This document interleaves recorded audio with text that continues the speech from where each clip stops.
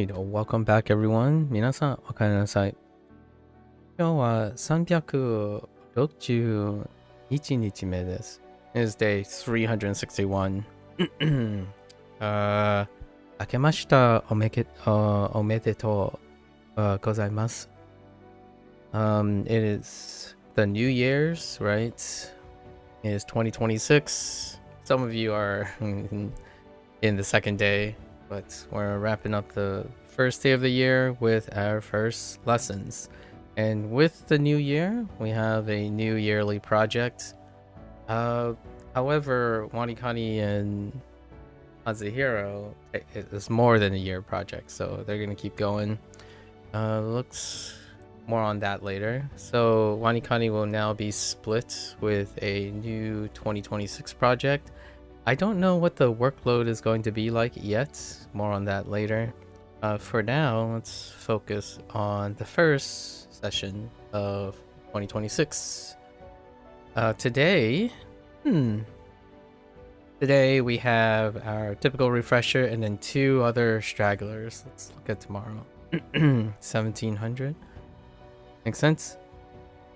So business as usual. Probably less focus. Wrapping up WaniKani.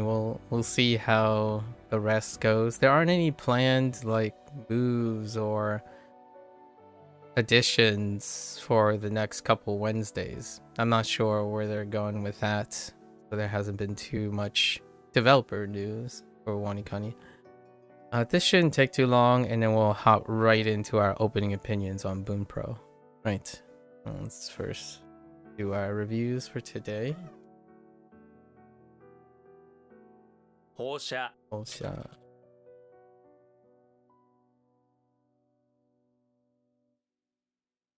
息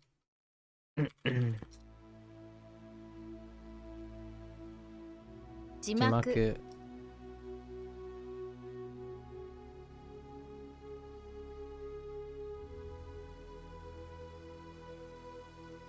幕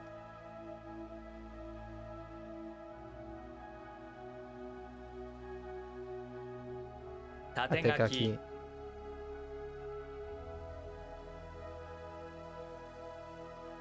源氏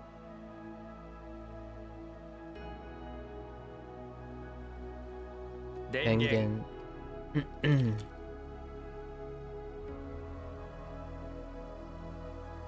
尊い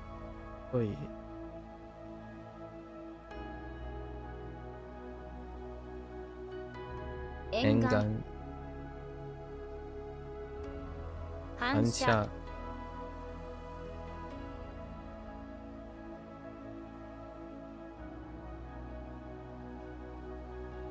拝む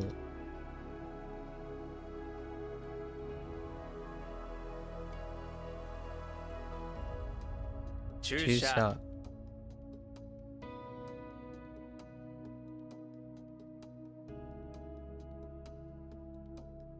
実践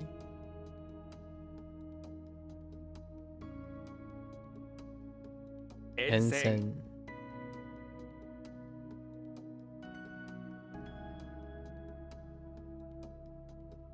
進める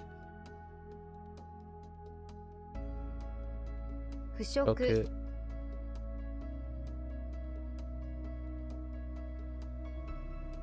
どんぶり腐敗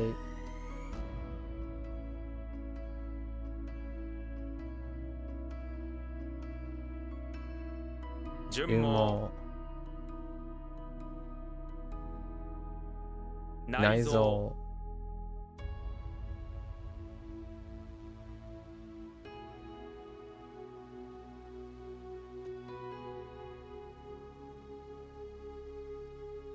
聖書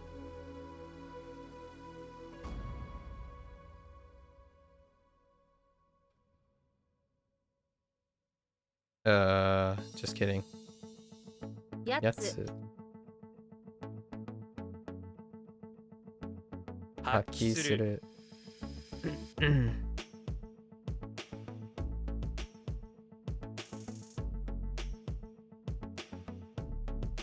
様 That.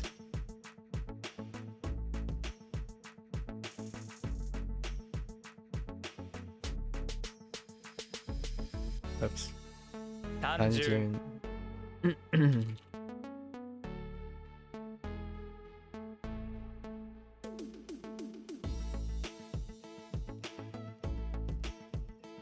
聖聖地地。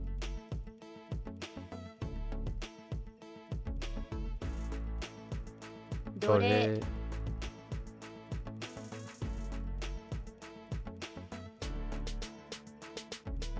沿う沿う。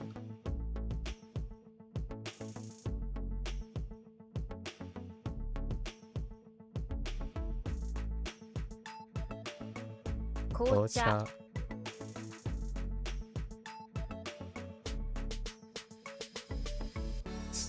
Oops. 承認承認。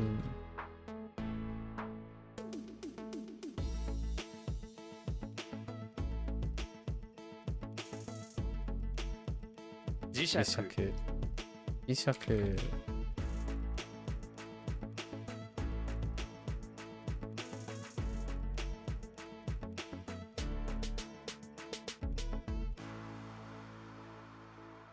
不不純純。不純。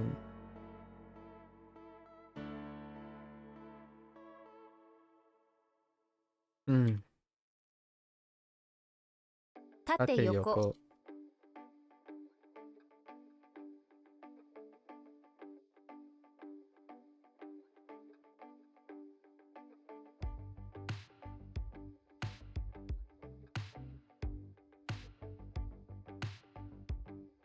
歓安楽街楽街。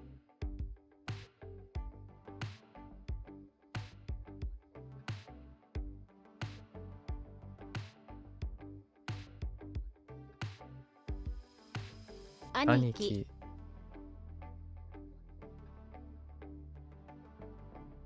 送信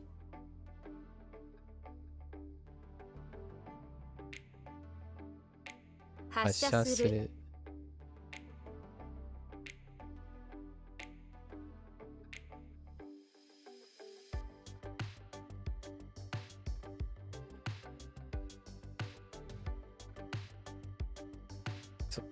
Oh, wait.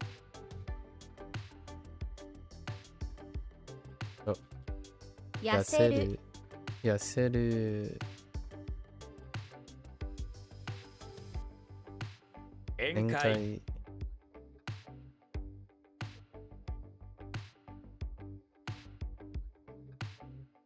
牛丼。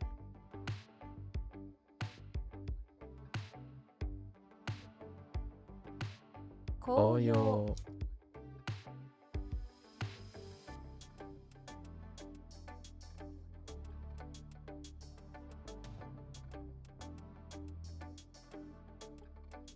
式式。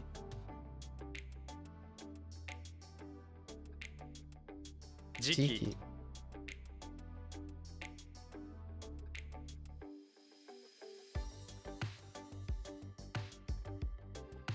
縮小縮小。縮小。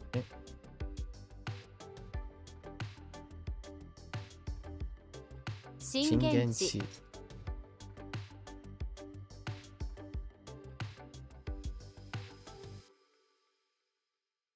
小小豆豆。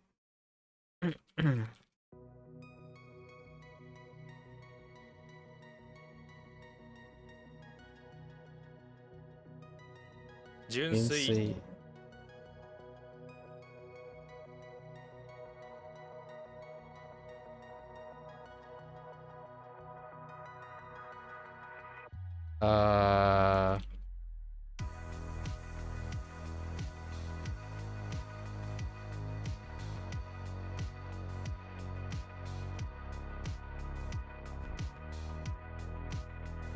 Not a straight.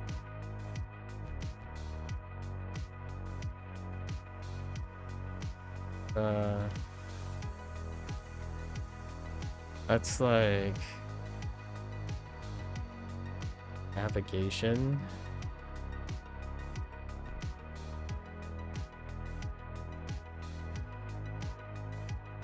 always navigation, straight like a non-stop flight or something.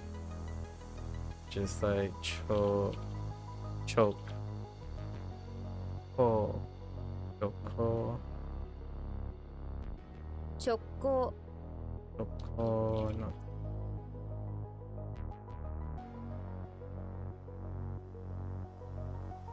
源 納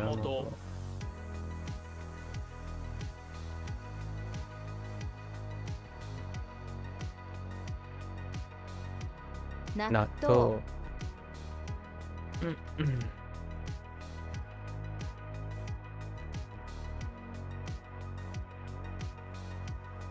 Whoops.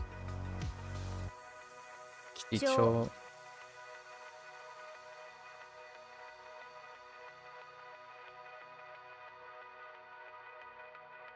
黒幕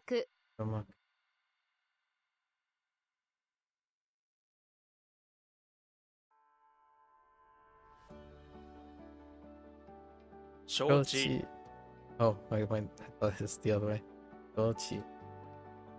Shochi. 磁場 Biba. Uh,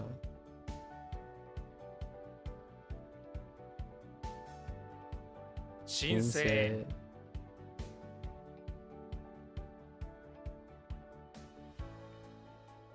推理 Really. The other way. Really.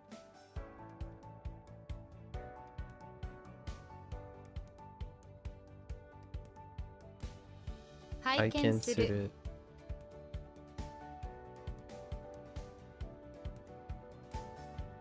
配蔵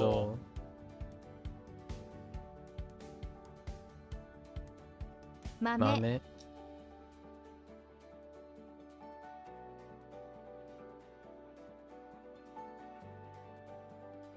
推薦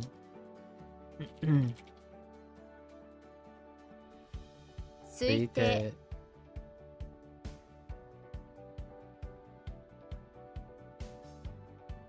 貴族 貴族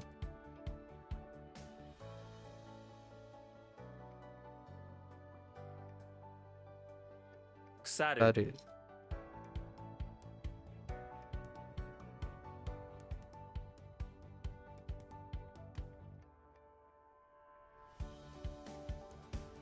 歓歓迎迎 吐く 吐く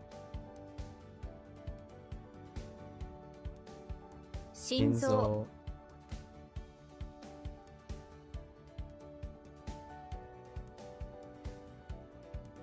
Oh, wait.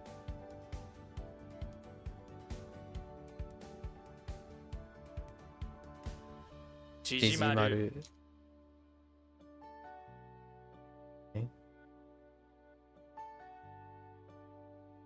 幕府 幕府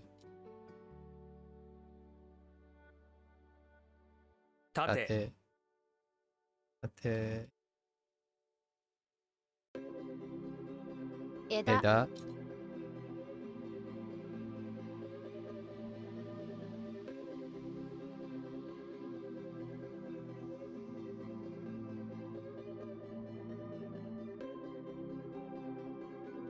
受けたまわる る受けたまわる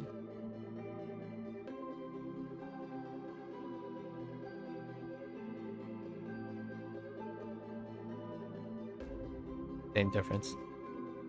Okay, 15 minutes. Let's go over our kanji. We have a leap day, right? Oh, that's weird. I forgot about the split. We might start earlier tomorrow. Oh no, there's only 3. This would be level up day actually, right? Yeah, wait. No, it won't be. Level up day would be on Saturday. Which is fine. That's good. This would be moved to that. Alright. Kind of have a weird stagger thing going. Eventually it'll group back together. Eventually.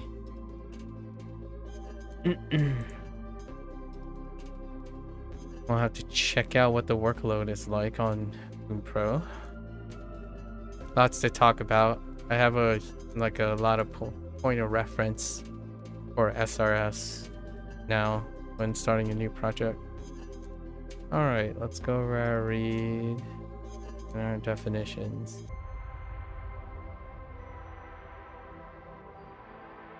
Seki, off. Go, mistake.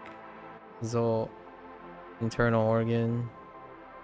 I, valuable. Don, donburi. Rice bowl.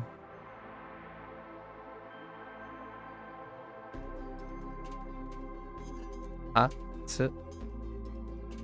Yes. Vomit. To, dude, slave. Re, e, save. Shkut, shrink. Jun, your. Tate. Alright, tate. Vertical. Sweet. Stylish. Se. Holy. T. Magnet. O. Crimson. Cha. Shoot. Maku. Curtain. Height. Worship. Then recommend. See. Infer. Eat. Brandish. And run alongside. Again, origin. In, work. An, delight. Son, consent. Oh no, just kidding. Show, consent. Son, loss. Eda, branch. Tsume, intima. Law. To, bean. Toku, carve. Fu, rotten. And so, thin. Alright, folks.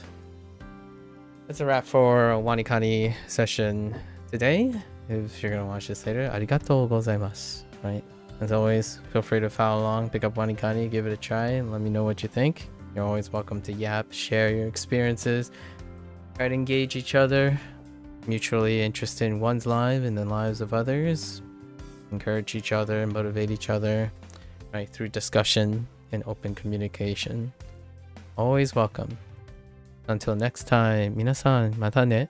見てくれてありがとう. Right. See you guys next time. Thanks for watching. And we're gonna switch gears right away into a new thing. Today is 2026, of course. 明けましたおめでとうございます. Right, ございます. As always, it's New Year. We start new projects on New Year, and we're gonna switch right on over to the opening opinion section of Bunpro. So give me a sec to swap over.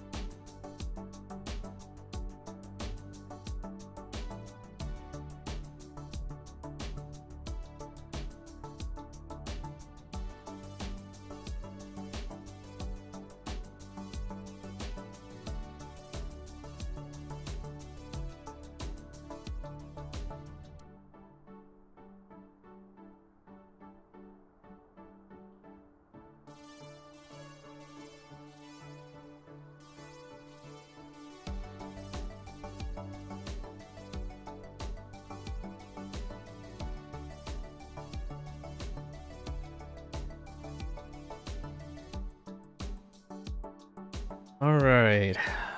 Welcome back, everyone. New year. It's 2026, January 1st, right? Local time. It's got a couple hours. 5 hours. 5 hours until January 2nd. So, for those who don't know, this is an ongoing continuation of language learning from 2 years past. So this is the beginning of the 3rd year. And with the beginning of a new year, we start a new project. And most projects start with my opening opinion section. So our new project involves a project called Bunpro, or an application called Bunpro. So we'll get into all those details. We've been ironing out this approach for some time, so let's get right into it. Gonna start off with my usual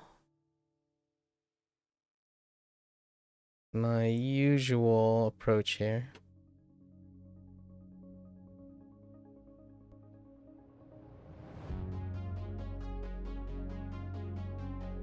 Okie dokie.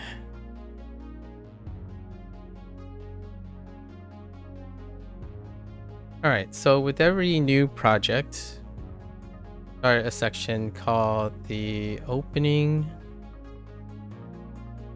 opinions. Opening opinions are my way of they usually happen on day one, right? Day one. And it's my way of to provide some let's just say a general overview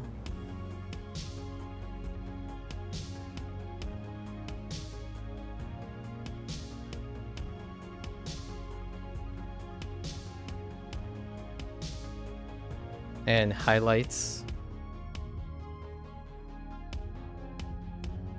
Answers maybe a little bit of why, right? Why, what, and how. That's pretty much what it is. I do this for the beginning of every single project. I do this if a project, the tentative takes, which is the project, if the project extends beyond a specific amount of time, like 100 days, and then candid conclusions at the end, which is a self-reflection. And all three serves as a way to provide a general overview, some highlights, why, what, how, right?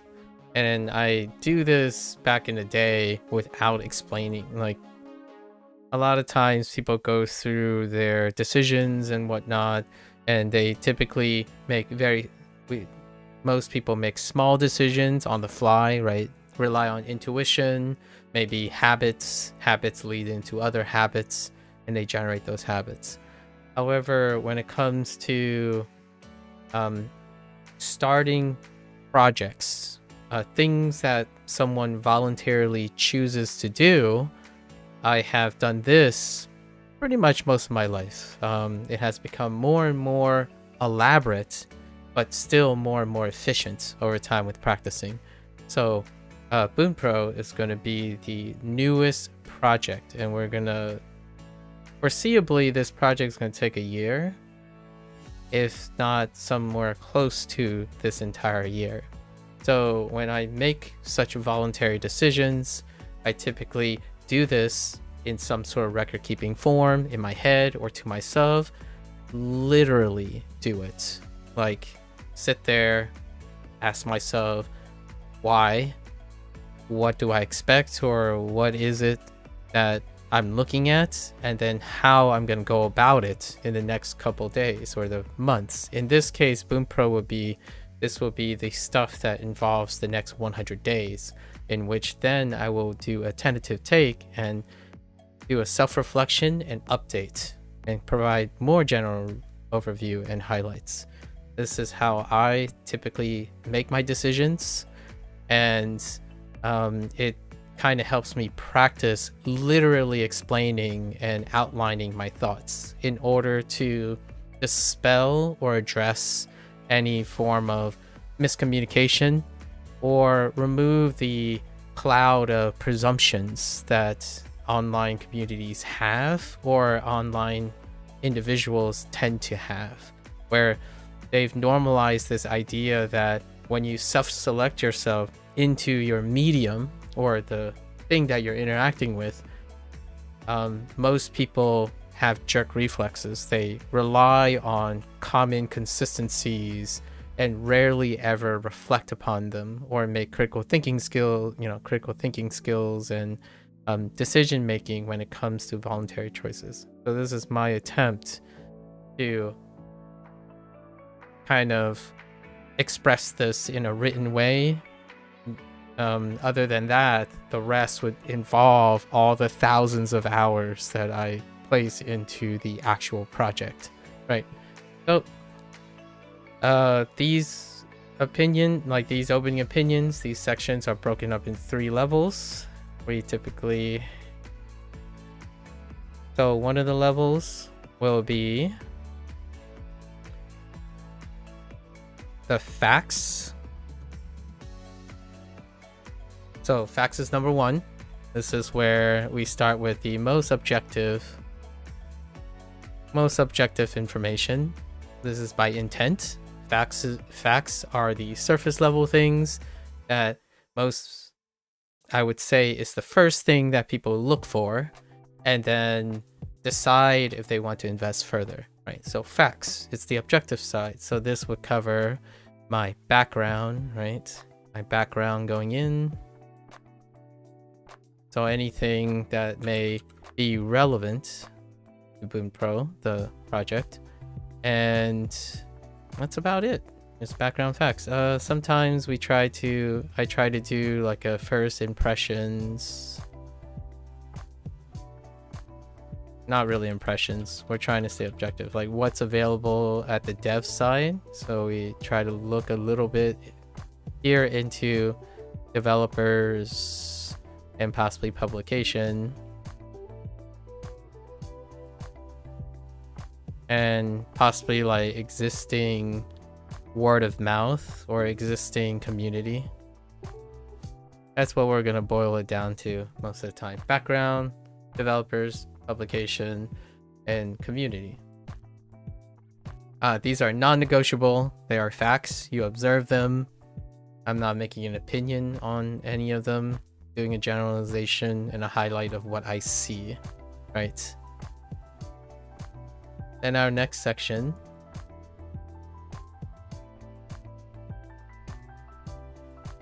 will be archetypes. So this section has now become the archetype section. An archetype is a combination of where we take our facts. So our facts are then converted into correlations. And archetypes are hypothetical, right? They're hypothetical. So it's not like a personal anecdote. This is, to emphasize, this is not personal. So if you happen to resonate with some of these archetypes, then that can be very informative. So the 2 archetypes we're going to use today as a way to contrast. So archetypes are used as a hypothetical to highlight important correlations. And that is things like behavior, mindset, things that are often contrasting.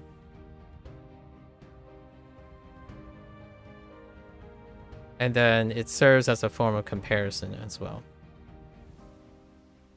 I tend to use contrasting and comparison as 2 different things.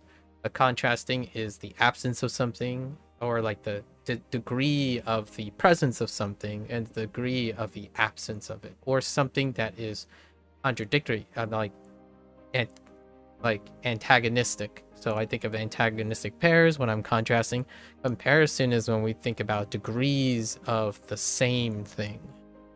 So archetypes help me sort out these things and may provide important correlations for other people to consider that may help resonate or empathize with my point of view. And this part is, of course, partially subjective, right? Correlation is subjective because correlation is a way to interpret the facts, which is purely objective. So what you observe, then you correlate and you come up with patterns that you see, which these are interpretations of data. So it's both subjective and objective. And then lastly, our last section are usually my personals. We're just gonna call it personal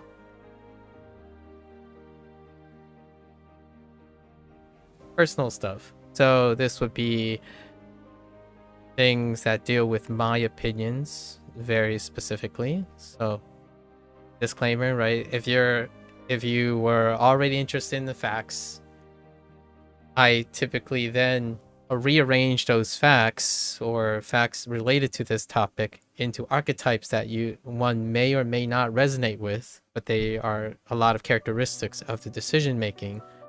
And then I add my personal opinions to things if you're so inclined to hear my opinions, right? Typically, it's the last thing most people look for, in my opinion, right? Because usually we're in a data-driven world, I suppose, online. So those who may or may not come across this video or this project will largely be looking at the first thing, and then possibly the second thing if they have some level of deep processing. And then the third thing is you're invested in knowing what the other person's opinion is. Usually the last thing is the least important, largely because people don't care about other people's opinions nowadays. They care about the facts, and that's not bad or good. It's more of the normalized list. This is the normalized process. At least I believe this is the normalized process, right? So there's my opinions. This can be anything. Oftentimes it deals with past experiences. So we have anecdotes, hot takes. Usually they're very long takes, honestly. Not long takes that are like, so we'll just say like digressions and commentary.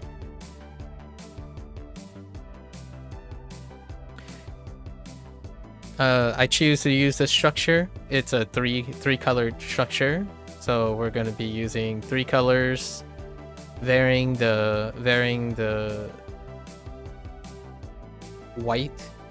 I don't know what that's called. Well, varying saturation. Yeah, not varying saturation, but varying the lightness and darkness in order to encompass these things. I'll think of a more elegant way of explaining that in the future. So let's start with the first section. It's relatively... Now let's go and start a new page here. All right, so some facts. Let's start with some facts. I actually have to pull up some help on this one. I don't remember. I'm not the one that sits there and try to remember stats.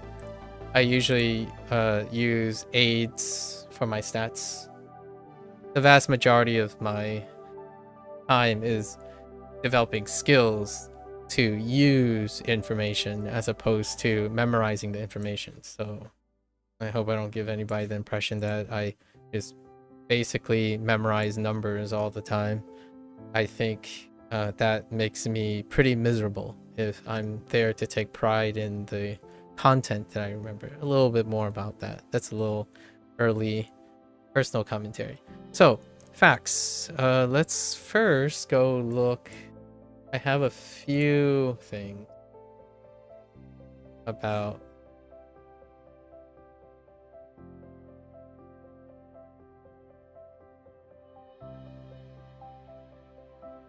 the place. So oftentimes when I start a new project and that project is not something of my own making, I typically look about what I can glean from the developers. So, oops. Some facts. I didn't look up how long Bunpro has been around, now that I think about it. Intriguing. That's kind of a fail on my part.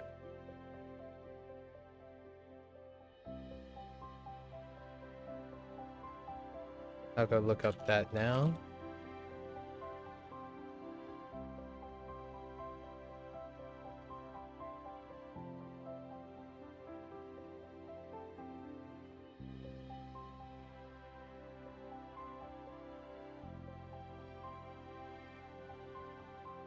All right, so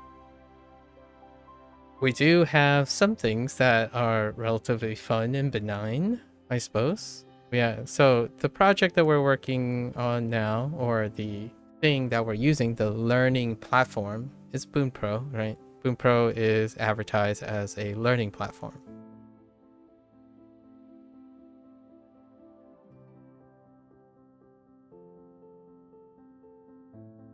So a learning platform would suggest things like, if I were to throw in my hat, a learning platform then would suggest that it is multifaceted.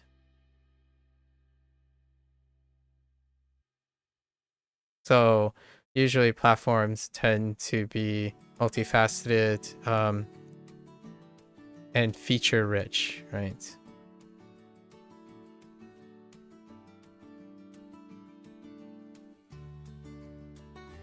That is a personal take right there. It was established on September 2017. So 2017. That is what, 8 years? Approaching a decade. I'm kind of curious what they're going to do for their anniversaries, or if they do anything for their anniversaries.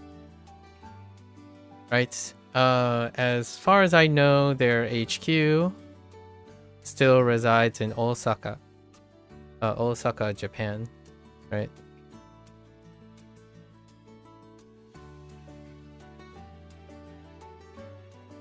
Right. So, based in Japan. Very neat. The founder. Let's go over some key people. So the founder simply goes by founder/dev, right? We're just gonna go by their first names, Jake, but it seems like Jacob Luce is the person's name, but we're gonna go by their first names. These are the people that I'm going to like imaginarily or figuratively refer to as I'm using Bunpro. I tend to have internal dialogues with, like, if I were to sit in front of the founder or the developer or the people involved, what would I say to them? That's how I interact with things. I often think about it in a manner in which the product that I'm using, so I guess a personal commentary here is that when I think about people, I think about Q&A, right? Or having a dialogue with them.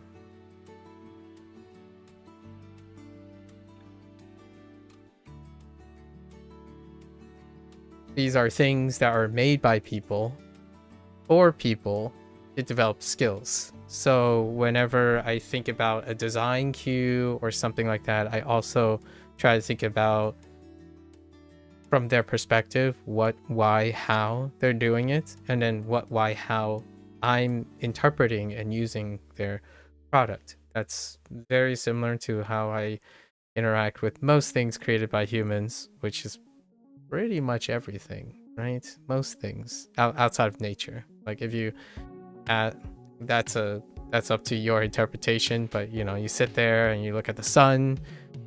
You could have a dialogue about that if you want. But generally speaking, when it comes to these things, I'm thinking about the people who are behind it. So let's go and highlight a few other people. This is non-comprehensive. I tend to look to the leads of things. So let's add a few more names here. We have our content lead. Very important content lead, because that's what people focus on. A lot of times they only see the content. Obviously, I'm making a commentary about it's not just the content, but usually content lead tends to be the focus content. So this person goes by Asher. It looks like they all have possibly some sort of alternative presence. I'm not sure. I will say something else that's inferred here in a bit. We also have the lead designer.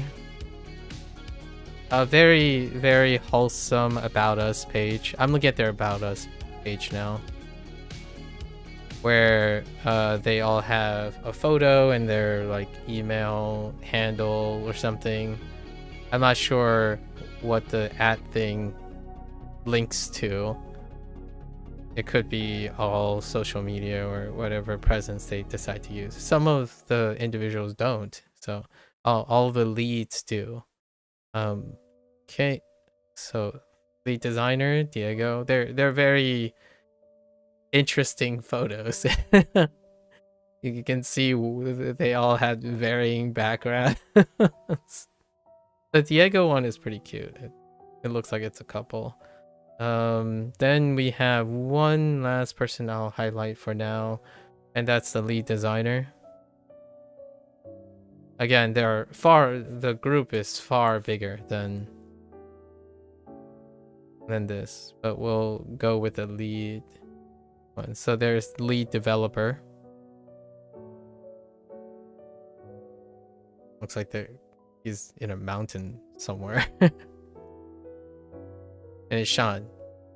So I like to think that understanding or getting at some point, if you're invested in a product and you're trying to understand the product and then interact with it, one has to kind of infer a lot of things from these individuals, right? Like how do they present themselves?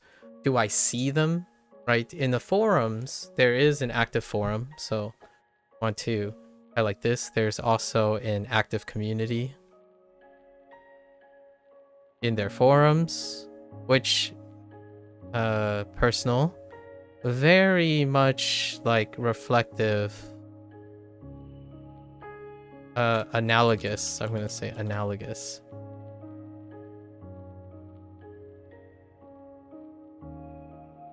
How do I analogous? Uh-oh. Well, we'll just use analog. Analog to WaniKani. WaniKani's forum. Which WaniKani, it's about 5-year tenure before Bunpro. I'm gonna say around 13 years. I don't actually remember the precise number of years, but WaniKani has a couple years on Bunpro. More about their relationship at some point. So active forums, and it is very possible that Jake, Asher, Diego, and Sean's name will come up in there. If not, they would interact with the forum, right? I did see quite a lot from the WaniKani side of things where people would interact. There are many other members, it seems, and members that work on content. Like they have, it looks like 6 content creators, localization teams, or 7 actually, and there are managers and whatnot that may or may not be apparent. I don't see a community manager, so they must somehow share the... There must be some sort of delegation for that. Okay. I do like the testimonials. There are interesting testimonials that what I can gather from the testimonials, it was very interesting to see that there were different professions. I really liked the idea that there were different professions. Although I did not see an example of something like a physicist or a chemist or something. So that's kind of interesting, like the physical sciences. Different walks of life, which was very impressionable. Something that that is taken for granted here after my year of WaniKani and HanziHero is present in Bunpro is there's a newsletter specifically on the site itself, so on the website. In fact, I was reading through the whole the 2025 end of year wrap up, right? They did a rewind or something. Now, for example, WaniKani, there is technically an analog to that, and it's kind of having a delegation problem a little bit, or they're trying to. Is this how you spell analogous? Analogous thing, and that's Tofugu, right? The Tofugu site is supposed to be the newsletter place technically for WaniKani, but not necessarily. WaniKani's things like updates, announcements are done through the forum, and it's kind of like it goes through bursts and various things, and like various times of extra announcements. During my last year time, WaniKani has been maybe more active. I have no idea, since I only have a year's experience. However, the newsletter is very refreshing. It keeps, in my opinion, it presents the idea that the developers are keeping attention to their product, right? This is not reflective in HanziHero, which the developer has a very noticeable habit of going dormant, and then the last half of the year there's just silence. So that is a very uncharacteristically it's uncharacteristic of expectations. It's not adhering to standardization of these years, where you want to at least update or leave words that your presence is still felt, right? So the newsletter is really wonderful. There is something else that's fairly interesting that I noticed on their website, and that is they have a careers page which is lumped with hiring. And this does bring me into the lens of these content leads, lead designers, and lead developers, because the career and hiring is highlighting things for a full-time job, as well as a formal process, which is wonderful. Formal process would mean that there's vetting, there's standardization, and there's compensation, right? Compensation for their team. That is, and it's open, it's open to hiring, so they're looking to expand, right? I think the recent post was for a UI designer of some sort, full-time remote work. So for me, if I had to glean this, right, what's important about this is that means there's a vetting. So it's not, and it's formal. So we're just gonna say somewhat of professional environment. And they're looking to expand. Right. That's, to me, is sign of a product or something that you're able to invest in with less doubt, right? When something starts and you buy it, it's like, oh yeah, it's a small group, right? Small, quote, quote, small group. But the you have no other way of understanding if is this like a hobby or a side hustle or a stepping stone for the developer and the publisher to move on to a new thing. All of those are valid reasons, right? And understanding or able to know that you're able to inform your own decisions on how much you want to invest. And in this case, when I was looking at it, it's like, oh, that's really neat, because that would suggest that they're treating this as a formal investment. And that comes with a lot of perks. It also comes with corporations, right? So there needs to be formal ways of making money, some sort of transactional thing to keep the company rolling, because there are people that are being hired to do professional work, and that can temper people's expectations.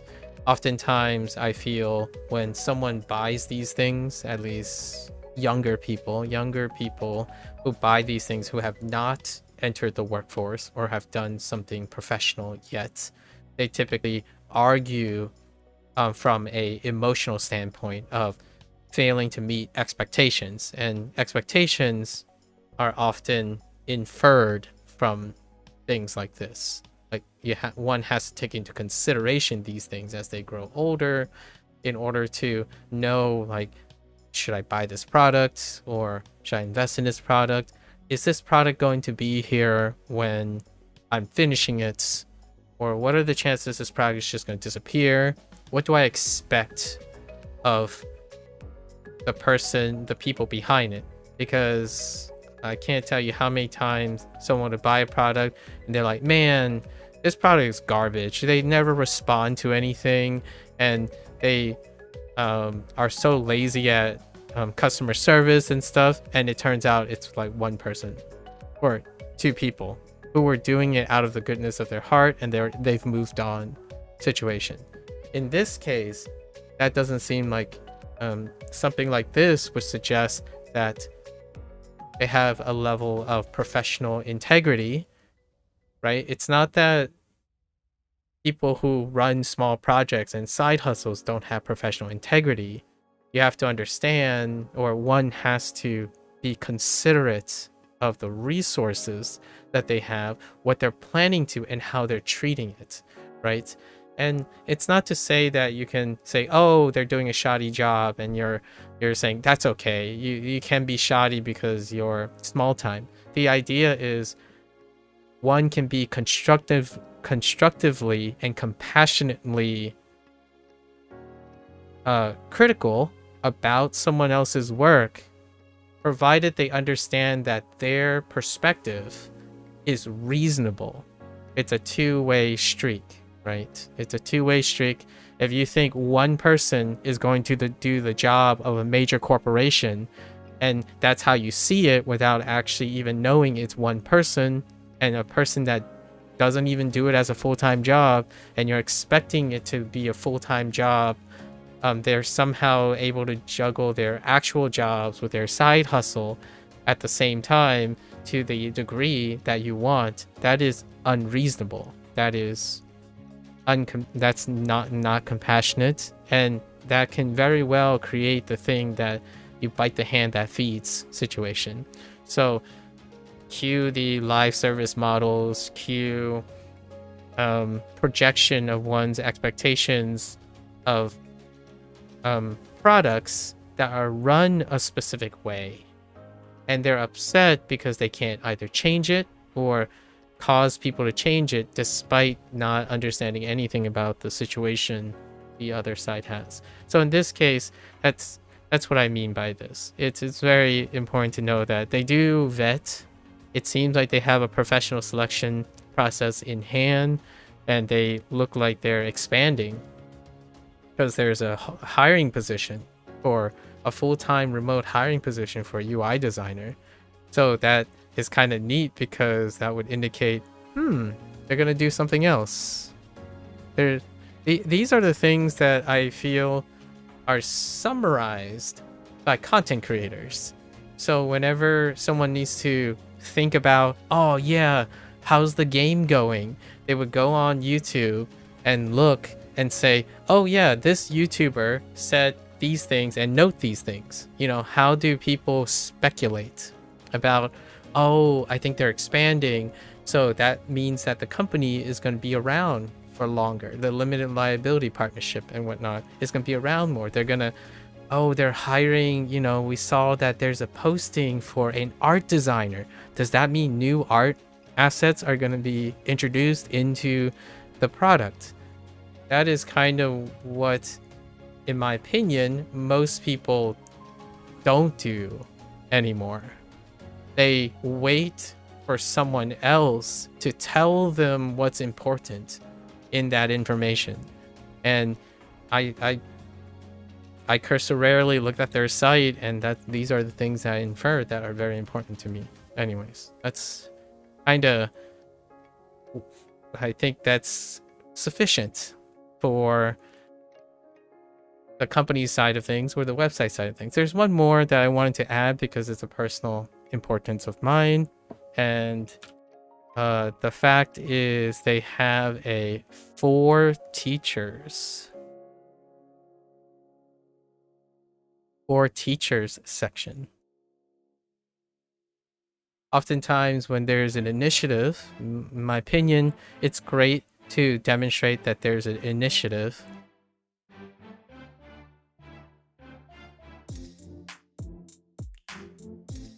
For teaching. This would imply that there is a focus on education and not commercialism.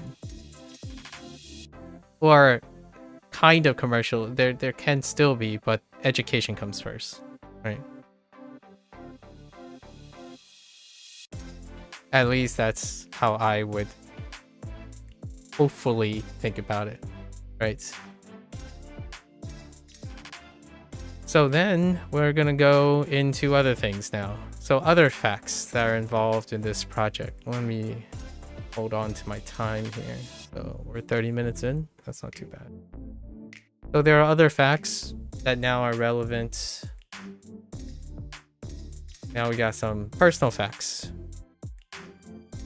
So this is going off the last thing that's mentioned on the Bunpro site, and that is the WaniKani connection.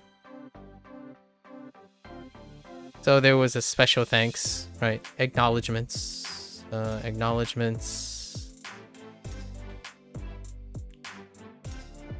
to the WaniKani site.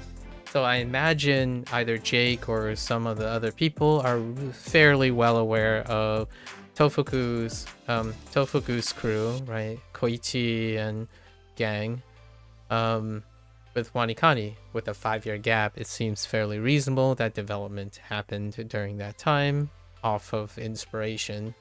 And you can see that SRS things are kind of a not really an open loop. It's kind of like a closed loop where the circle of SRS stuff tends to revolve around core principles that have been used, like WaniKani, HanziHero. HanziHero is related to WaniKani. That's it's a niche area. SRS is a niche area of type of learning, and it's been adapted maybe commercially successfully to language learning as I would call one of the 3 or 4 pillars of ways to go practice and input and output in language learning at this moment, online specifically. So that WaniKani acknowledgement then brings in facts from me, right? So these are the previous facts. I have been using WaniKani for 361 days. including today. So that's 360 days of 365 days from last year. 5 of those days I was volunteering at an anime convention. So basically a year of WaniKani. Right, and since then, some things that will become useful to compare in the future is that I have an average of a 11-day cycle. 11-day cycle for lessons. For 11-day cycle, we're just gonna do per level. I'm sure there's gonna be a leveling system in some sort. Per level, which then there's a roughly 5-day cycle. 5-day cycle for new lessons. So every 5 days or so, I get new input, and that will be important for SRS. I'm citing things, facts that are important in terms of comparison analyses between SRS. So these are, let's just call these SRS factors, right? Okay. New lessons, and usually lessons are approximately 60 to 80 items. So every 5 days I have 60 to 80 items. That means that those 60 and 80 items are repeated for another 4 days before a new 60 to 80 items. People tend to pace themselves and they do like 20 every single day. I do them all at once, and then I drill those, because then you would inherently drill all of them subsequent days until the next items, right? So that is very important to keep in mind. At this current time, we have 491, we're going to call them radicals, of which the radicals are considered English analogs. So that's important to keep in mind, because when I look at radicals, I see English analogs, not Japanese analogs or Chinese analogs. Like when I see a boat, I'm not thinking chuan, right? I'm thinking boat. But it takes another step, right? Like funet. I'm not saying funet when I'm looking at a boat. Or like a stool. I don't actually know what a stool is in Japanese yet. That kind of thing. So they're usually principally English analogs for now. We have 1,182 kanji, or characters, but I'm just going to refer to them as kanji. Right?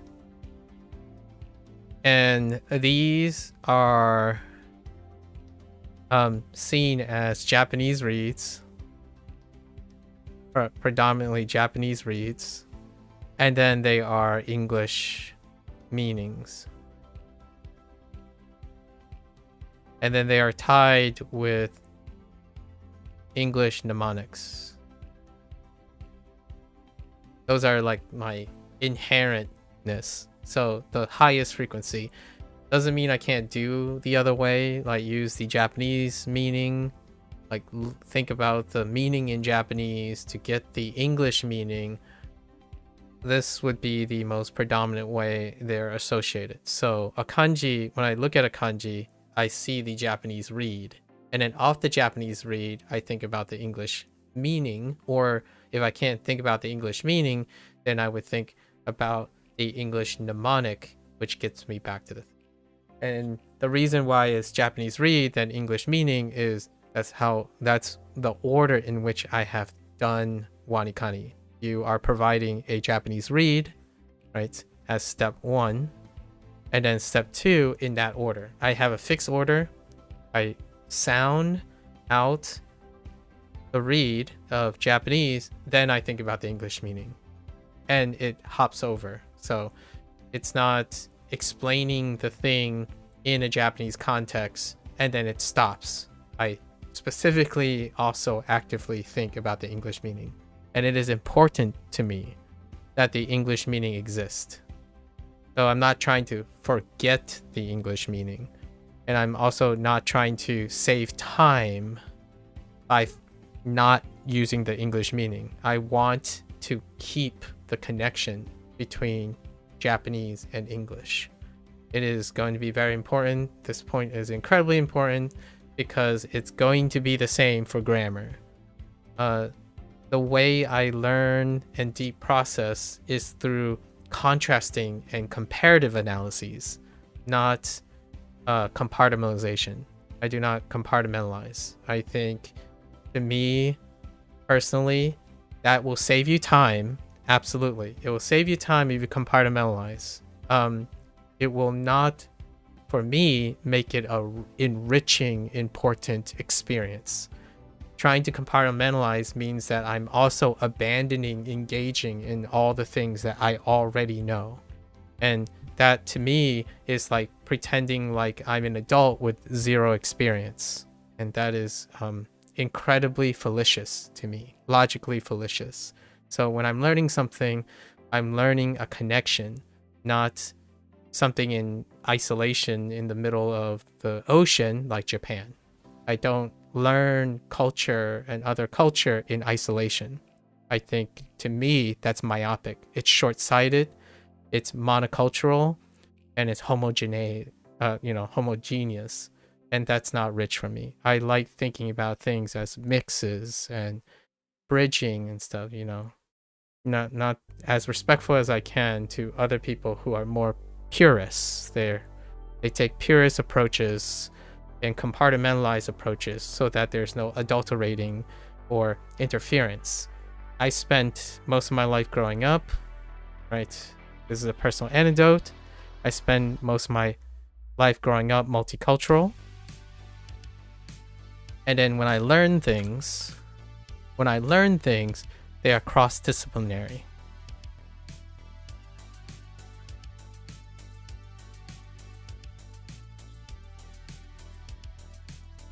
Right. So it's very important to me that things are like that.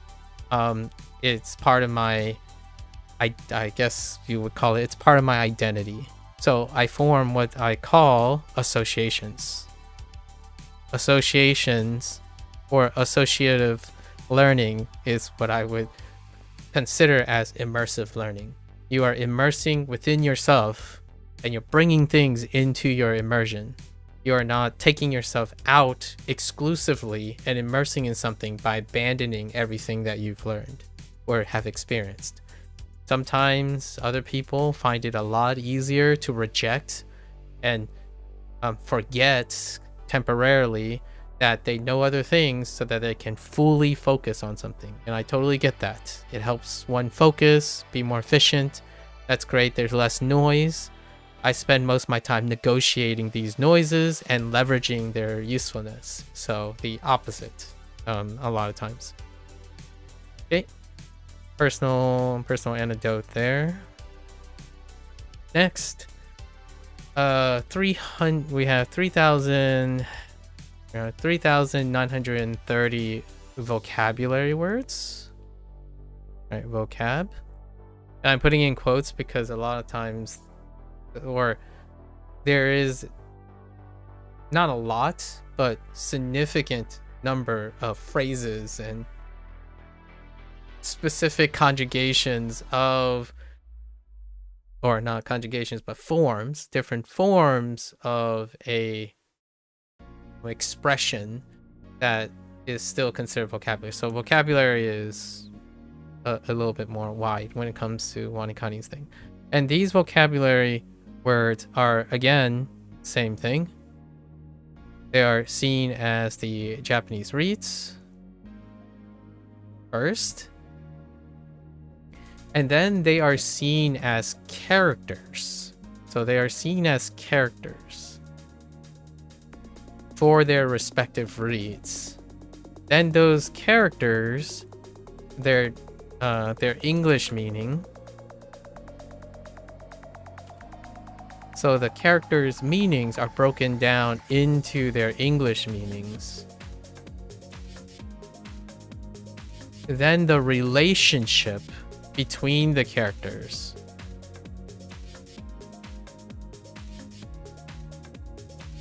The English relationships between their characters lead to the English vocab meaning. So to give you an idea, like a vocabulary where has more than one element to it. It's not just kanji, it has kanji, kana, and various things like the sentences. So the in WaniKani, if there are like two characters, for example, I would look at the reads of both of those characters and read them together, and each character have English meanings, which is derived from either an English mnemonic or something. Then I look at the relationship between the two characters, and then using that, I construct the English vocab meaning out of it. So instead of looking at it like, oh, this combination of characters or kana or what have you is this English meaning, that's one thing. I look at it the whole way.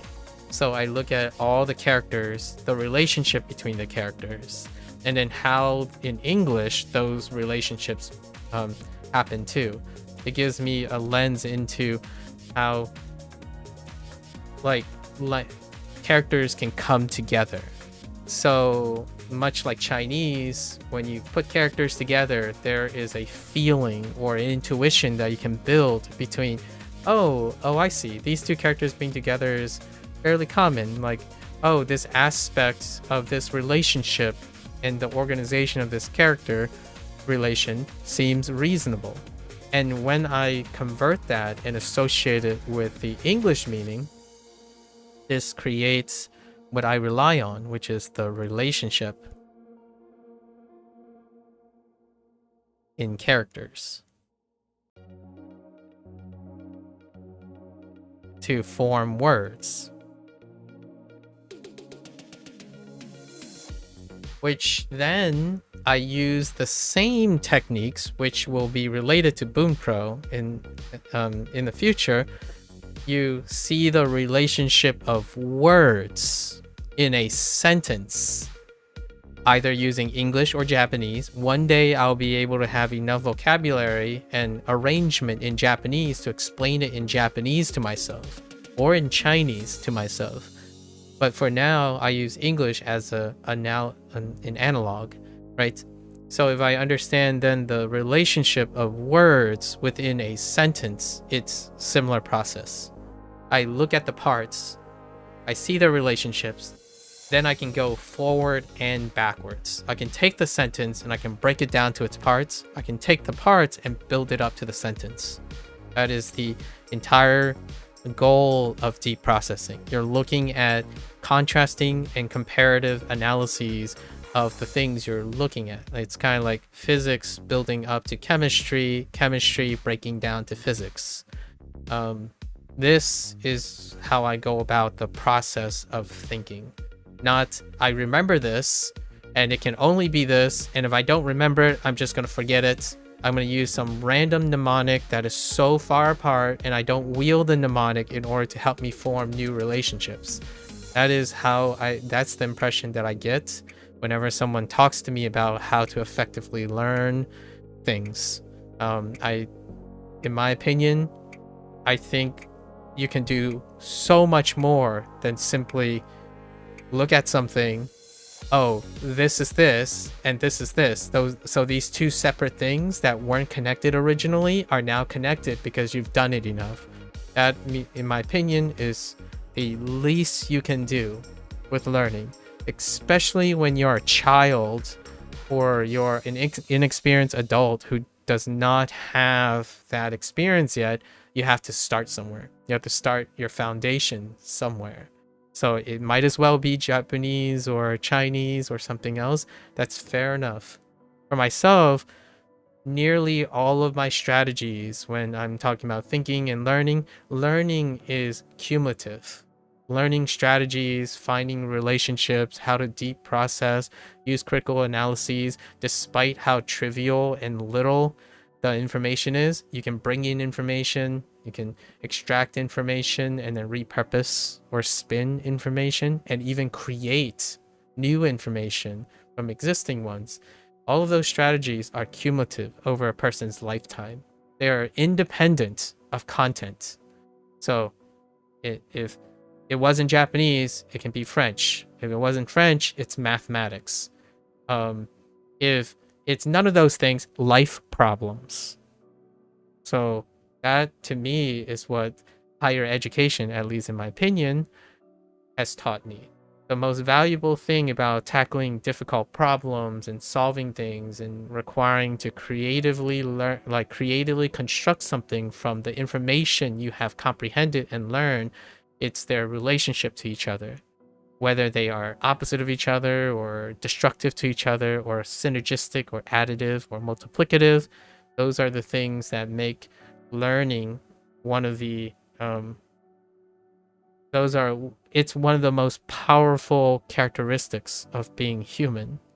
Your brain has the capacity to do these things. You can choose not to. You don't have to have these skills to ultimately be happy and satisfied with your life. For me, it's like breathing and drinking water. Like if someone told me, oh, it's easy. All you have to do is like look at the flashcards like a couple times and then just remember that. I'm like, that sounds boring. And that might sound coincidence and ironic, but most of the time humans who think they're learning something will probably find that boring as well. When you say, oh, you just do this over and over again. I know it's grindy and you're just doing the same thing. It's like, you don't have to do the same thing. Like, if you're choosing to do something, use your brain.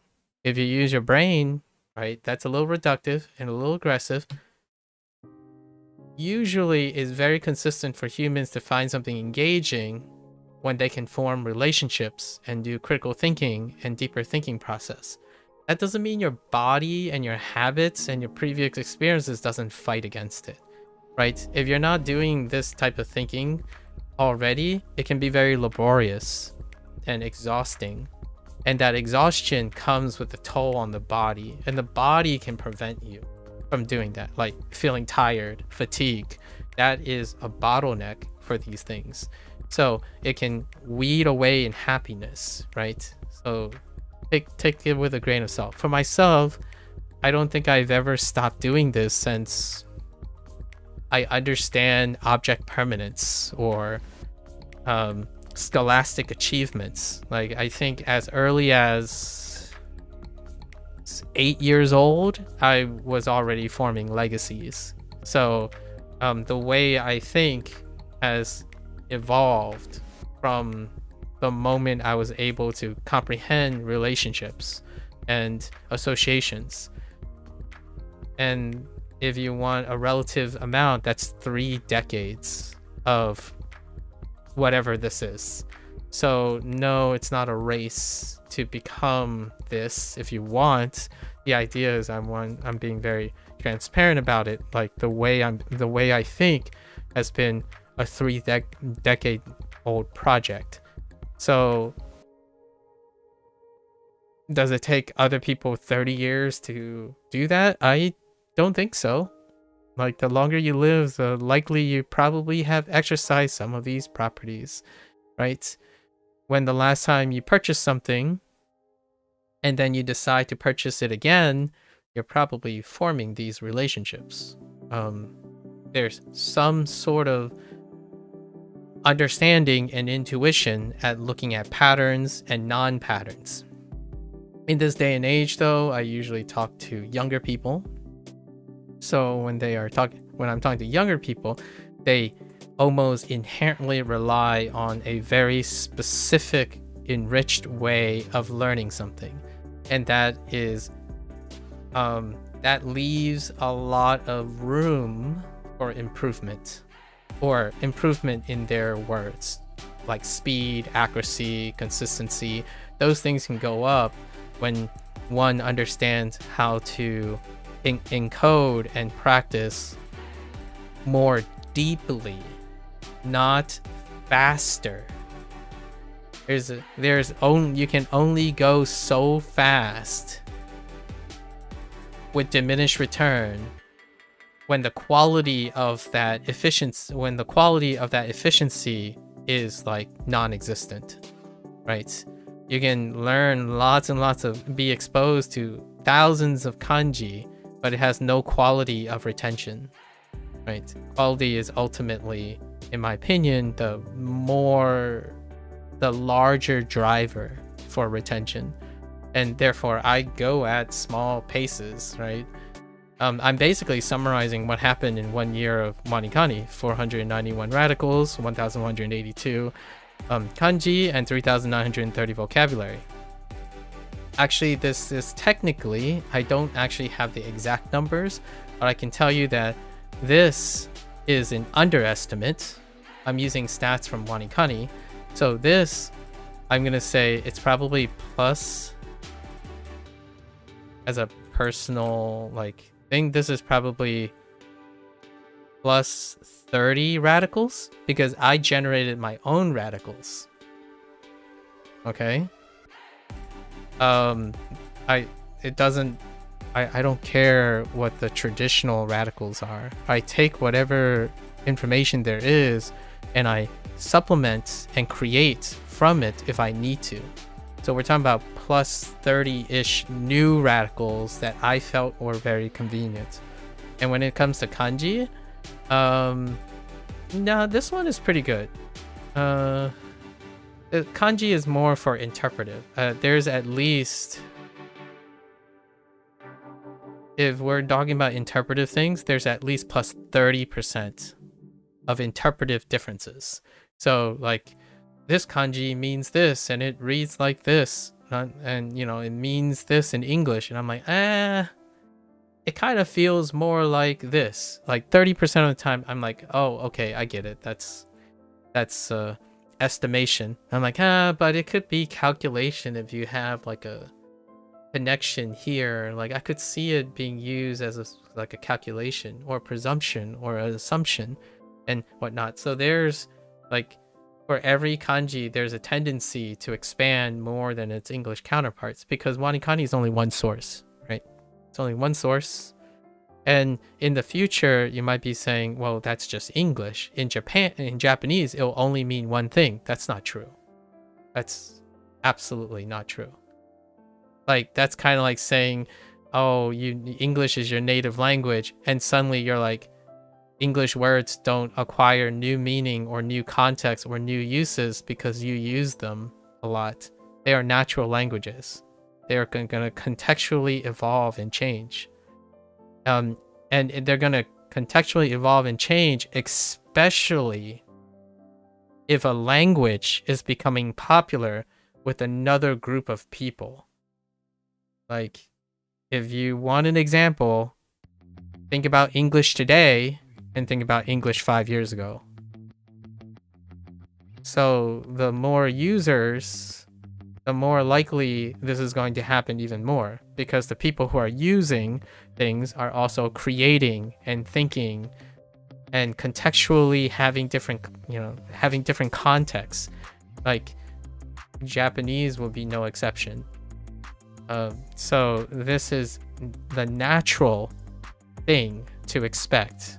If anyone likes the word natural, this would be one of them. It's natural for natural languages to undergo creation, destruction, refinement. So not so much destruction, but more like refinement, iteration, and evolution.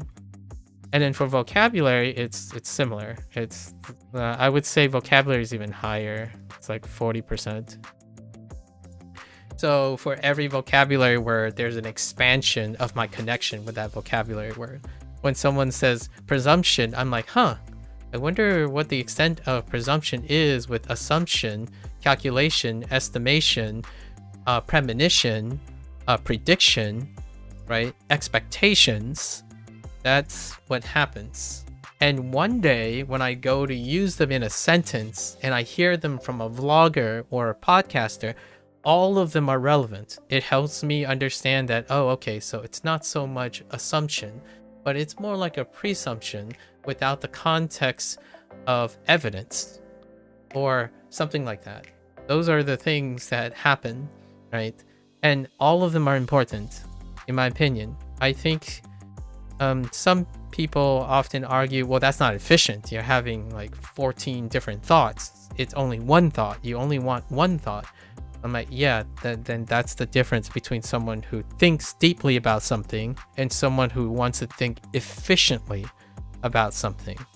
If you're wanting to think efficiently about something, then fine. Go to Japan, go live in Japan and learn from like 4 people, your closest 4 people, and then use that to generalize it to the millions of people in Japan, and then try to generalize it to the billions of people who might have an opportunity to learn Japanese. Then go through your life and fight and constantly try to gaslight everyone else that your narrow view of the world is the correct view of the world. And then live happily, right? Only surround yourself with people you agree with. That's perfectly viable. There are, at least in my opinion, I am acquainted with individuals who have a small circle of friends who has only surround themselves with the experiences and opinions that are shared among them. And that's perfectly fine. Like, you can live in a tribe, you can live on an island, right? And I'm talking about figuratively, not geographically. But you can still be very happy. For myself, it's not the case. It's legitimately the opposite. The reason I love learning is that there's consistently more and more things to learn, because with every one thing comes many other things. So I don't learn 3,930 vocabulary words. I learn like 10,000 vocabulary words. One thing is not just one thing. It's a tapestry and contribution of a very larger thing. So yes, it feels very defeating, quote unquote defeating. If anyone knows what I'm describing, it's the valley of despair. It's the unattainable mastery of something. It's the pursuit of knowledge and wisdom. When you pursue it and you love to pursue it, the one obstacle you'll probably come across is that one cannot acquire comprehensive knowledge regarding anything, because the more you end up learning, the less you actually know. Like, relatively speaking, like how you feel, you actually continue to know more and know more and experience more. The idea is your world gets bigger, a lot bigger relative to the amount you know, and that's what keeps curiosity driven. So that's probably a statement that is definitely worth evaluating, because right now when I talk to high school students and university students, they believe knowledge and wisdom is finite.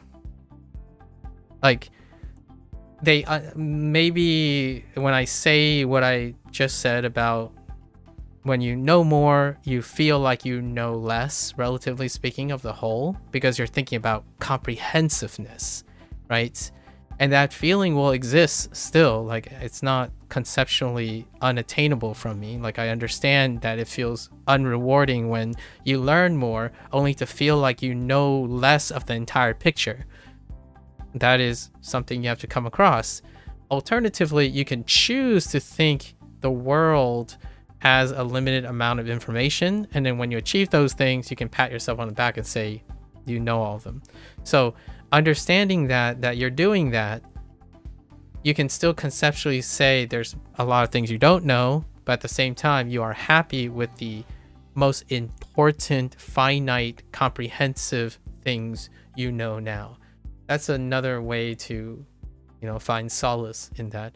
For myself, I see more of that, especially when it comes to the high school to university transition. It's pretty like it's a little bit concerning to me, the cognitive dissonance someone will have when they go from high school to university, because when you go from high school to university, you're going to get that realization of reality where, oh, the stuff you learned in high school was like 5% or however minimal that you feel, because the information that you thought were important, and then you ignored all the other information that's not important, and you go to college, it's like, oh, hey, guess what? Some of the stuff you forgot, you might need to remember again because it's kind of like related to some of the stuff you are currently doing, and now you're in trouble. And how would you go and appreciate that is kind of what university teaches you, right? Or challenges you to teach yourself, sort of, to learn from that. That's one of the learning experiences. And then you go to graduate school and it gets even bigger. Like, it gets so big that one has to reconcile themselves with their imposter syndrome most of the time. Like, oh, someone asked me, oh, you work in virology, right? And you know quite a lot about virology, right? And if I gave you my honest opinion about my feelings, I know like very little about virology. I wouldn't be able to feel satisfied if I spent my entire life dedicated to it. I would tell you what I know about virology, but I wouldn't tell you I know a lot about virology, because the more I know, the less I feel like I comprehend the whole. That is the idea of the pursuit of knowledge. It doesn't end. And this is probably a great example of it. I when someone says, oh yeah, I finally completed the 2000 kanji deck, right? I'm like, you don't 2000 kanji? How do you know you only completed 2000 kanji? And they're like, oh, it's because I know exactly those 2000 kanji. It's like, you didn't try learning more from that? Like, what I mean by it is, did you only learn 2000 kanji while trying to learn 2000 kanji? Is that the only thing you learned? Because if that's the only thing you learned, you and we don't see eye to eye here. I can tell you that I would have learned 2000 kanji like you, but I wouldn't say I only learned 2000 kanji. There's so much more you could have learned in the process of learning those 2000 kanji. Like, that to me is what efficiency. That's an efficient person. If you spend all your time dedicated to specifically doing that task, you'll get there probably way faster than I do. But when I get there, it's not the same. You don't, like, if you come over to me and ask me, oh, so you finally went through the 2000 kanji deck, do you know all 2000 of the kanji? I'm like, probably, but I can tell you a lot more because I spent a lot of time doing that process. Why did it take me so much longer? Have you decided to ask yourself, so someone may come up and say, well, I did it faster, so I'm smarter. Like, but we didn't do the same thing. It's like, what do you mean we didn't do the same thing? You used Anki, quote unquote, you used Anki to learn 2000 kanji, and I used WaniKani to learn, or like, let's just say 1182 kanji. It's like, I learned it faster. I'm like, yeah, but what was your process like? Because I can tell you, I didn't just learn 1182 kanji. That's not how I learn. And in my opinion, that's not how people usually learn. And even those who think all they learned was 2000 kanji, I can probably talk to them long enough to point out other things that they learned about themselves. Probably time management, motivation, consistency, structure, the importance of structure. Probably lots of mnemonics that they hate. probably a collection of sentences that they remember because they're attached to really, really terrible kanji that they have trouble remembering. Like you learn a lot from doing a difficult task. The question is, do you ever leverage those things? Do you ever analyze those things? Because if you don't, then you can keep going around saying we learn from our mistakes. It's the process that matters. It's the journey, not the destination. You can keep saying that. But ultimately, if I had to be really direct about it, you're lying to yourself because you do not take any value from any of those things. So whenever someone comes by and tells me, oh yeah, I'm on level 98, just level 98? Oh, well, WaniKani has 60 levels. It's like, congratulations on your level 60. And usually, hear me out, those people, when they like celebrate their level 60s, right? They have lots to say. They don't just say they got to level 60 and they learned all the radicals, kanji, and vocabulary. The ones that make it, the ones that complete it, they have so much to say about their experience. So that's kind of where I'm getting at here. It's a really great way to say, right? Journey, right? Process, right? Critical thinking, problem solving, critical thinking.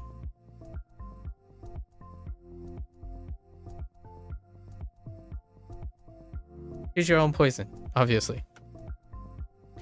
Okay, that will cover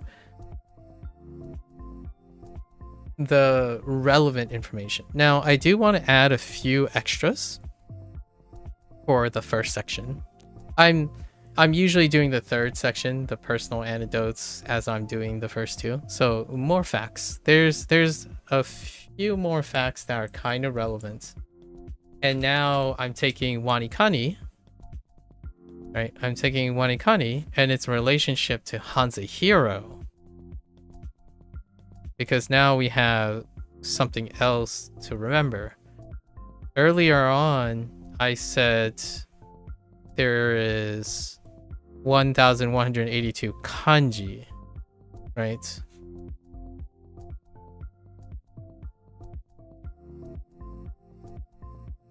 But I also, from HanziHero,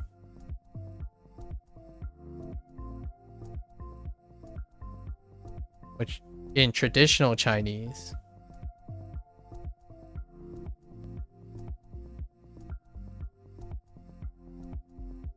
there's overlap in this and expansion in this. So my segue, my embellishment and emphasis on associative learning, like immersive learning is the word that I'm starting to use as a hot take. My emphasis on immersive learning, immersion in yourself, right? Creating relationships and stuff allows me to segue to HanziHero because traditional Chinese overlaps and are relational to Japanese in general. And from this, there is also in HanziHero, it's 499, and they call them components, but we'll normalize it to radicals. And these have I'm gonna say roughly like a 70% overlap. So that also means that 30% of those radicals are separate meanings. As in the same radicals. So this is analogous. This is analog to WaniKani's radicals. I'm actually juggling 30% more radicals and meanings than WaniKani alone. So you can call these HanziHero radicals.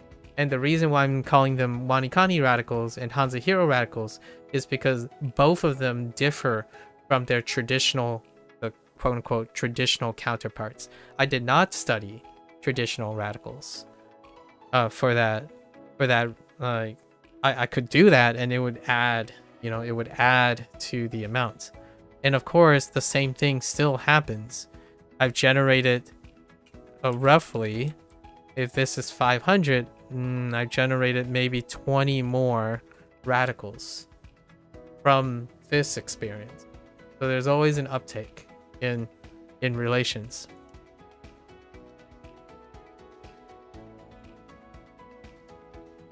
There's also 2,371 Hanzi to take into consideration. Right? In Hanzi, same process as WaniKani, but this means that all of these things also are analogs. They can be analogs of WaniKani's kanji. And then we still have the plus 30% of generalized meaning when it comes to the same process. So not only do I have 1,182 kanji, I have 2,371 Hanzi in the same amount of time. Right? Or the same days. So last year, these are the numbers. And because of the 2,371 Hanzi, it constantly shows up here. Now, I do prioritize English a lot of times, but the option has now slowly evolved into English/Chinese. So all the processes that involve English have started including Chinese.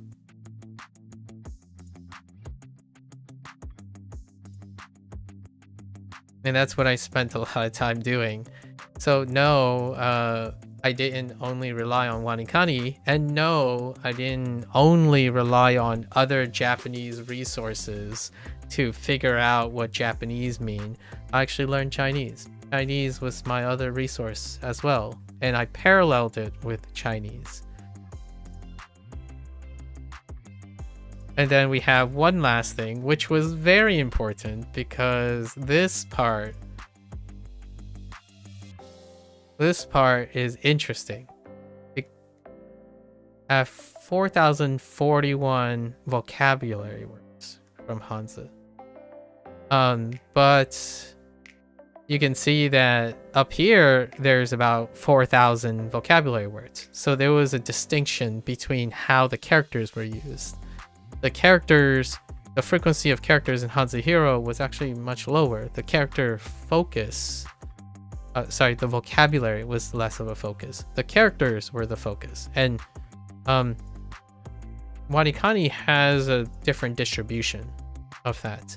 So in a way, one of the reasons why I have a read focus and a character interaction focused discovery of vocabulary words and figuring out what vocabulary words mean is largely because I have a larger source of characters. In fact, I have almost enough character references. I mean, arguably, I have more character references than actual vocabulary words. Like the combination of 1,182 kanji and 2,371 Hanzi put together far exceeds the utility of 3,930 vocabulary words, or roughly 8,000 vocabulary words between the two. Right? It is only, in my opinion, when I start looking at sentences and grammar that the vocabulary words will then start to take center stage, because then it is the building block of sentences. Meanwhile, I'm still watching anime and reading manga and manhwa, right? Manhwa and donghua for like the other way, where you take something high level and then you try to break it down, right? That's still going on its own thing, and occasionally I would play a video game, for example. But for this, building up, we're getting closer and closer to that other thing while we're working on it. So that's important to keep in mind. So those are some of the relevant facts. I won't even mention about Spanish yet because Spanish is kind of like in limbo. So these are the facts. How am I doing on time? We are an hour and 30, so that part took an hour. So we're gonna spend one more hour doing archetypes because I think archetypes are really fun way of creating empathy and generalizations that I feel is attractive to an internet audience, the hot takes and whatnot. So we'll move on to our last section, which is our archetypes. And again, I'm gonna emphasize all of these things. So, archetypes. There are some disclaimers about archetypes, right? Remember that they are hypothetical. They're hypothetical. They take observations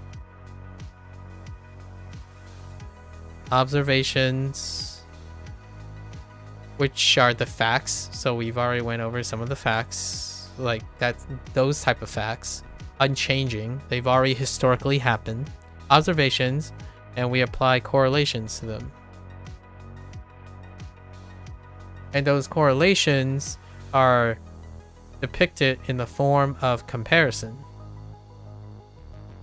And know that when I say comparison, I mean compare and contrast, not just contrast. I have to really emphasize it's not just contrast. Like something is bad, so therefore it's not good. Something is good, therefore it's not bad. Something is ignorant, and something is knowledgeable. They're not opposites. We're not specifically focusing on opposites. We're talking about the degree of things and their correlation. So, and the reason why I want to say this is when I say hypothetical, that means it's not any particular person, right? Not any particular person. Excuse me. So if you happen to resonate with these hypothetical archetypes, then it can provide some characteristic insight that you may want to consider yourself for critical thinking skills, right? It's not to paint you as this certainty. So it's not any particular person. They're not personal, right?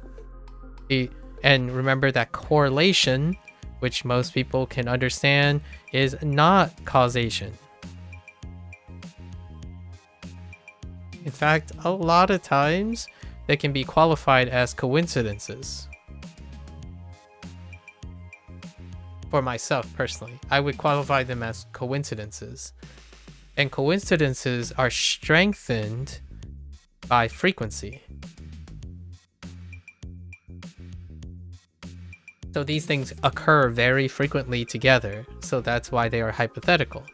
Observations are the objective side of things. As in, those things exist, like people have difficulty with language learning. That exists, is an observation. There's no... And then you may argue, well, some people don't have a hard time with language learning. Yes, they are both objectively true statements. There's nothing else you can say about them unless you're suggesting a correlation with something. Like, to make meaning out of, if you go up to someone and say, well, you know, not everyone has a hard time with language learning. Well, yeah, that's true. So what's your point? Then you go into correlation and comparison and comparing and contrasting to reach a point of to reach a point of importance. Stating a fact does not contribute to learning or comprehension, in my opinion. It is what I mean is, okay, I take it back. It is one of the steps necessary or necessary for comprehension and understanding or meaning. So you have to observe something, correlate it with something, or maybe causally demonstrate it through comparing and contrasting in order to come up with a learning or comprehension thing. It's the whole thing. So you require all these things. So this is an exercise I do to kind of explain my decision making and my mindset. And we're going to do this in this long format because it's very convenient. So the two archetypes, I didn't introduce the two archetypes that I would typically use. So we're going to use this as varying forms of green. So on the one side, the extreme saturated side, let's go with this side. So on the left, there's a left and a right. That doesn't mean left is bad and right is good. So careful. We're just separating the two targets, right? So on the left, I typically pick archetypes that generalized archetypes that occur the most frequently in my previous experiences. So these are generalizations, right? Generalizations, and you want to take them with a grain of salt. They are used to form relations with each other. And archetypes, I label the archetypes based on their center core. And the core that I want to start with is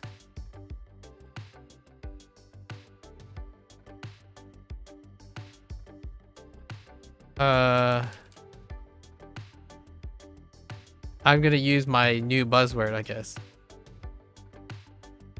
Immersive learner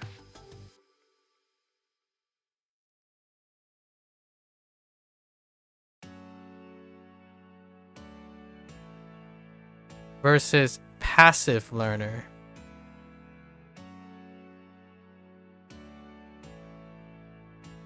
I'm using these words because they're not as potentially offensive, largely because I'm using new jargon in new contexts, but it'll become fairly obvious what two archetypes I'm talking about.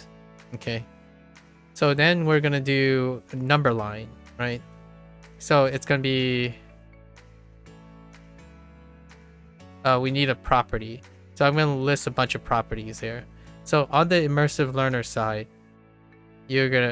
one of the properties that you'll probably see is slow. And we're gonna put it in quotes. Actually, slow,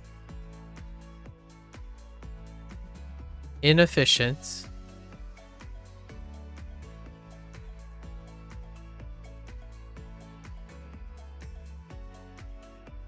I don't know how I'm gonna draw. Oh, it's better this way. So inefficient,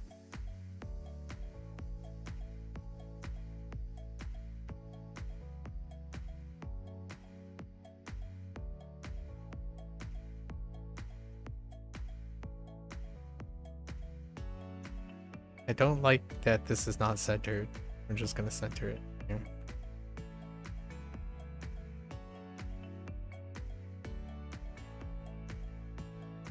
How is slow and inefficient different? I'll go into that in a little bit. Quality.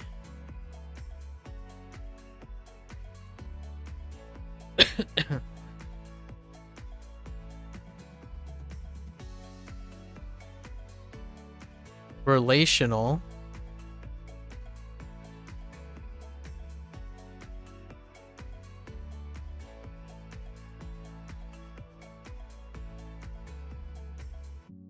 Engaging.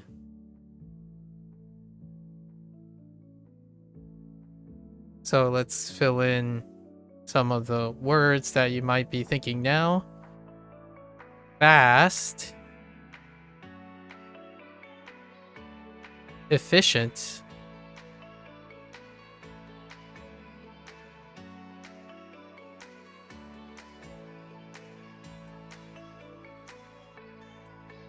quantity,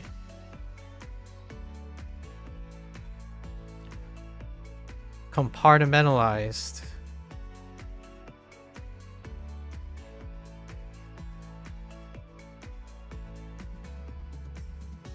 grinding. Right, so we can start with these first groups, right? So this is a continuum, right? This is a continuum.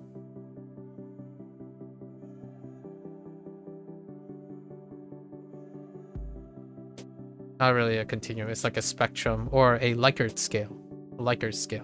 And classically and coincidentally, whenever I think about a passive learner, I think about all the flags. So when someone is talking to me, I use these archetypes to demonstrate, to get a quick overview of what are they looking for, what could I say if they're asking me for advice, or we're sharing anecdotes, how do I relate to them? For example, how do I empathize? If you're a passive learner, then oftentimes you think about things that are fast, you focus on efficiency, you measure most of your stuff based on the quantity of the things you're learning, you tend to compartmentalize, you as in the hypothetical person I'm speaking to, you know, someone who's hypothetical. You tend to compartmentalize everything so that it's more efficient and you can quantify them more easily, so then things go faster. And then it feels like grinding because all of the things are compartmentalized, so you're technically doing the same thing very quickly, a lot, and fast. Right? So that's what I mean by those words. And in immersive learning, you take your time. So you're slow. You can be perceived as inefficient by like a passive learner because you're working on many things, right? It's inefficient because your task is you're learning a lot of other things at the same time. Therefore, it enhances the overall quality of any singular moment that you're happening. When you slow down, the quality goes up. It doesn't go down. It's very classical human condition that when you speed up, quality goes down for quantity. And when you slow down, quality goes up and quantity goes down, right? And everything is relational because you're not now focused on a singular thing. You have to focus on a lot of things, which it slows you down, right? It slows you down, make you inefficient for a very specific task because you're juggling a lot of things. It's more engaging though, because you're not grinding a very small thing, right? If you're only doing flashcards, it's grindy because the task is fast, efficient. It got a lot of quantity. It provides a lot of quantity feedback, you know, instant gratification, but it's compartmentalized. So there's nothing else interesting about it. You don't do anything else. You're only doing flashcards. When I'm looking at WaniKani, I'm not only looking at WaniKani. I'm thinking about HanziHero. I'm thinking about Duolingo. I'm thinking about how it fits into my Japanese schema, right? My Chinese schema and my English schema. I'm doing all of those things and it slows me down compared to being passive. And we're not comparing two different people. Remember that what I'm saying is this is one person. And one person goes back and forth between these two things. Sometimes you're an immersive learner. Sometimes you're a passive learner. You get these qualities based on those things. So when you're playing a video game and suddenly the video game becomes really engaging. So when it's engaging, it's relatable. It's relatable to the things you have. So that experience becomes higher in quality. So you feel very satisfied. But when you're playing the game, you become inefficient because you spend more time taking in a video game, and therefore you take your time to enjoy the video game. See what I mean by correlation, right? So when you're a passive learner, if you're playing a video game that you want to get through as fast as possible, then you're looking for the fastest route to success, which then you're getting the most accolades and achievement, the end result, completing more games. Therefore, those games are forgettable and they're unrelated to each other because they're just a number, and you're grinding through games as fast as possible. Right? Because you're always worried about getting through the grind. So that's all those things apply to learning. It applies to pretty much everything. These are the behavioral correlations that I use as archetype. So whenever someone comes to me and they talk about things and they ask me, do I have any advice for them or any recommendations from learning and whatnot, I ask them questions that tell me something about these properties. Now there's more. Let's go expand more things. And this doesn't just apply to language learning. When someone tells me about their video game, like what they enjoy about their video game, I would ask them questions to ascertain what type of experience or learning experience they are having. Learning is the essence of finding value, in my opinion. Learning contributes to the human condition. You find satisfaction by this. It's a balance. If you sometimes need to finish a game in time, then the things you rush through are less important. They're going to be less efficient. They're going to be less compartmentalized. Like there are people who can do both in the same session. They want to rush through the game in order to slow down at the ending. So they're appreciating the ending more and relationally and engaging, and it'll be more memorable, the ending of the game, because that's where they finally slow down. But everything else that went up to that point, it's efficient, it has quantity, it's compartmentalized, it was grindy, it was less important. Right? So if you're wondering what other things are here, importance. Oh, wrong color.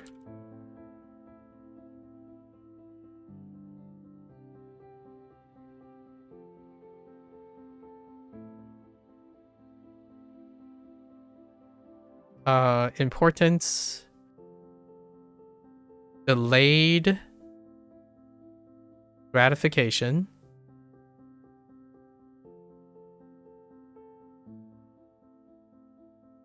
journey,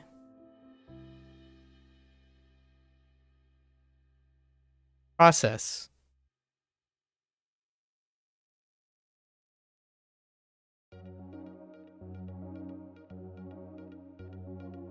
analytics,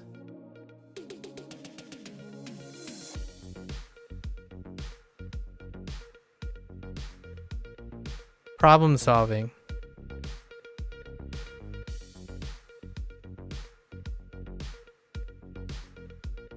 emergent,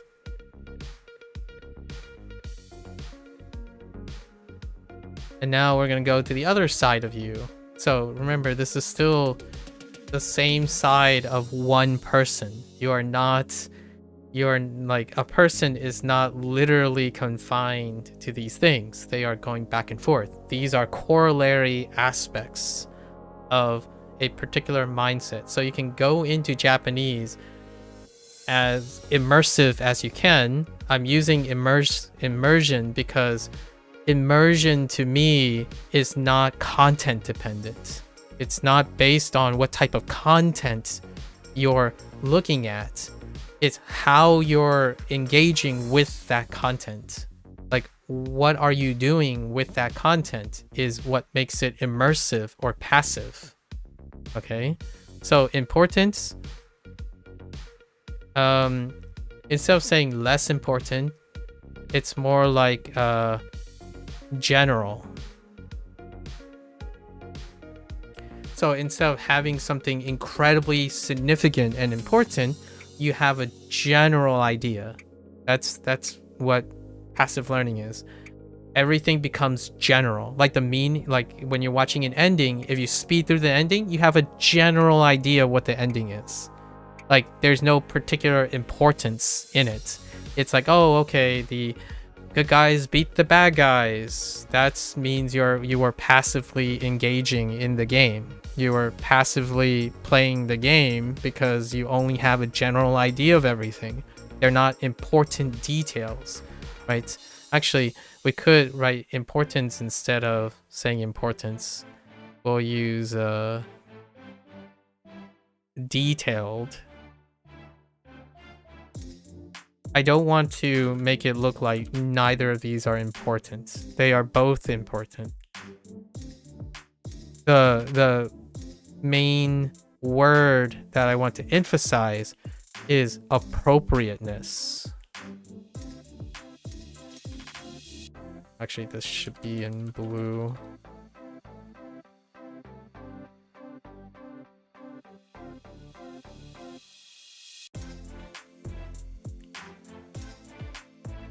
So it's one person's appropriateness of the stuff. You're expecting, if you're going fast, to be efficient and have lots of quantity, but you're going to have to compartmentalize, which it comes with all those things like grinding, only knowing general things, having access to instant gratification,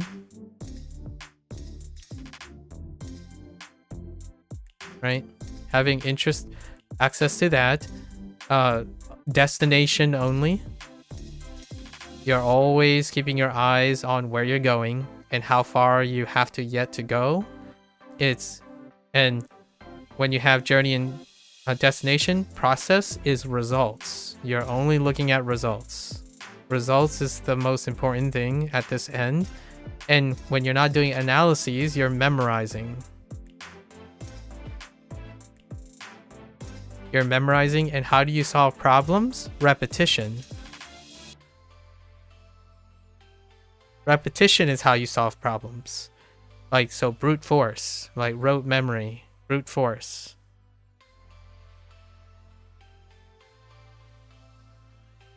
And then emergent is, it's actually iteration.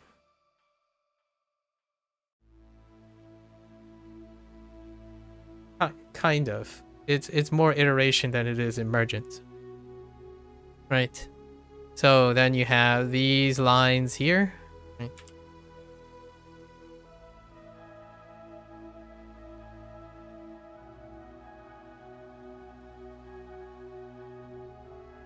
Right. So now you're on a number line like here, where so when you're a passive learner, you're gonna have general ideas of things, right? And you have instant gratification at every time because it's fast, it's efficient, your number goes up, it's constant feedback, which is great for a passive learner if you're achieving that, if that's what you desire, right? I have areas of instant gratification. I watch like music videos. Sometimes the music videos are really passive. I passively listen to them. I don't analyze like, oh, there's a chord progression change here. And, oh, this person the lyrics is juxtaposed to the somber nature of the minor key in the background for the rhythm guitar section, right? That kind of thing, that's a little much, right? Instead, you vibe and you get the instant gratification, right? And you're always focused on your destination. Where are you going? 2000 kanji. What's today? You're going to get 10. If I increase it to 100, I could get there in, 20 days, for example. Always on the destination. And then your results is based on what you have done. You're always looking at your results of what you have done for the day. I finished 50 kanji today. Hooray. I finished 50 out of 50. Hooray. It's not, if you finish 20 out of 50, that sucks. Oh man, I'm inefficient. I didn't get the quantity. I didn't meet my quota. That is a passive learner. You are focused on the results. So you passively go as fast as possible to get to the results of your day's thing, right? So,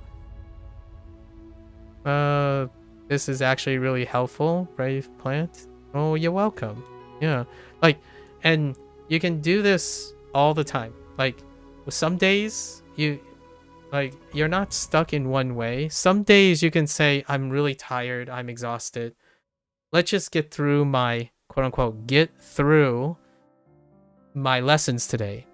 The ultimate appropriateness problem is that if you understand this stuff, so one, you think you've been for 6 years. I see. Like, and hear me out. I was gonna go into stipulations.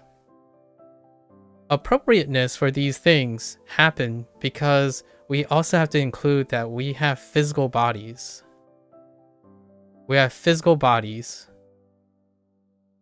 And there are days that you, one thing that's physical oftentimes is habits. So in order to keep something consistent, habit, routine and like lifestyles come into play. So some days you might be like, oh, I'm super exhausted, my time is strapped. Then you have to you can tell yourself like, okay, today I will passively learn because I need to do it fast. I'm short on time, and I don't have, I want to get this done in time because I don't have a lot of energy, right? Because routine, habits, physical body, there's stamina issues. You have stamina and you have motivation. These are currencies that someone have. Motivation, stamina, whatever is going on in your life, your routine, right? Which brings in elements of time. This stuff restricts what you can do most of the time. So when you think of it this way and someone says, oh, like Brave Plant, if you're saying you've been quite a passive learner lately, it can also help you understand that, oh, maybe I need more time, or maybe I need some more resources of motivation. Maybe my stamina just isn't that great at the moment, or my lifestyle choices can be a little bit problematic, and that goes into your physical body situations, your habits. So sometimes knowing what comes with your passive learning or your immersive learning, you can choose when to do it. Like, oh, I feel good today. Maybe I could set a time away to slow down, embrace being inefficient, look at relational stuff because that's what you want right now. And therefore it often ties with being engaging, and the things become more detailed for the time. Know that you don't get instant gratification from being an immersive learner. It's usually delayed gratification because most things will take longer time. And therefore you might have to convince yourself that it's more about the journey and the process of learning in which you analyze things, because analyzing things doesn't get you more kanji. For example, like a lot of times this deals with numbers, right? In the internet world, one of the most standard habits in the internet world or data-driven thing is pace of results. And the idea is that when you analyze things, it takes a long time and it doesn't contribute. So when you're analyzing something, it doesn't contribute to the results you're looking for. Like if you're looking for 2,000 kanji, analyzing, taking time to process, problem solving through your study problems, that's a waste of time. It is absolutely true. It is a waste of time because your results that you are looking for, or the destination you are looking for, is irrelevant to what if you relate to it. If you relate to the kanji, good for you, but it doesn't increase the volume of kanji that you're going to get. So that can be off-putting to people. So the internet, in my opinion, has largely, because of the data-driven nature of things, made most people passive learners. And that is a comfort zone. That also means that you can do this well. I didn't even talk about, so habits make all of these processes more efficient.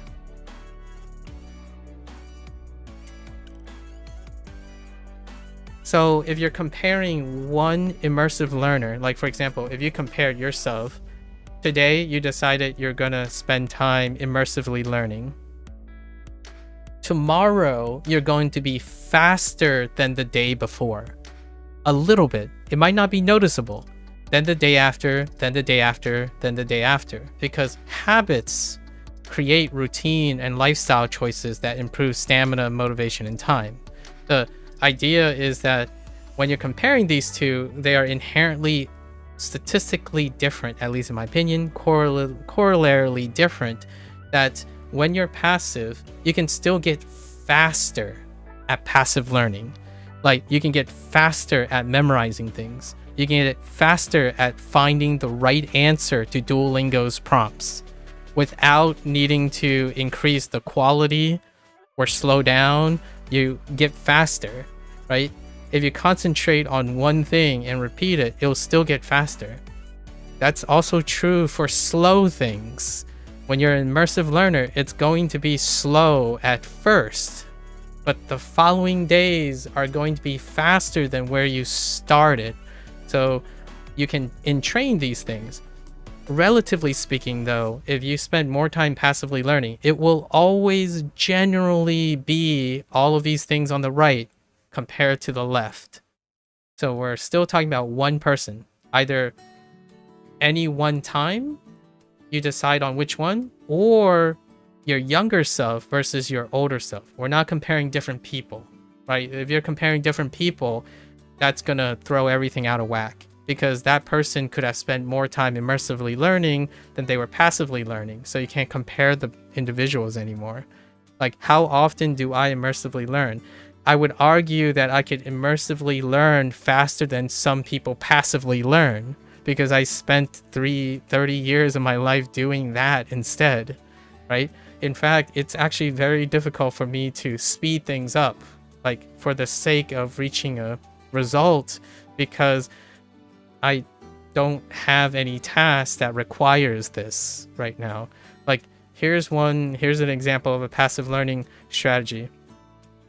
I have to go to a grocery store and I have to buy the food that I spent immersively learning that I want, right? You know, I constructed my grocery store list and I'm like, oh, I researched all the products and took my time. And then when I go to do it, I basically learn the layout of the grocery store and I map the shortest distance and I grab it and I go. I didn't even think about what I don't have to think about anything about the grocery store. I'm not even looking at other foods, right? I'm not walking around the aisle and checking out every single product. Oh, hey, those cookies.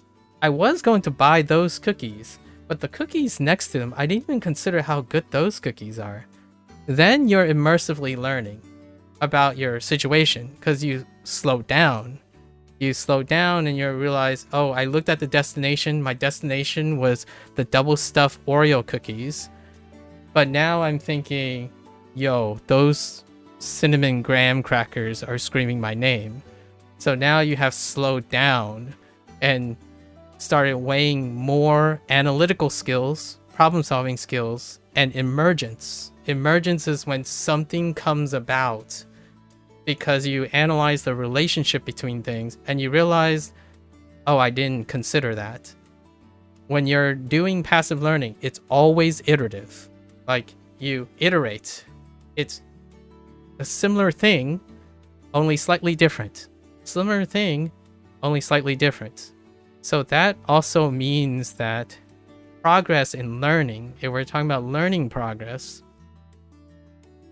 there is low comprehension.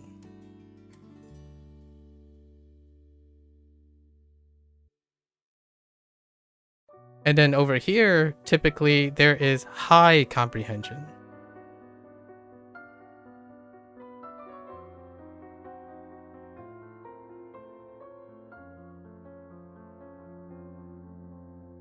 Five things to take note of there. Maybe just listening to your body is best thing. Oh, yeah, definitely. Body listening is like a whole different thing in general. Hopefully you're having a healthy relationship. 6 years is a very long time. the Brave plan.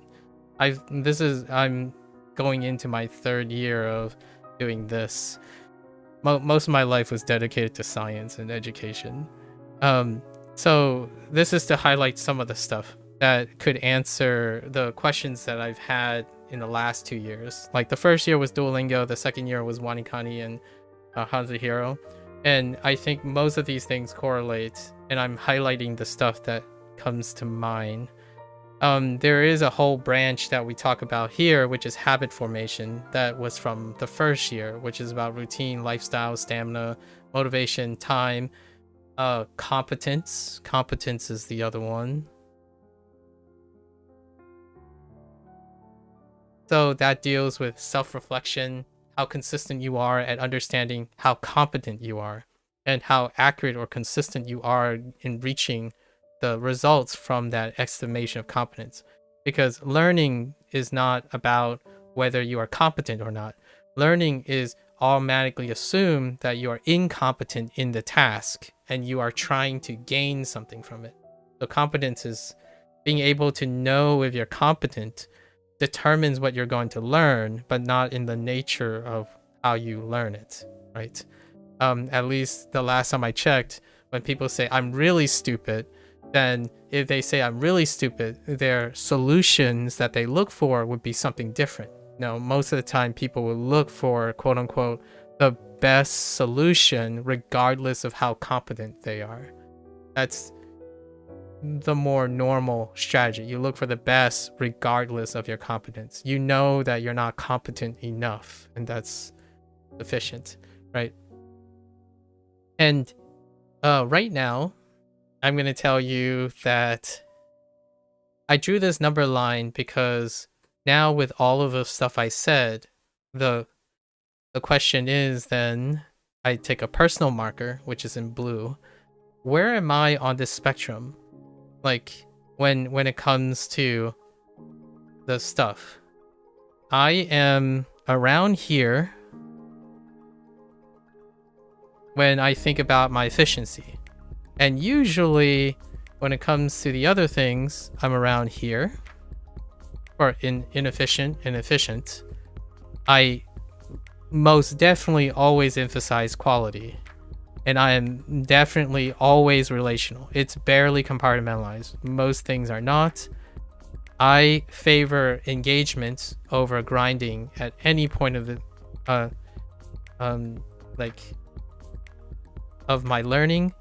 I actually balance between detailed and general things because I do need to generalize for other content creation, and then generalization helps to form specific connections with Chinese, Japanese, Spanish, and English.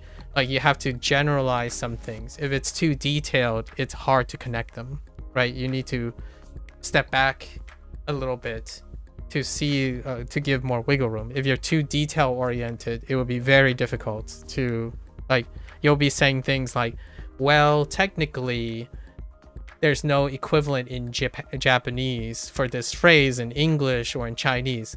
If you're too detail oriented, it can be interfering. So I generally try to generally balance between the two. And when it comes to delayed gratification, it's always last. This instant gratification barely tickles me.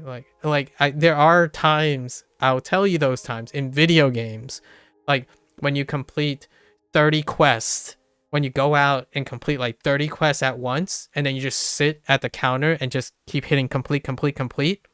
That is the closest thing to instant gratification that I can get. But technically, that's not instant gratification. That's delayed gratification. Because I went out to do 30 tasks. I waited till I accumulated tons of completions. Then I went back and cashed it out.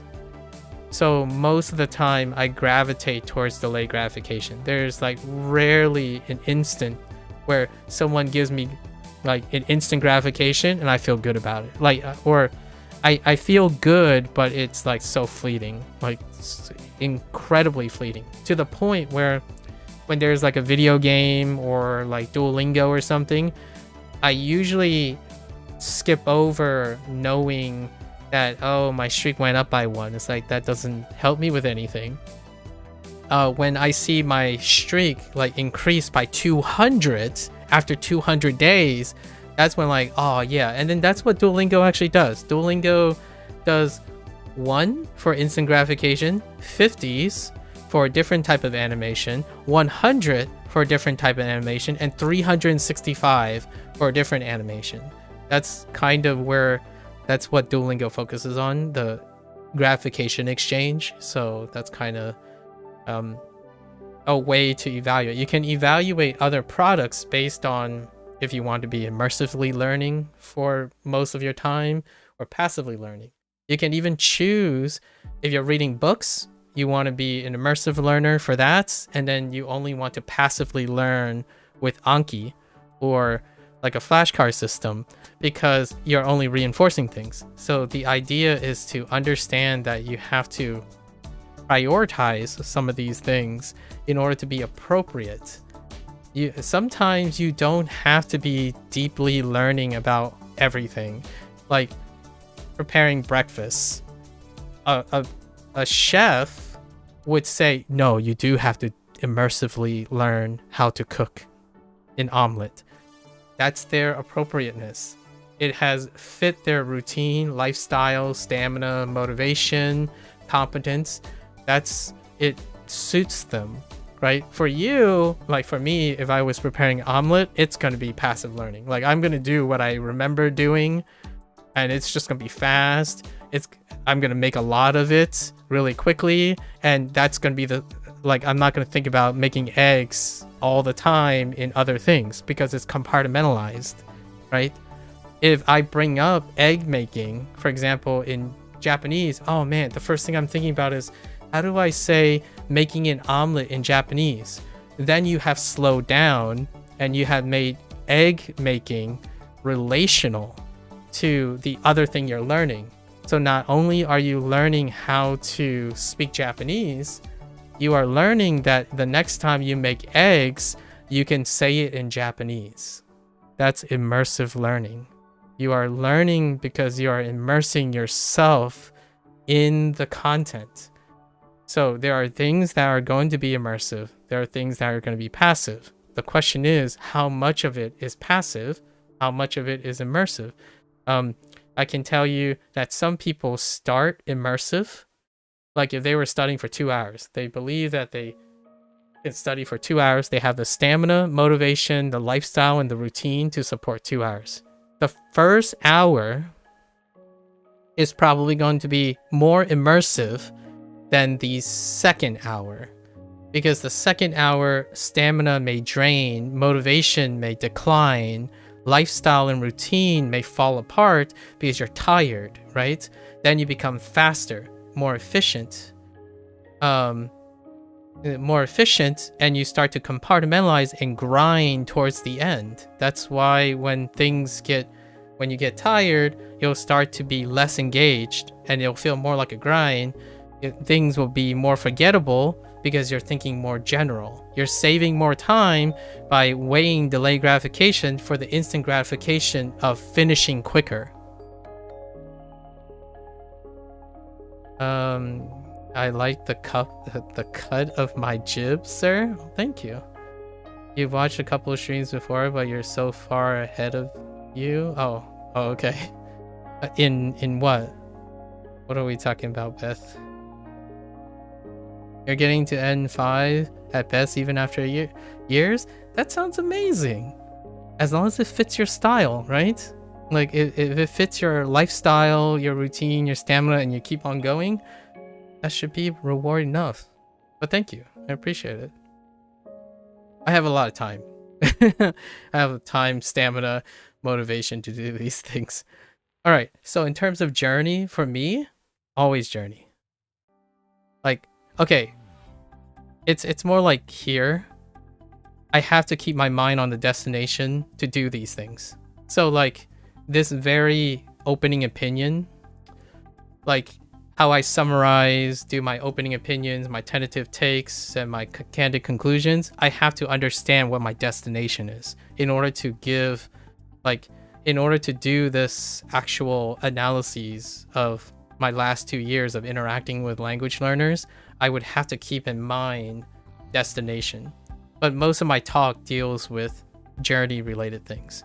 And this is the same with process. So if at any one time, 70% to 80% of my material is focused on representing journey, process-oriented, immersive learning. So you can see the dots are like slightly to the left. Now, if you want me to talk about all the aspects of passive learning and how to leverage passive learning, when it's appropriate, when do I feel like it's appropriate for passive learning, I would need to come up with an experiment.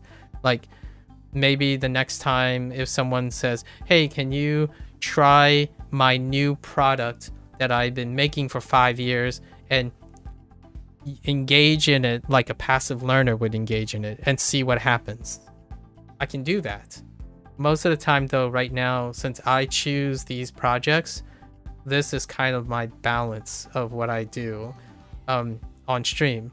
And to make it so that the reason why I put this right hand column is that then whenever someone asks me, how do I feel about things? What are my responses to things? What do I prioritize? What is going on in my head? Why? How? What?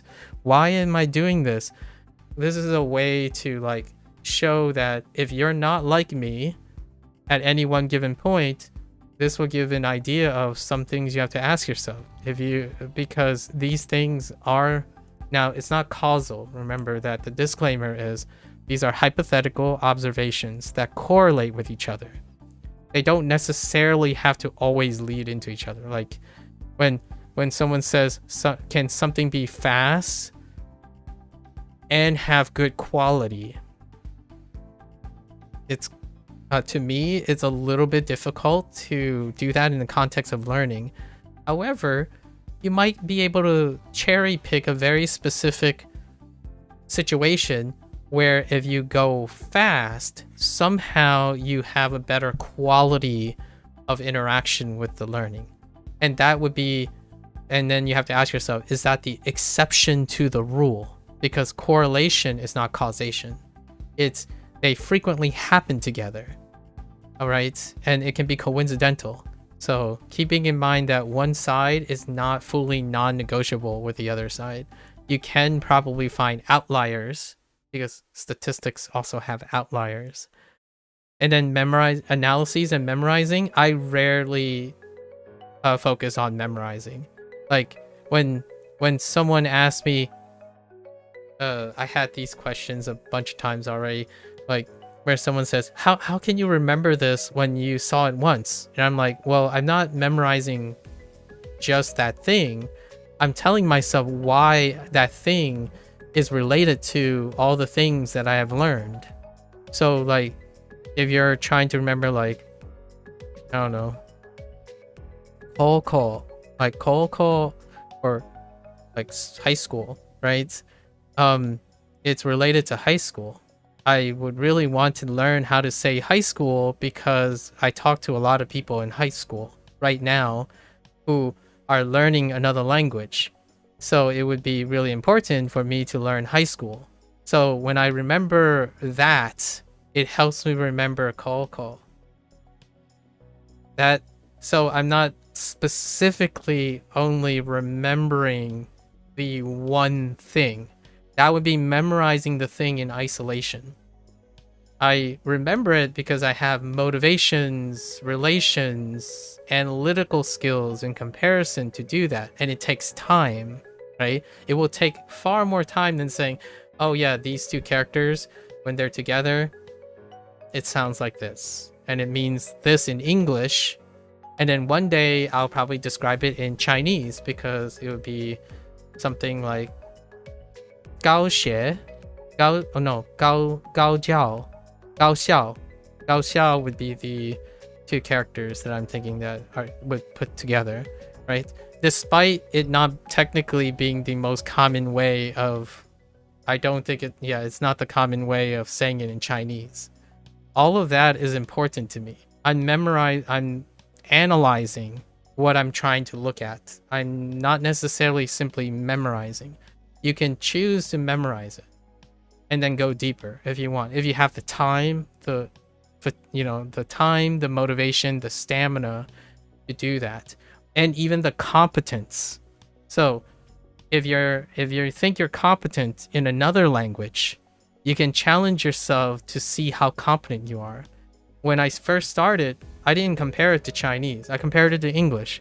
How competent is my English? If someone tells me there's no like Japanese equivalent of this, my first thought is, is like English equivalent of this Japanese. My first thought is like, you know what? Maybe I should try. Like when someone says pitch accent, right? There's no conception of pitch accent in English. And my first thought is, what are you talking about? Bro? What are you talking about, bro? Bro, there is. Bro. What? These three things have different pitches. And you can normalize the volume. I obviously added volume too, which is part of stress accent, right? So, bro. Bro. All of them are different. It's kind of what's an example analogous of this. Hi. Hi. Hi. Hi.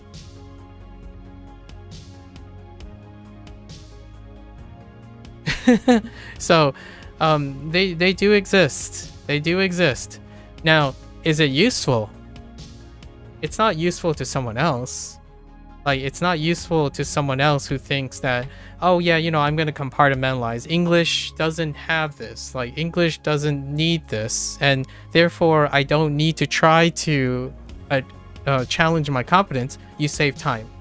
It's time, efficient, compartmentalized, and it's generalizing. If you challenge yourself to think about it and manipulate it, then you're wasting time. Technically, you're wasting time to passive learner. You're slowing down.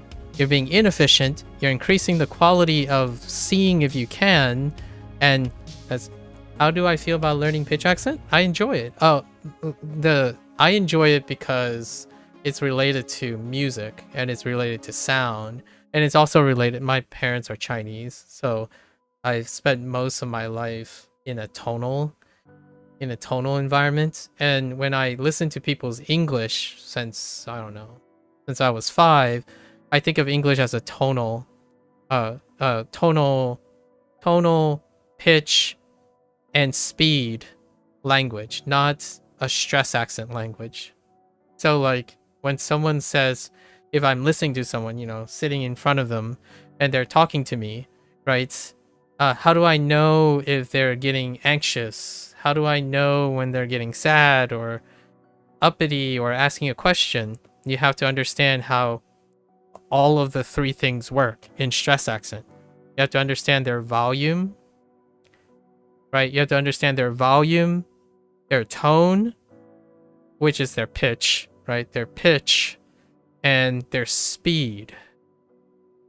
So, for example, when someone suddenly just speeds up and starts talking like this, and it's really fast and inefficient in quantity, and it's just cardamized, and you fill in a lot of filler words, and then suddenly you're just talking in one specific tone really quickly, that's something that is useful, but it doesn't affect English's meaning.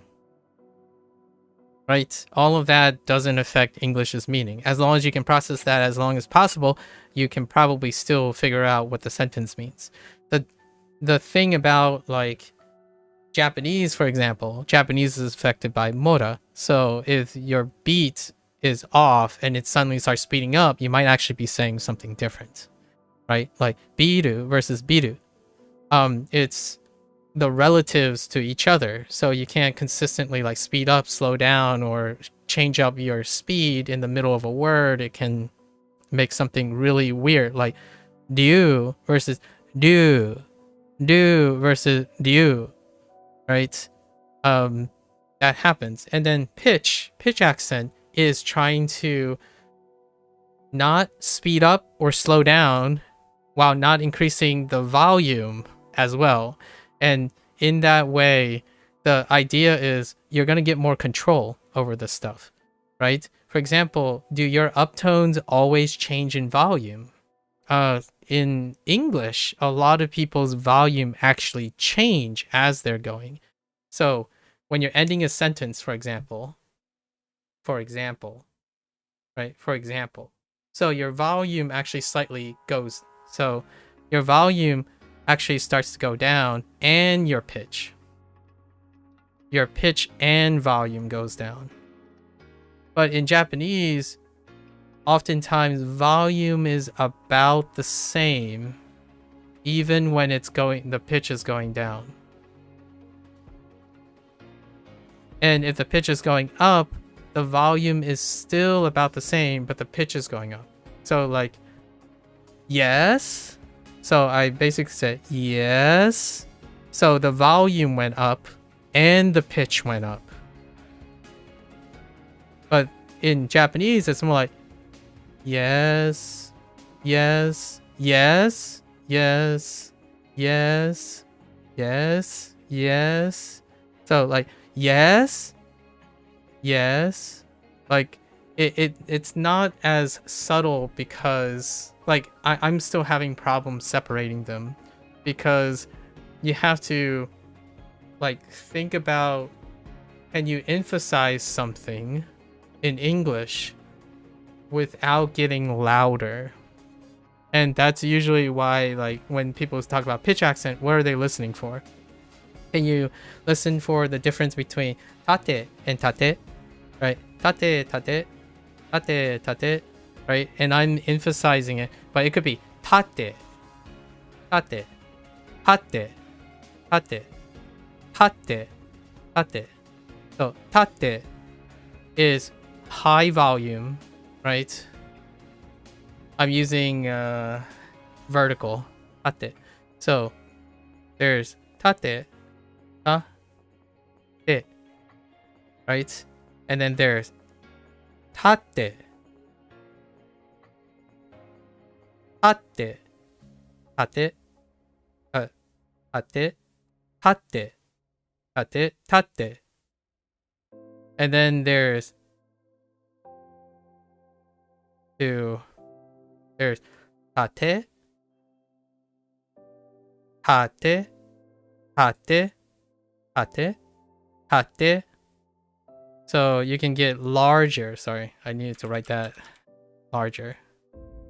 So in English, that's kind of like one of the major English accents, where whenever they need to go up in pitch, when they go up in pitch, it gets louder, because emphasis typically lines up with both volume and the pitch. Or something, it's not necessarily true the other way around. Like in English, you stress in volume regardless if it's pitching down or pitching up. So it's wherever you want to stress it is when the volume gets increased, right? Increased instead of increase. Increase, increase, increase, increase, right? So same pitch, increase, increase. So that's probably like one of the pitch accent things. So technically, if someone said, oh, I want to sound native Japanese, then you have to understand how to control your volume and still learn pitch accent, right? You're listening to pitch accent while trying to separate it away from slowing down. So when there's a stress, there's an increase in speed, or like there's a decrease in speed. It gets longer, so it ends up sounding like tate. It ends up sounding like this. So when you're trying to say tate, tate, and then you go and try to emphasize it with the English accent, it'll be tate, tate. So it gets louder, but it also slows down. So then it becomes this. So it's going to sound like tate, like natto, like natto, right? Natto. But that is a different word. So whenever you get like emphasis and you elongate something, it also changes the Japanese. The Japanese needs to be the same pace. So in English, since you change volume, pitch, volume, and pace,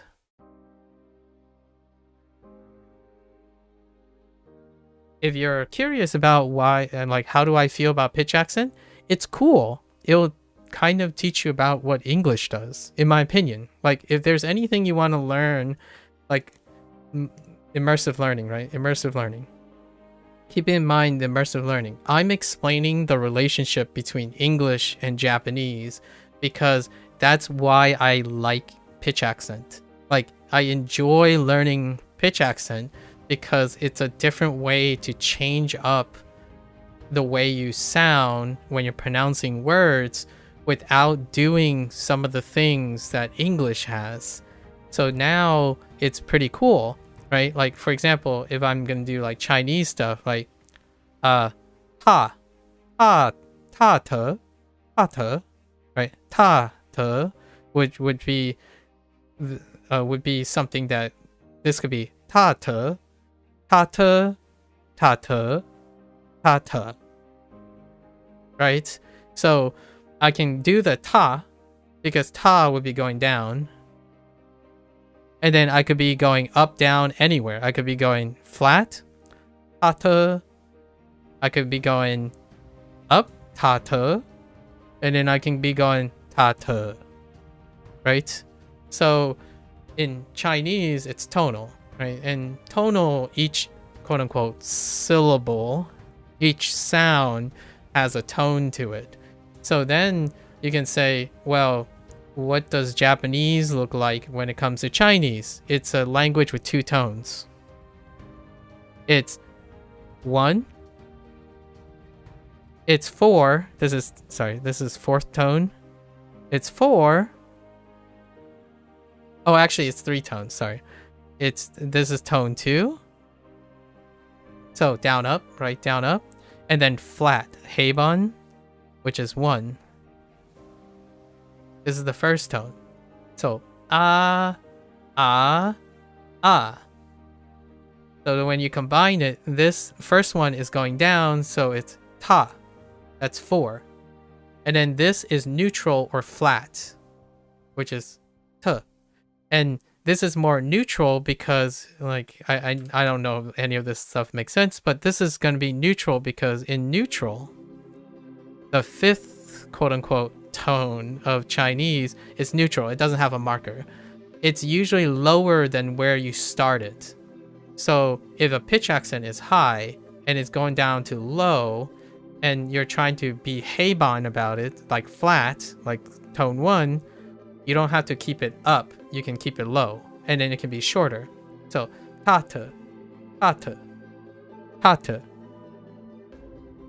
The reason why I'm saying is because in Chinese this would be and as opposed to te, but it could be tate, tate, tate.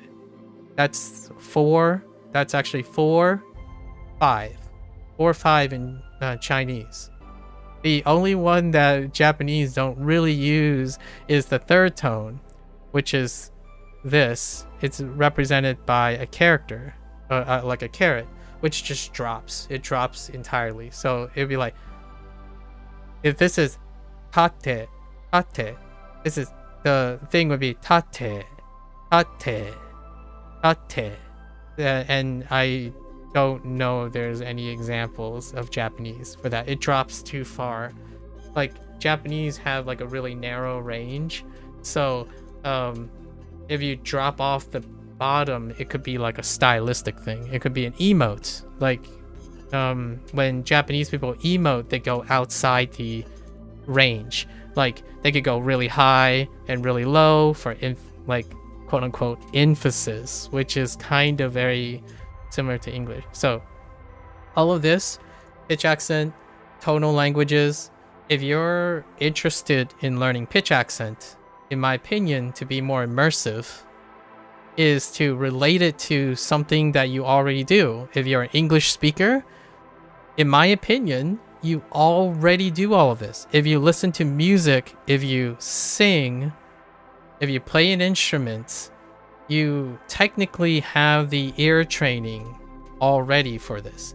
The question is, can you connect the things together? Like, for example, in pitch accent, for me, originally you can separate into 3 things.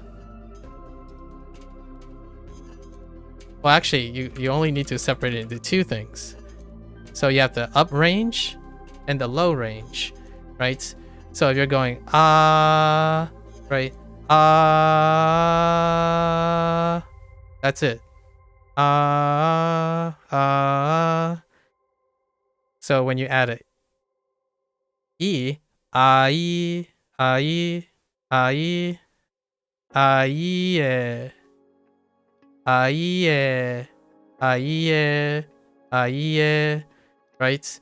That would be, this would be your classic like atamadaka. No, sorry, not atamadaka. What's nakataka? Your nakataka. So ai, ai, with different things. But if you want to do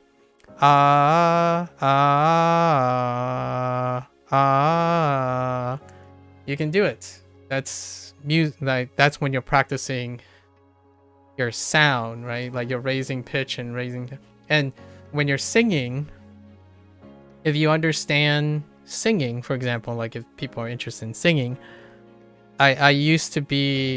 I wanted to sing way back when I was like 13 or something in high school. I thought about singing, but then I ended up playing the violin. If you understand what it feels like to have a chest voice and a head voice, those are the separations for pitch accent. So when you're saying it's right here, then when you get into your head, it's like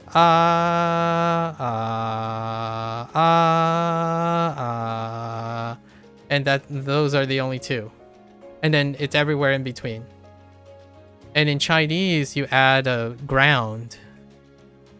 In Chinese, you add a further ground because there's one that goes below your starting point. So you go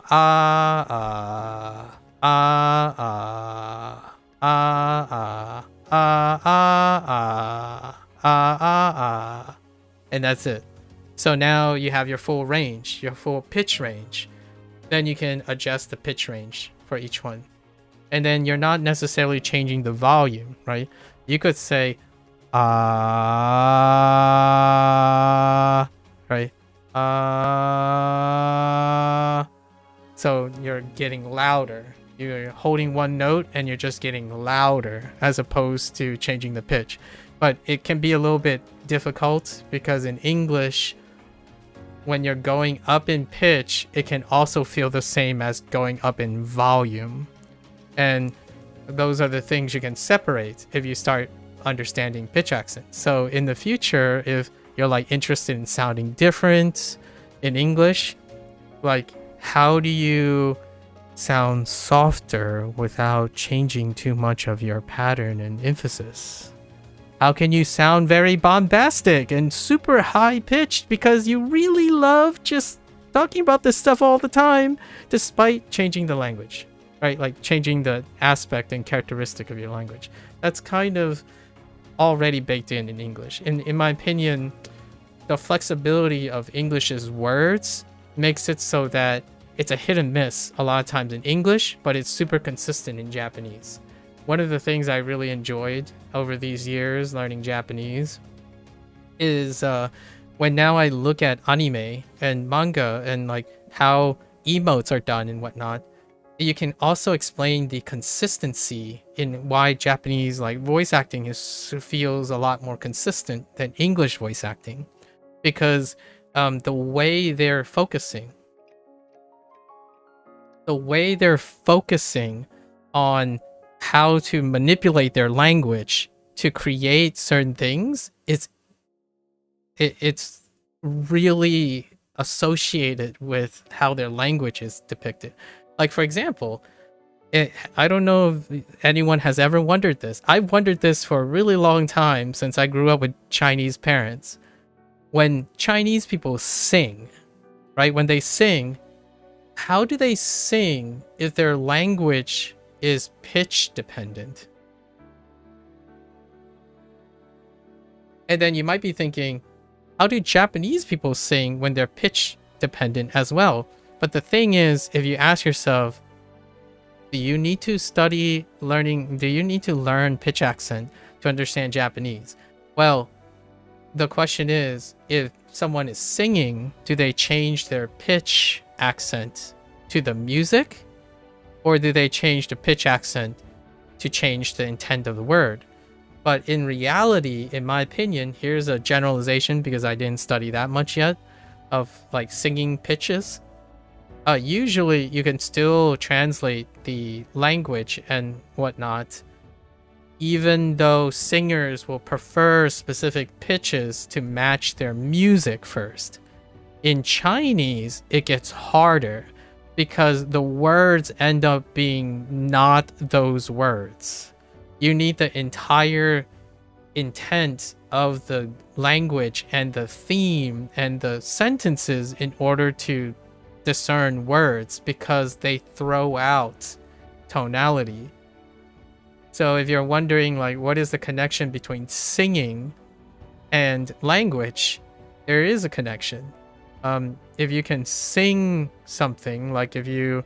I've often wondered if this is going to be a fun way to interact, where you can put a voice meter, like a... you can download these on your smartphone all the time, where a meter, you can say, oh, is there a visual way... Dogen has done this before when he talks about pitch accent a lot, and he would show these voice meters, you know, like you see these like lines. Basically, it would be someone holding a value and it'd be like something like this, right? That voice meter, you can do that yourself too on your smartphone. You can track a voice meter. You can go up and say slow, and it would give you like a register. And if that helps you, that's kind of fun too. That's kind of how you have to picture yourself when you're singing in tune, right? Or if you're worried about your ears, whenever you play an instrument, you're tuning all the time. So you can choose to tune things. Like you play an A. Honestly, I don't have pitch. I'm not pitch perfect. So I don't know what an A sounds like a standard open A. But you can choose something and you can tell yourself it's either lower or higher, because in language, you neutralize, you pick where you start. In like playing music, you have to hit the right pitch, which in language, you don't have to hit the exact pitch. You're not pitch perfect, you're relative pitch. So pitch accent is like singing, but even less stringent. You don't have to hit the same pitch. You simply have to go up or down in pitch, and that's pretty cool. So if you ask yourself, what is the lowest you can go? I can go like and then if I'm going mid, it's like and if I'm going high, it's and that's it. So anytime you pick your chest voice, which is your normal speaking voice, and you go slightly higher and then slightly lower, and that is a great way to practice. You can do it with any of them. It's like ka, right? So then you just go ka, right? Ka, ka, right? So, and in Chinese, you do all of that with every single combination as well, so you can kind of adapt it back and forth. In English, you are still doing that, by the way. Time is your worst enemy for studying. Oh, that's understandable. So you want to make the best priorities. Yes. So oftentimes I listed this as first. This is why these are the top major drivers. Top 3 major drivers. That's why passive learning is accessible. Like, you have to, like, I'm not saying it's bad or good whether you're doing these things. Know that when you have the worst enemy, it's natural, in my opinion, or it's logical to become a passive learner, because time is like the worst enemy. Oftentimes motivation feeds into time, so is stamina. All of these things limit the amount of time you're looking for. So that's where it comes out. Like for me, I genuinely, when someone says, oh, you're way ahead of me or something, right? My first thought is, well, I take things slow, inefficient, and there's like qualities and relational things. It keeps me going, but time is like not a factor. Time, speed, efficiency often makes one more passive. So the idea is, what is the quote unquote simplest way to become more of an immersive learner? It's not simple to do, but it would be simple in principle. Slow down, make more time, be healthier, have more energy, find more connections. All those are simple to say, but they're very difficult to do. Hence, still passive learning, right? Still passive learning. That's kind of like, over the last 2 years, 90% of people, to me, in this scheme, I'm not saying this is other people's scheme, by the way. Like, other people's schemes are different than mine, so I'm trying to be as explicit as I can. The things that I consider as passive learning are on the right. Whether someone agrees with me or not, that's perfectly fine. I have defined what a passive learner is to me. So when I'm speaking to someone in the last 2 years, 80% of those people are passive learners. They themselves describe their learning process as active to me. So like, what I mean is, the people I'm talking to, they have different definitions. And I'm telling you, the things that they told me are all on this column.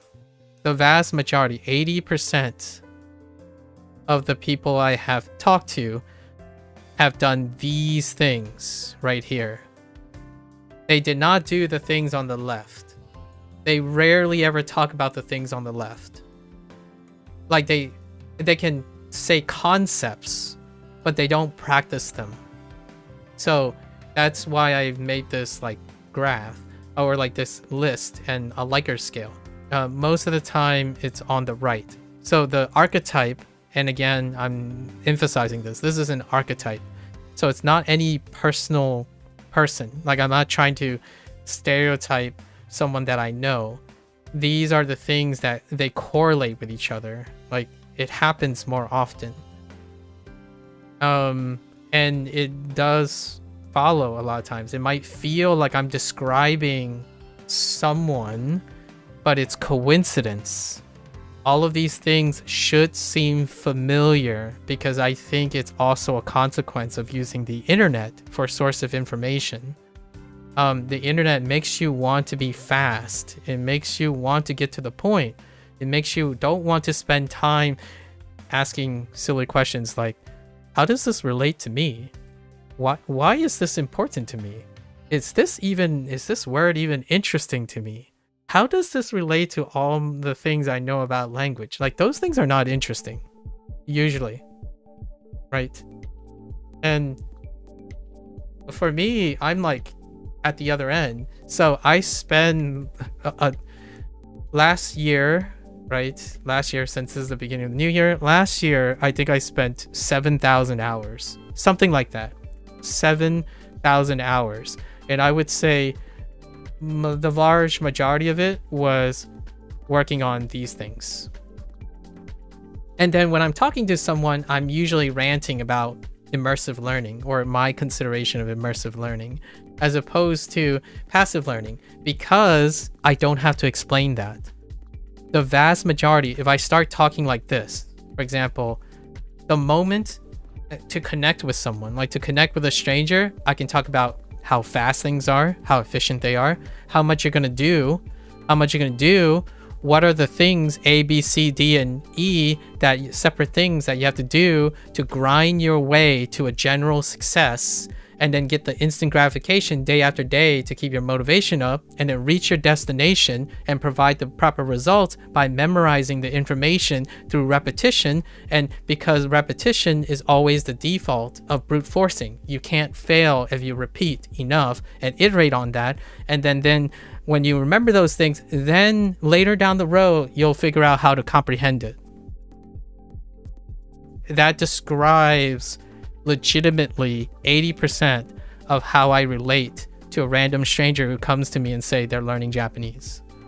So then when I take these things, when I ask these questions, I actually ask separate questions for many of these things, then I take the opportunity to try to challenge them to think the other way around.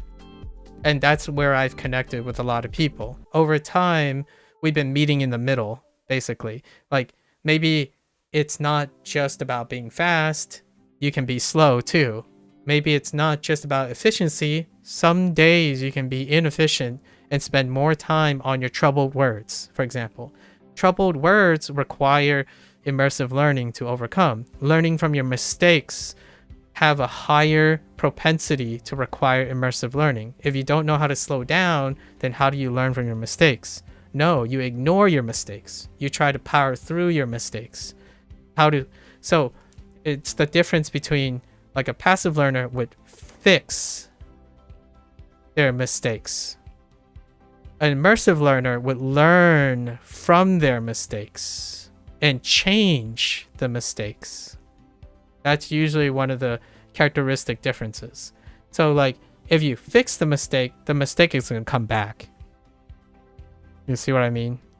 Like, if you forget a word and you repeat it by trying to fix it by repeating it, you're going to forget it again. You didn't try to change the nature and address the mistake and learn from it. You replaced it. Like, you ignored what caused the mistake by fixing it. Like, kind of like, oh, you got a cut from skating. You got a cut from skating. You put a band-aid on it. It's fixed. It healed. It's good. You go back to skate and you cut yourself again. Right? You didn't slow down to say, so what is it about the cut? Like, so what caused the cut? Well, it's skating. So is there any way I can prevent getting a cut there if I'm going to go skating again? Protection. And then you only put on the protection where you've injured before because you're learning from your mistakes. Right? Like a helmet, knee pads, places where you want to. And then what you learn from that is one day you might not need it anymore because you've addressed your growth period.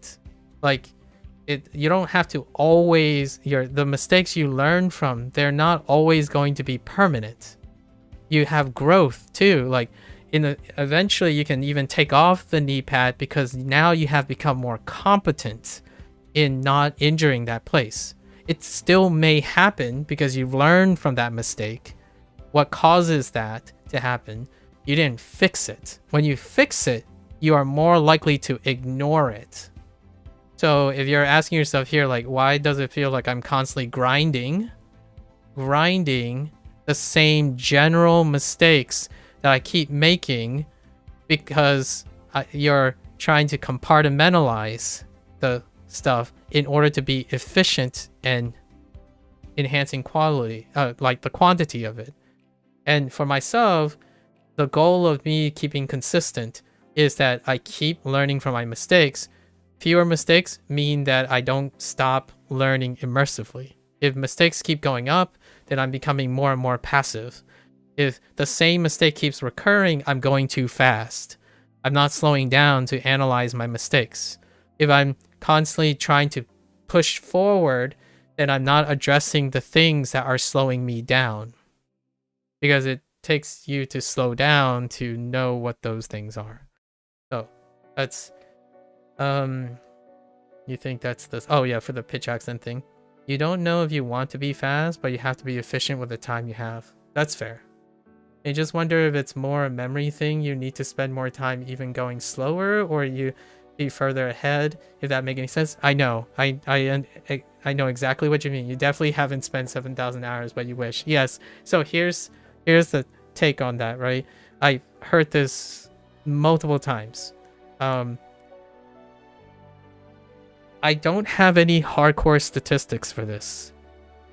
However, when it comes to your physical habits, right? Your physical habits and your physical bodies, like we haven't addressed the fuel for this. Like all this requires currency, right? Currency, which is time, stamina, motivation, most of those things. We haven't talked about, like I'm not addressing those things. If these were equal, so in both cases, if they were equal, is the question we're asking. If you tackled passive learning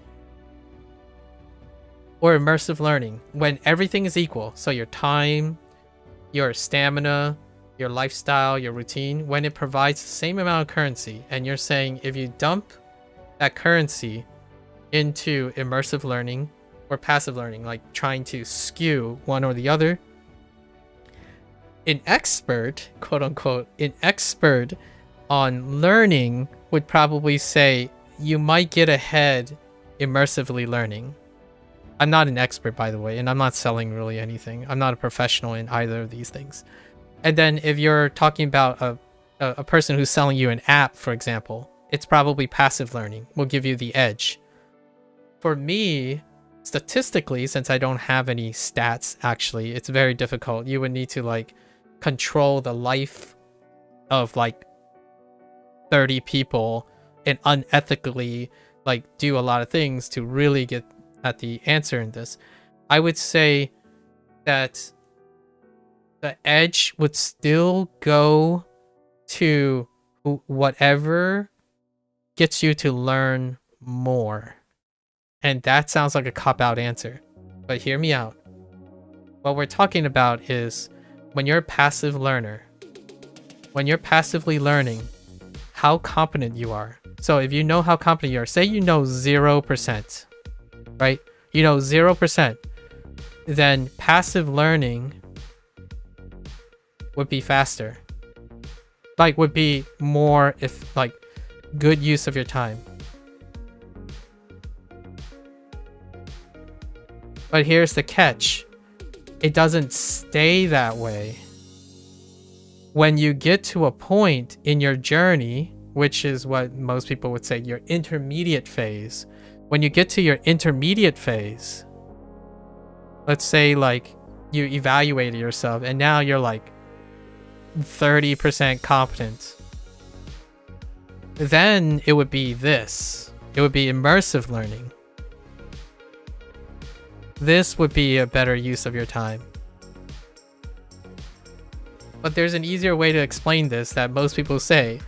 You start off really, really fast, right? Like you've heard this before, I'm sure, like in fitness. When you get into a gym, you start off gaining very quickly on basic foundations. Repetition, fast, efficiency, quantity, compartmentalize, speed up. But then when you get to a point of intermediary, like that plateau, that's when people discover of transitioning from passive learning to immersive learning. Because now they're dedicated to details, relational stuff, quality stuff. So that's your typical transition. So the answer is actually both. It's never one or the other. Like rarely in science without like solid statistics and longitudinal studies and behavioral studies. Sorry, my background is in biological sciences. I'm pointing because I usually have that thing in the back. My PhD is in biological sciences. So it's more of a transitioning point. So in the beginning, it's passive learning all the way. the thing is, you have to ask yourself, what else do you do that had a transition point? Have you ever thought about investing? If this is your first skill, like that you are willing to invest voluntarily, it can be very difficult to discover both of those things. This is not my first skill, right? Because I still need to keep up with Fujonese and Mandarin, and I learned Spanish in high school and college, and then I learned science. Science have different semantics and jargon. I went through 2 decades worth of abstract ideas that don't even have natural examples, right? So I learned how to transition from being passive, that is appropriate, to immersive. Immersive is when you hear the things like, oh, I love studying, I love learning, I can't get enough of, and then you're saying you wish you had 7,000 hours. That, I think you're more into the intermediate stage at this point. Like, you have passion. Passion leads to immersive learning because it's passive. I mean, it's passive at first and it becomes immersive largely because the nature is more appropriate now. Like, how do you get to the nuances of pitch accent and the nuances of poetry and haiku and like tea ceremonies and stuff? It requires that you change up your priorities in learning. That involves, here's a great example of Japanese, for example. When someone spent 3 or 4 years learning Japanese, what are their goals? One of their goals is probably to visit Japan or even live in Japan or have Japanese friends. That requires immersive learning. Like, the moment, and that's where this connects. You know, you heard like, oh, immersion is the king, right? Immersion is the king. It's like, yes, when it is useful, when it is appropriate. So a lot of times people would say, oh yeah, start with your kana, use non-immersion to learn your kana, your vocabulary, get a good foundation. Passive learning. Passive learning is king. It gets you that volume very quickly, and then jump into immersion as quickly as possible to get your learning in, your immersive learning. But hear me out. When someone is passively learning and they have no idea that immersion that people are referring to is immersive learning, that the qualities that I'm qualifying here, they can use passive learning to try to do immersion, and that fails, in my opinion. Like 80% of the time that will fail because it does not meet the appropriateness and the requirement to make immersion effective. So like, what's a requirement that will fulfill that? Move to Japan and live in Japan. If you move to Japan and live in Japan, immediately you're already forced to be immersively learning, because you have to slow down, because you kind of suck at everything and all the decisions are obligatory. You have no choices. It's inefficient because you have to suck it up and get immersive about it. It has to be high in quality or else your life is going to suck in Japan. It has to be relational because it's your life, right? And it has to be engaging because when you're engaged, you are upset, you're sad, you're desperate. All those things are engagement. Like being angry is engagement, right? It's got to be detailed because you're basically living in it. It has delayed gratification because you're going to suffer for the next like 2 or 3 years with culture shock and stuff until you get it. It's going to be a journey because every single day is going to be a struggle. It's going to be process oriented because every day you have to address a new problem that comes up. You have to analyze or else your life isn't going to improve in Japan. You're definitely going to encounter problem solving skills, and it is emergent because one day culture shock is going to feel like normal. You're going to emerge out and feel like living in Japan is more normal than the country you used to live in. And then that comes with high comprehension. So in a way, I'm not really like dispelling anything that anyone else is talking about. I'm basically repackaging it. I'm like packaging it in my mindset. So when someone says, oh yeah, start off with pick up Genki textbook, quickly read through it and then pick up Anki, build up a bunch of words and characters quickly, and then like go over your kana and then start reading. Then start with like short reading stuff that you basically just read to get a good idea, and then hop into your most deep version of immersion. And to me, that works for people who are able to go from passive learning to immersive learning. And I'm not using the word immersion because it's immersion learning. I want to make it clear that immersion, the thing that people advertise in Japanese for Japanese language learning, immersion is a form of immersive learning. Like, you can passively immerse in things. What is an example of a passive learner in an immersion context? A heritage speaker. Like, for example, I'm a heritage speaker. I don't know how to explain all of this in Fujianese, despite living with my parents and obligatorily having to speak a different language. Like, there's no possible way I can communicate all the ideas in English to them. Like, they would not be able to understand that. So despite immersively having all the routine, right? Even the routine, right? Routine, lifestyles, stamina, motivation, and time to do it, I learned a fraction of what I learned in English. So English was the product of immersive learning. My Fujianese is a product of passive learning. So you can still speak like ni na shun gong hu ji wa na ni nong gao doi kai ni mami kai babi gong wa, you know, aba gong wa ni e gong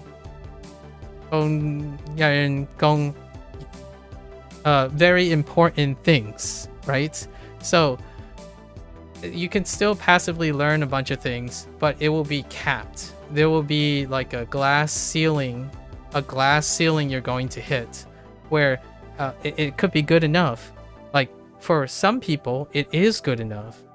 If you're passively learning Japanese in a relaxed way and it gets you to your goals, it's good enough. Because remember that passive learning deals with destination and results.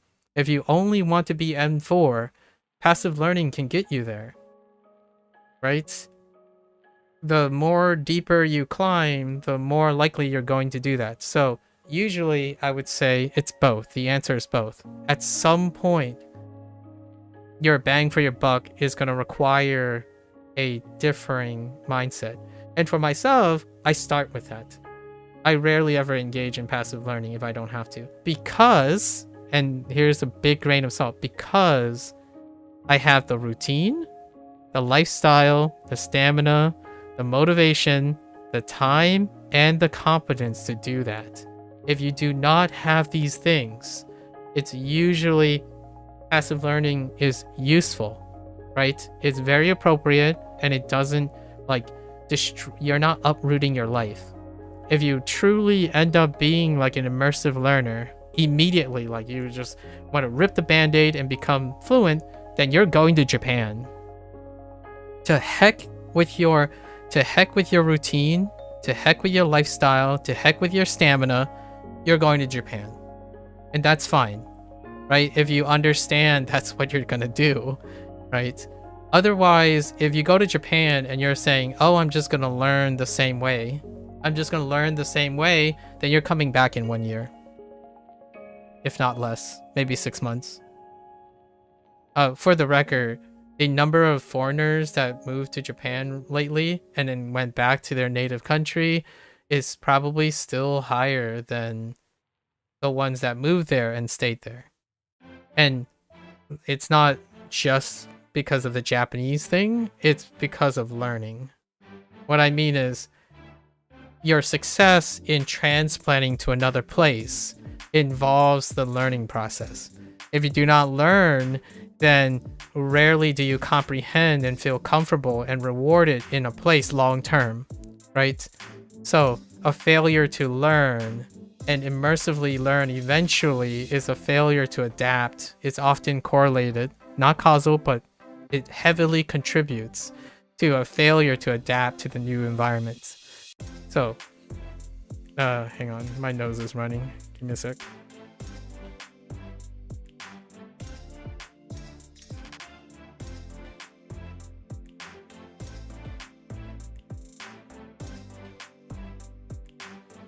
Excuse me.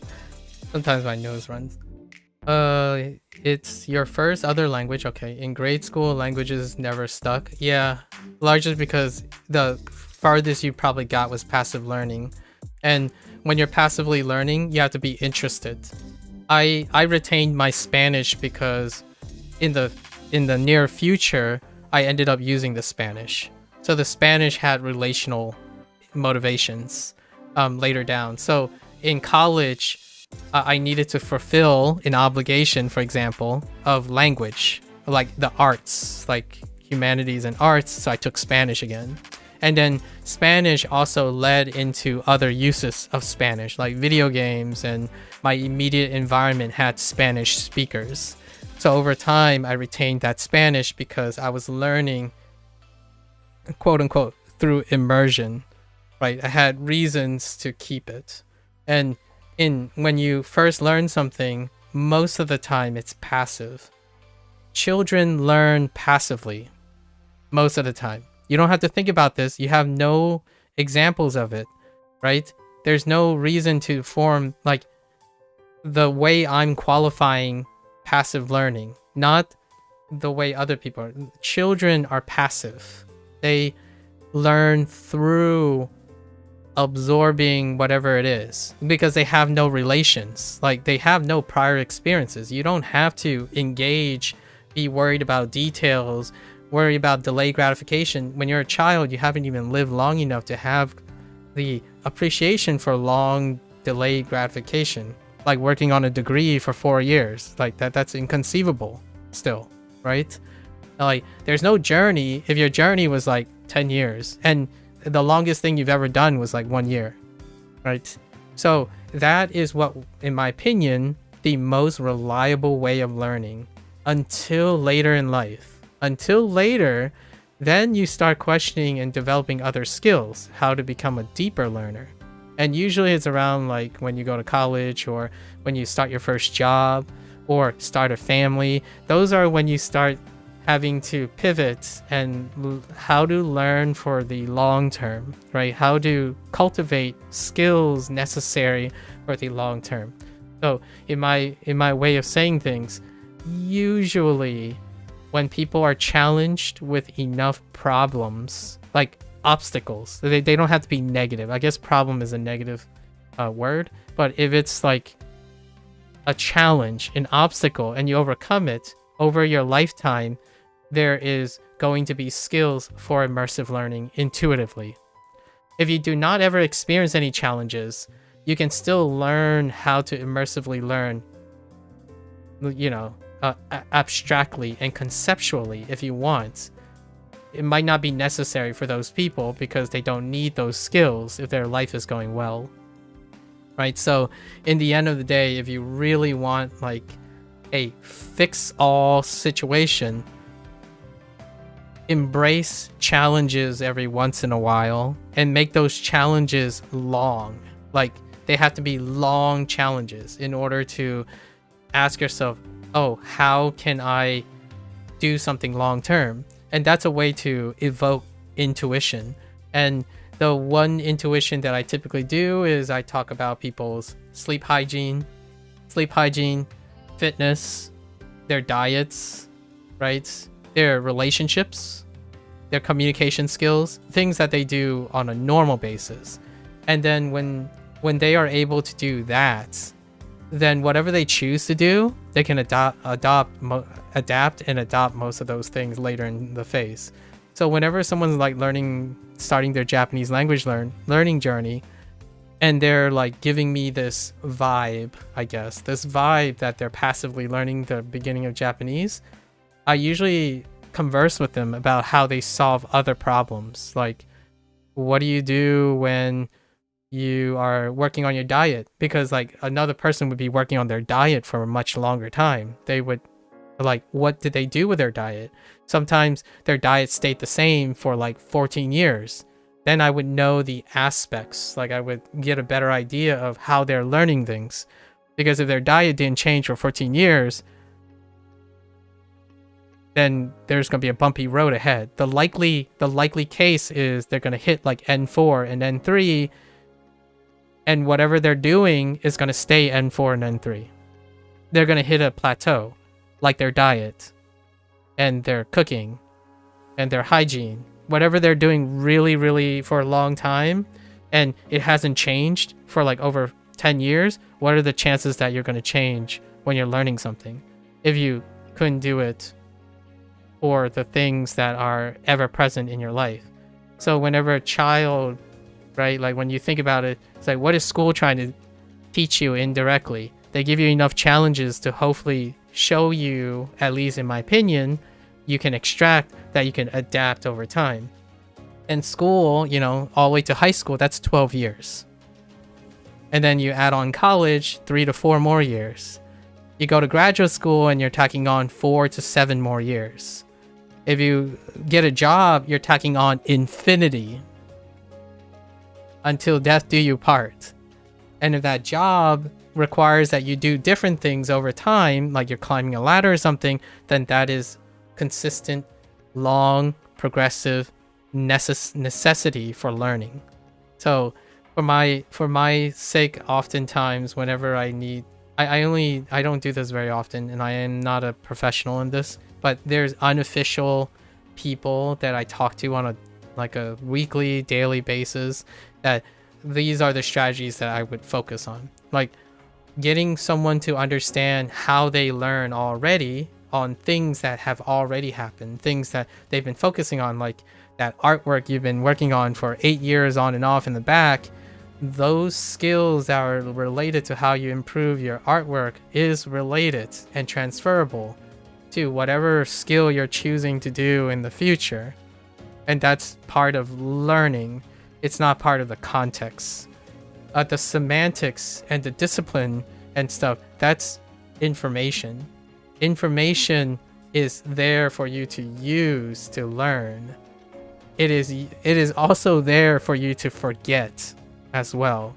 So if you're saying it never stuck, it never, like, to me, that's similar to saying it never transitioned into immersive learning.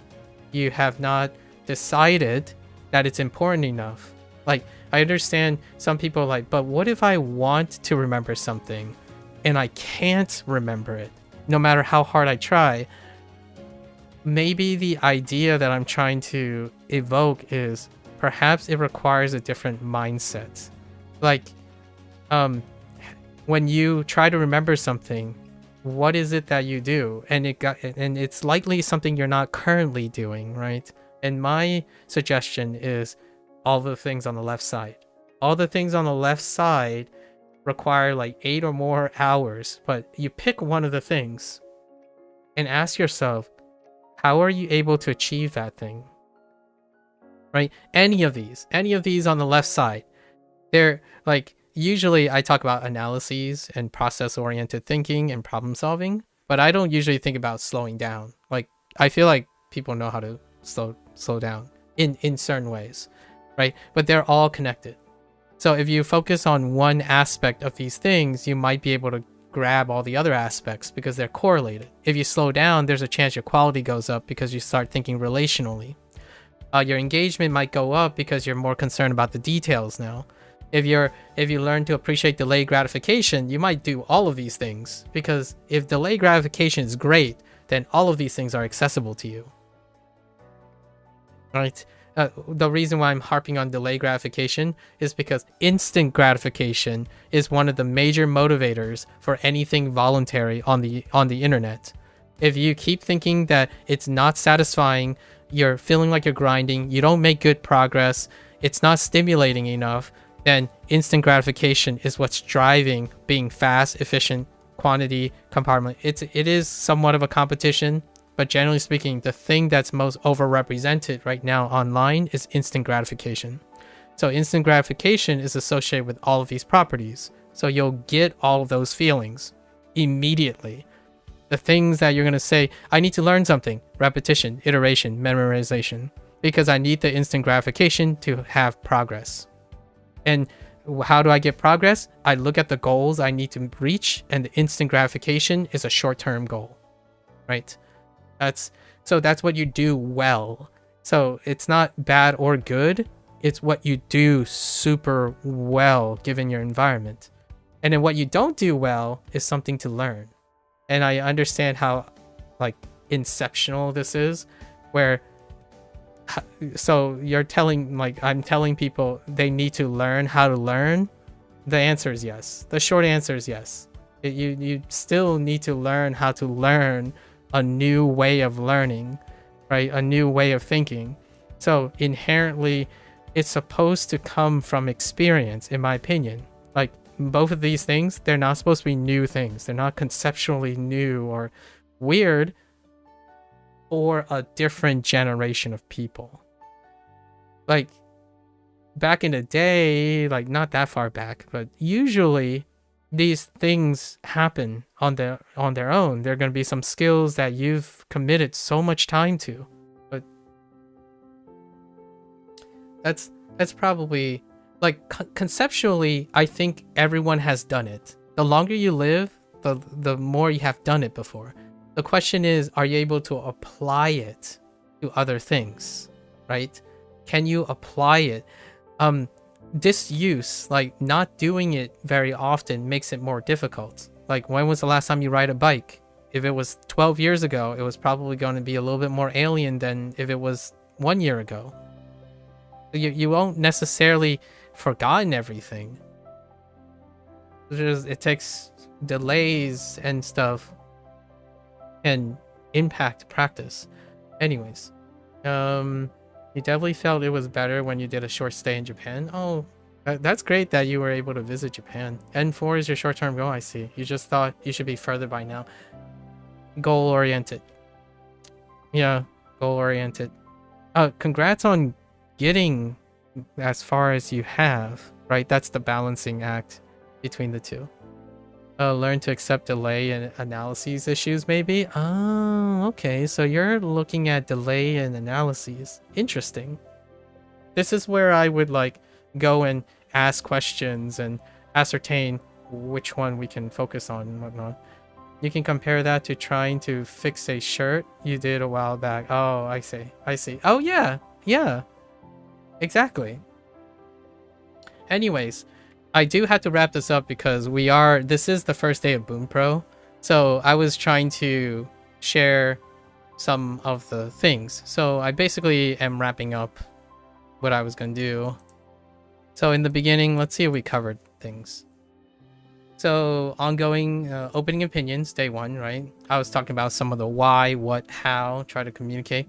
And then we did some facts. We talked about the publishers, the developer's message. Oh no. Like the developer's message, my own personal backgrounds related to that. And then we did the archetypes, important correlations, behavioral mindset, contrasting comparison. Yeah. I didn't go into what I'm looking for, but we'll cover that as I use Bunpro in the future. Yes. Yeah, no worries. No worries. Now I get to explore the first day of Bunpro. That's gonna be really fun.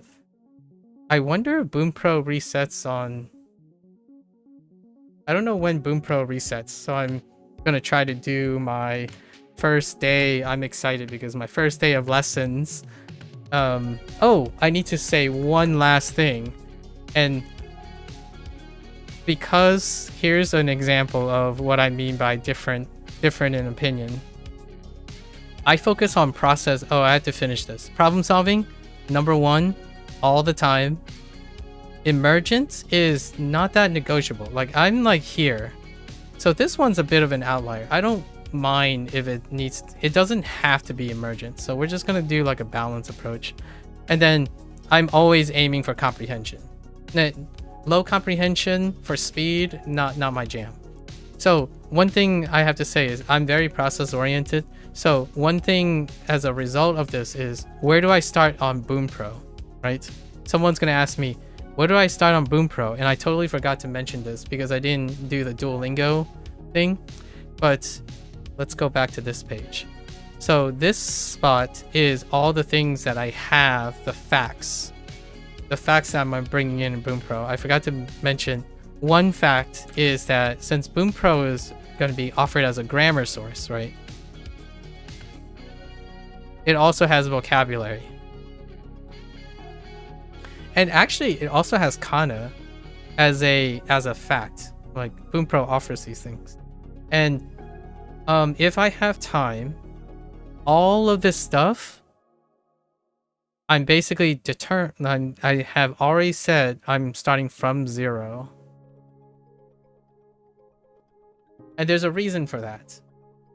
Because I'm more interested in immersing myself in how Bunpro tells me grammar, vocabulary, and kana. It's not the content. And what's the fact about this is because my grammar is around N3. And that was my Tofugu mixed with Duolingo first year. Because I really like grammar, so I did that in the background. And then vocabulary, we have all of this, which is all the WaniKani and all the HanziHero stuff. Right? And then kana, so Duolingo.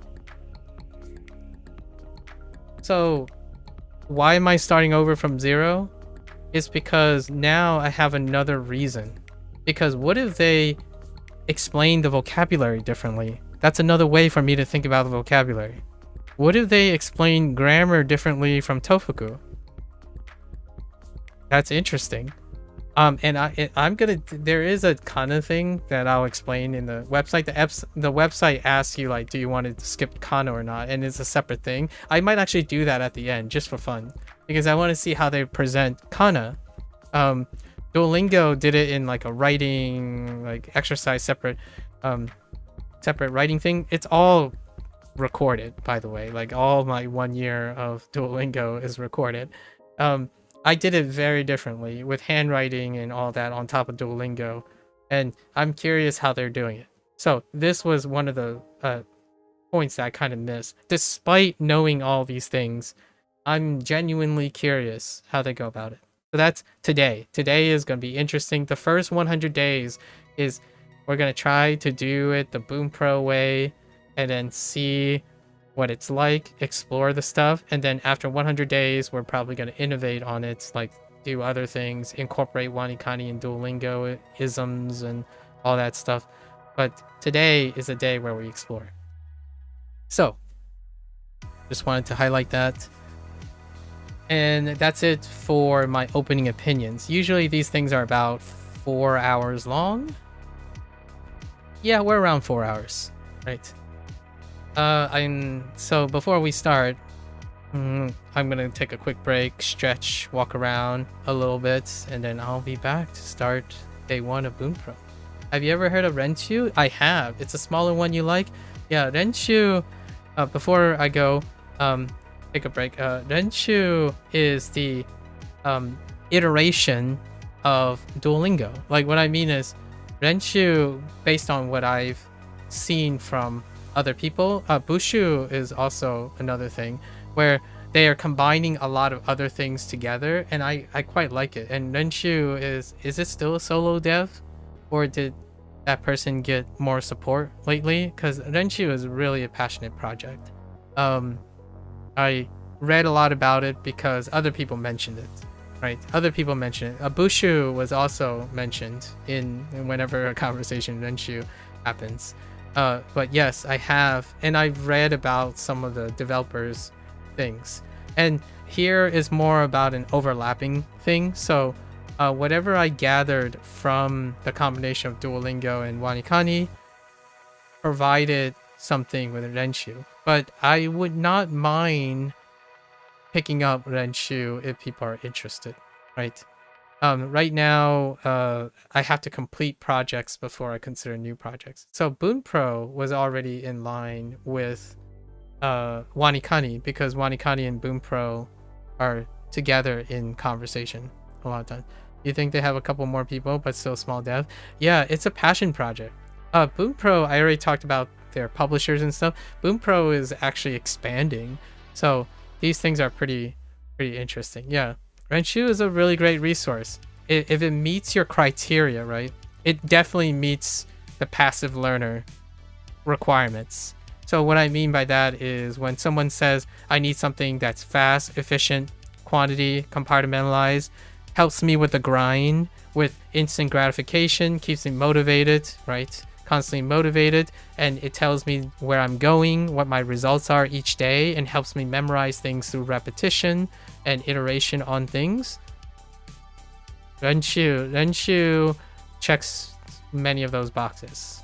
I absolutely, definitely. Anki platforms do the same, similarly, as well as WaniKani. Like they are typically built on this. Most of the time, the last 2 years, I basically bring all of this to it. So I do this, and the first 100 days is like nice. You know, you take the first 100 days, I'm passively learning as quickly as possible with the tools that I have, and then over time, I make it more and more detailed. So my sessions of WaniKani and HanziHero looks different. They have a lot of tools to get you reading as well. Yeah. You can also transition to something like Satori Reader, right? Satori Reader is a graded reading app. The downside about that is I can't like stream it because reading material is copywritten. Yeah, no worries, Beth. Thanks for sharing. I'll be right back. I'll be right back and explore Bunpro here. Thanks.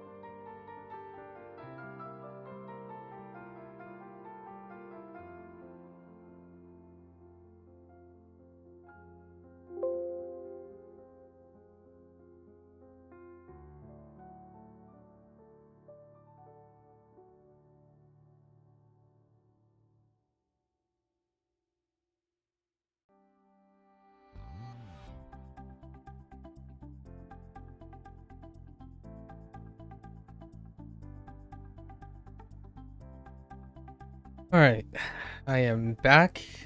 We concluded our opening opinion piece for Bunpro Day 1.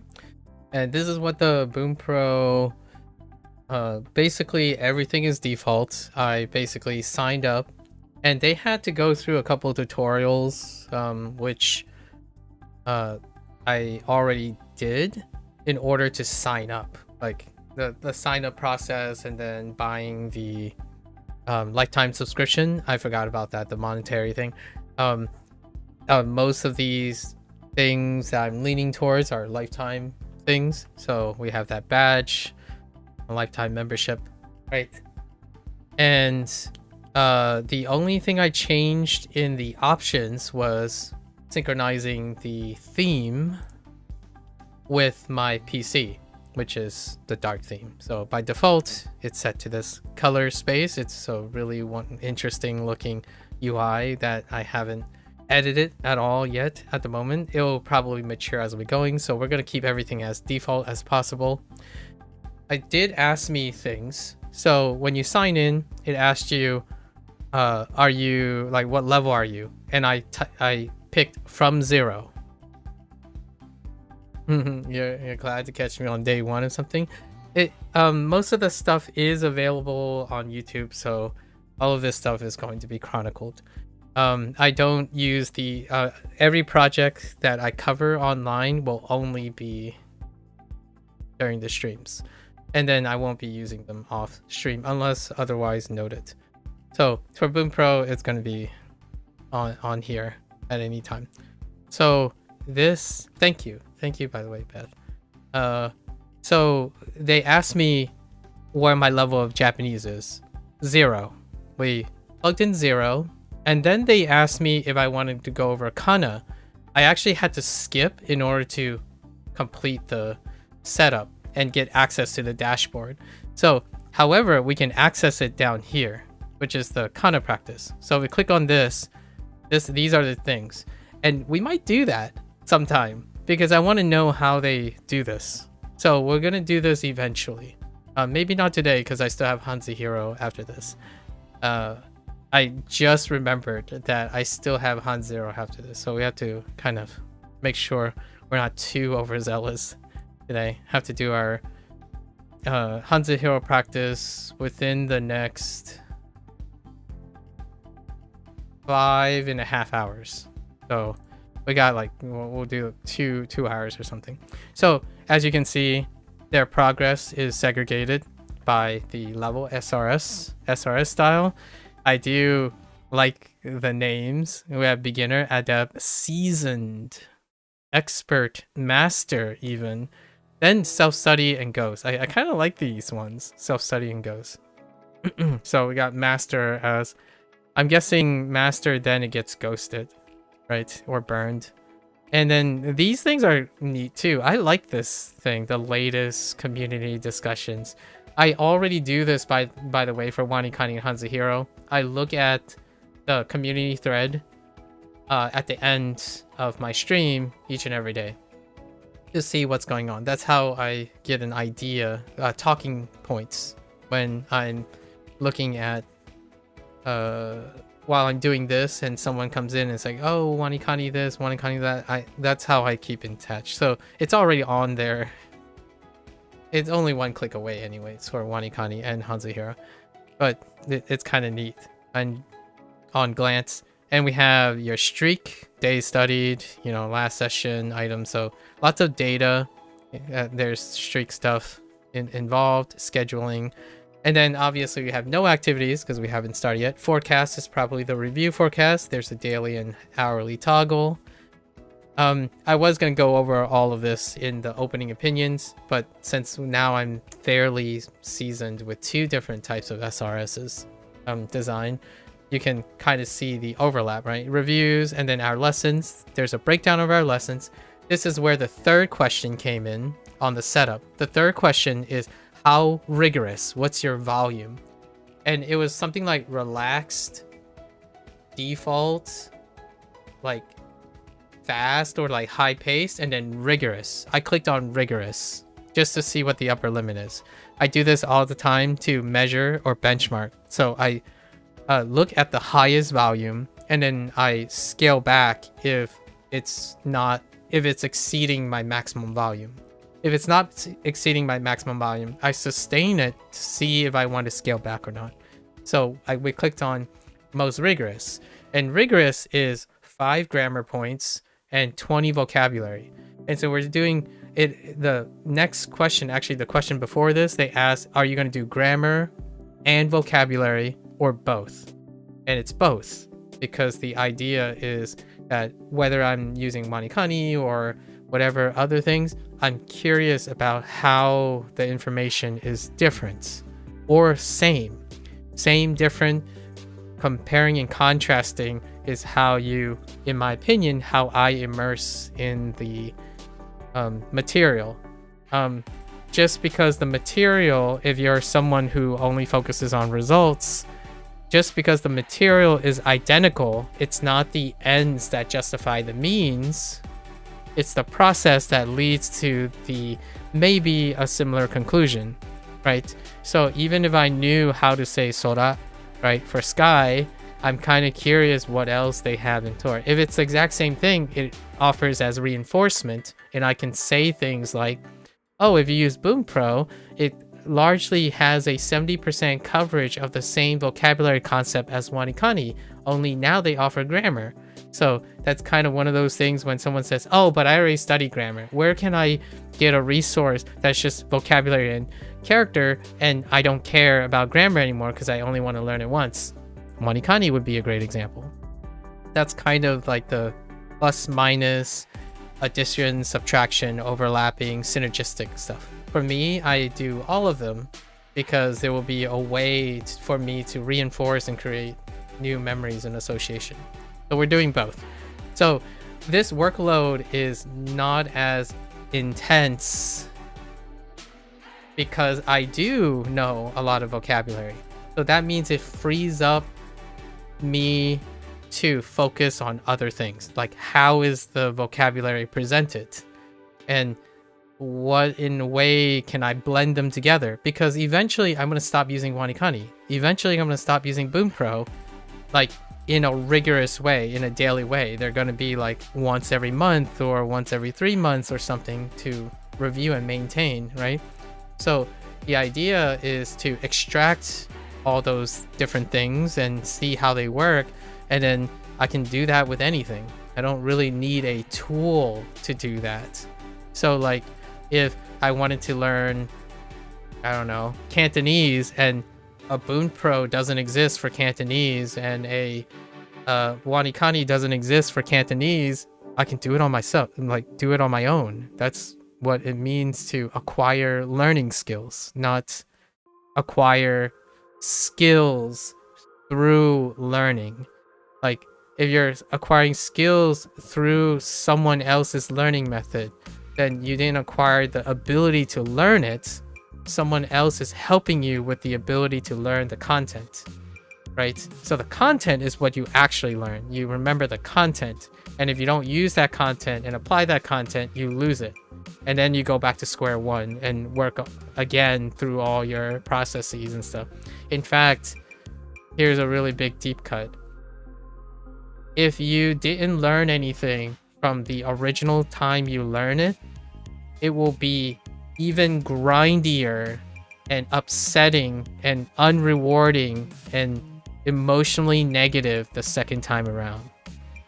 So for example, when you tell yourself you wasted your time the first time because you have to relearn everything and go through the grind again because you wasted time the first time. That is what happens when you do not learn anything about learning and comprehending when you're acquiring new information.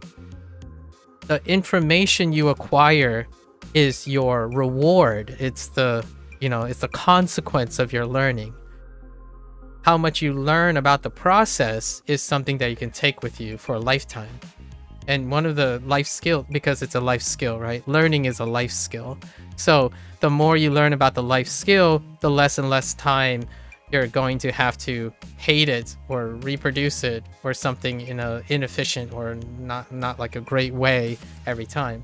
So the more things I learn, the better I get at learning. As opposed to the more things I learn, the more things I memorize. I don't memorize things. I'm gonna be honest. Like, my memory is pretty borked. So what do? I use technology to keep track of the information.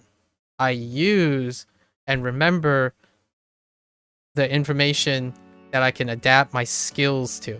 So if my skills, like, it takes a lot less time to review information that is static and doesn't change like rapidly versus having to work on the skills that I need to extract that information. The skills that I need to extract that information has far more value because I have to use it far more often. Like, if you remember how to say, Sunday in Japanese, well, you can use it as much as you can. It's still going to be less than how you learn another language. Like, how to learn another language will give back far more than remembering Sunday in Japanese. Right? It's the act of how you got yourself to remember Sunday. Nichiyobi. Nichiyobi is Sunday. It's only going to be used as you can be super creative and still use it a lot, but it'll still pale in comparison to the skill of learning how you learned that it was Sunday, as opposed to what Sunday is in Japanese. So that's kind of my argument for this. I don't know how long that's going to take. I did look at the options. There's a lot of options. So we'll go over it in the next 30 days, 60 days, and then the 100 review, how the options change. Like, this is a platform. Like, there's so much things. Like, WaniKani was like 2 decisions and we're good to go. Right?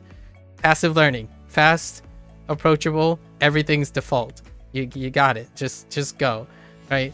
So the standard questions are already answered. What's the volume? We picked the highest volume.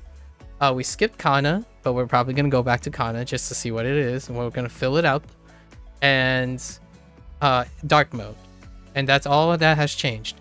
I looked at decks and stuff. We're going to not do those things today. We're going to slowly go through the functions. So let's quickly glance them though, right? Passive learning, glance them. Look, I clicked on decks and apparently, yeah, see, so they separate it into modules, which is interesting, right? There's deck modules, kind of like, I'm guessing like hockey. This is blinding me, but that's okay. So there's different grammar decks, right? That's interesting. And then they separate the vocabulary section. They even have miscellaneous stuff, which is great because this is awesome. Now I'm in intermediate, right? Like, I'm an intermediate Japanese language learner. So all this stuff sounds like there's so many good ideas that I can work with. So for now, we're just gonna try not to like go too ham. And then we have textbooks. Look at this. I wonder if you can buy these things or something like that. Look at this stuff. Like, holy, what is even this? We're gonna have to explore that later, right? And then we have our community tab, community related things that I created. Like, this is absurd. There's so much here. Like, okay, all right. Anyways, let's head back to. So there's like a deck list, and then we have your content allows us to search everything. We can even bookmark items, which is nice. And then we have our practice. I don't even know what these functions are, but like there's a little fun little Bunpro arcade that we could do every once in a while. Just how can you not be enthusiastic about this stuff? And then you have access to your account stuff. There's also a point shop. That's how they sell cosmetics, right? As a way to contribute but still get something. It's one of those things where you already have access to everything based on your subscription. However, if you want to contribute to the team, you're at least going to get something back. Honestly, for me, I usually just give money to the team I believe in, and you don't have to give anything back. This is kind of like my way of giving back, honestly, to show how much fun it is to use something. But it's neat. You can still do like, let's go look at this. Yeah, see, you can buy like different things. Obviously, in WaniKani's side, it doesn't have this ad hoc. It's more like you just customize it on your own using the API. But look at this. This stuff is kind of cute. I don't know. I'm tempted to. We'll do something later, maybe. Anyways, it's obviously not necessary.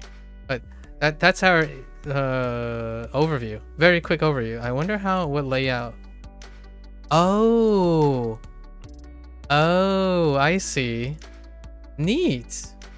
Just quick layouts.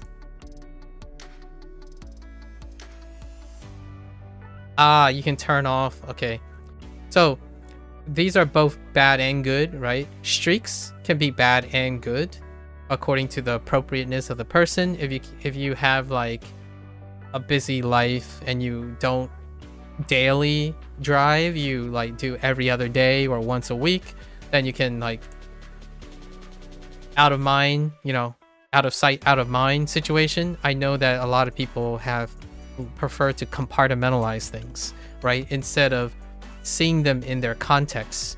So this layout would remove the streak stuff, which makes it so that you don't have to pay attention to it, it can be very healthy and cathartic. And then if you don't want to keep track of everything and you're just relaxed and you only want to know your level, then you have this, and then you can turn it all off, which is something that can give a peace of mind for people who want to like relax and go through their process and journey. So I can kind of see what their layout is, and this creates like functionality to social, right? To your social media, if you're inclined to your social media, and edit. Oh, okay. And then this is for the accent stuff, all the points that you can write. So we'll just leave it up here. Intriguing, very intriguing. I like the UI. The UI is great. All right, so let's get into our learning. I don't remember what learning queue stuff does. Oh, it tells you, okay. Oh, you can add decks. Oh, you can work on multiple decks at the same time. Like you can do like N5 and N4 at the same time, probably, while you're going. Intriguing. All right, so let's look at our grammar stuff. Okay, wow. All right. Okay, so da is, I guess, yeah, it's one of the forms, right? One of the forms. Let's see. We have, I don't know why this keeps spinning. Oh, okay. All right. So details, structure, noun plus da. Yeah, sure. Adjective plus da. Okay. Non-adjective plus da. Part of speech, auxiliary verb. Yeah. Okay. Word type, dependent word. Okay. And then standard, register standard. Interesting. About da. For the most part, da is the equivalent of is in English, for the most part. Right? For the most part. Its role is to strongly express determination or assertion. It is a casual, right, grammar structure, which, that's what the register means. Okay. Okay. Which means that you won't see it in polite sentences, right? It would be something like this. Technically, da is an auxiliary verb. Yes, technically it is. Copula, in fact. Auxiliary verb, a group of words that attach themselves to other words to give them meaning. Like des has the same role as da, but des is the one that will be used in polite sentences. Oh, I did remember this. There's an option to prioritize polite speech or standard speech. I imagine that it's brought up all the time when they were doing Bunpro, like prioritizing casual versus polite. At any time I've played like a video game, or like when I was doing Duolingo, there is constant, like someone has to eventually say like, oh, well, it kind of sucks that they don't teach casual before polite or polite before casual. It's an option in Bunpro. It's set to standard by default, so I kept it at standard. And it is also one of the first Japanese grammar patterns many people are exposed to. Yep. And here, actually, at the end. Let's see. Ice cream da. Ice cream da. Actually, can I hear? アイスクリームだ Yeah, ice cream da.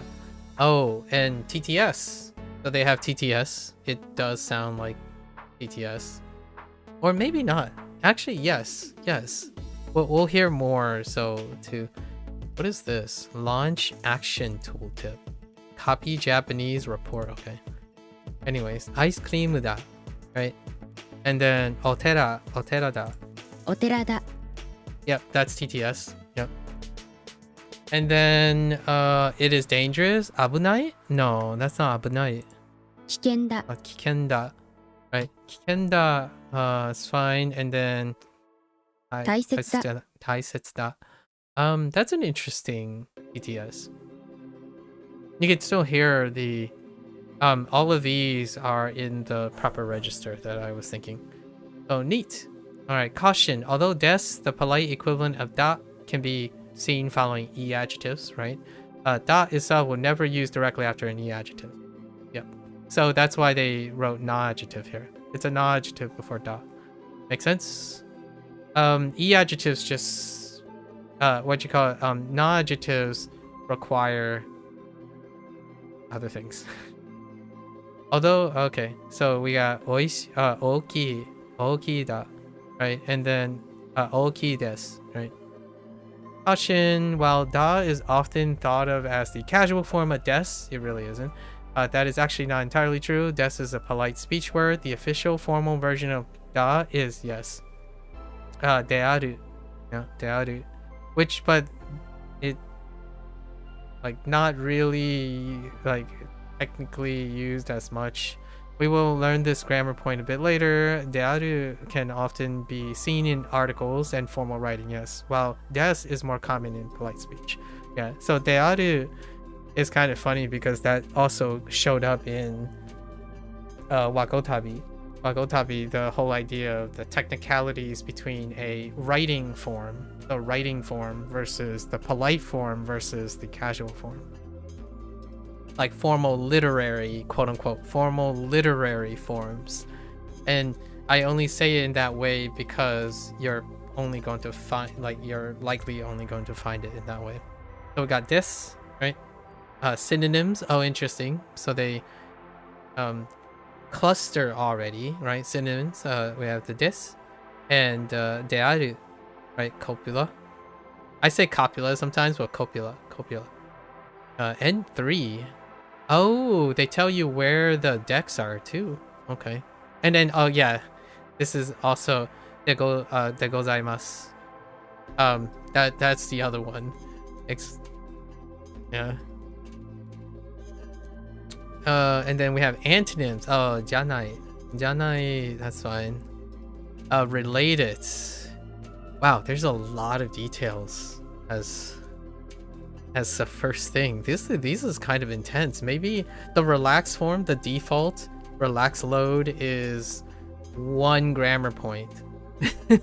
1 grammar point, I think, a day. Maybe 1 is probably something to consider.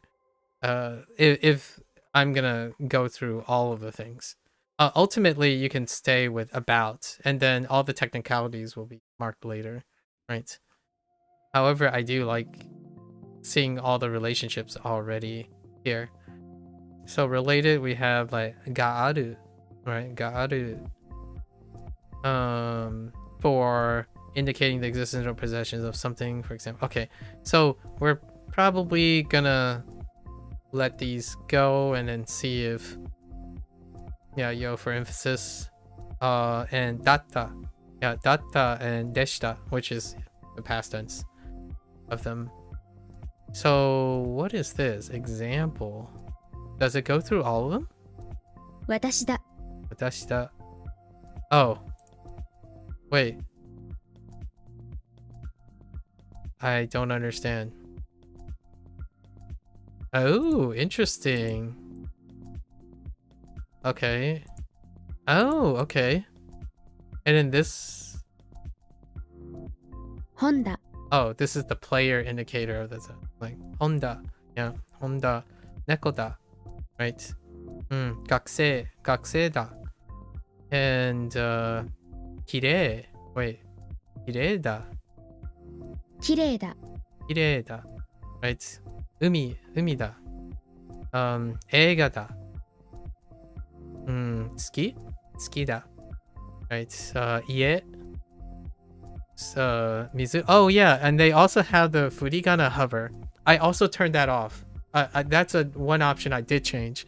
Either they're displayed or hover or neither. So I have the hover. Oh, that's nice. It comes up really. It's not like a pop-up. It just comes up. That's nice. Yeah. So this is onajida. Yeah, the same. Yes, onajida, and then taihen da. Right. Terrible. And then shumon da. Okay, and then we add self-study sentences. Interesting. Do we just type it? Oh, wow.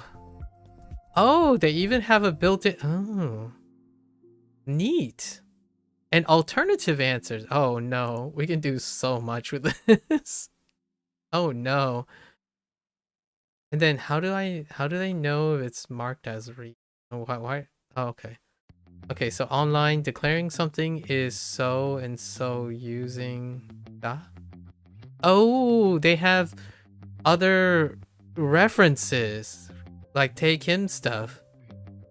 So they have online reads of other things. Intriguing. I wonder who's yeah. And then you have offline resources too.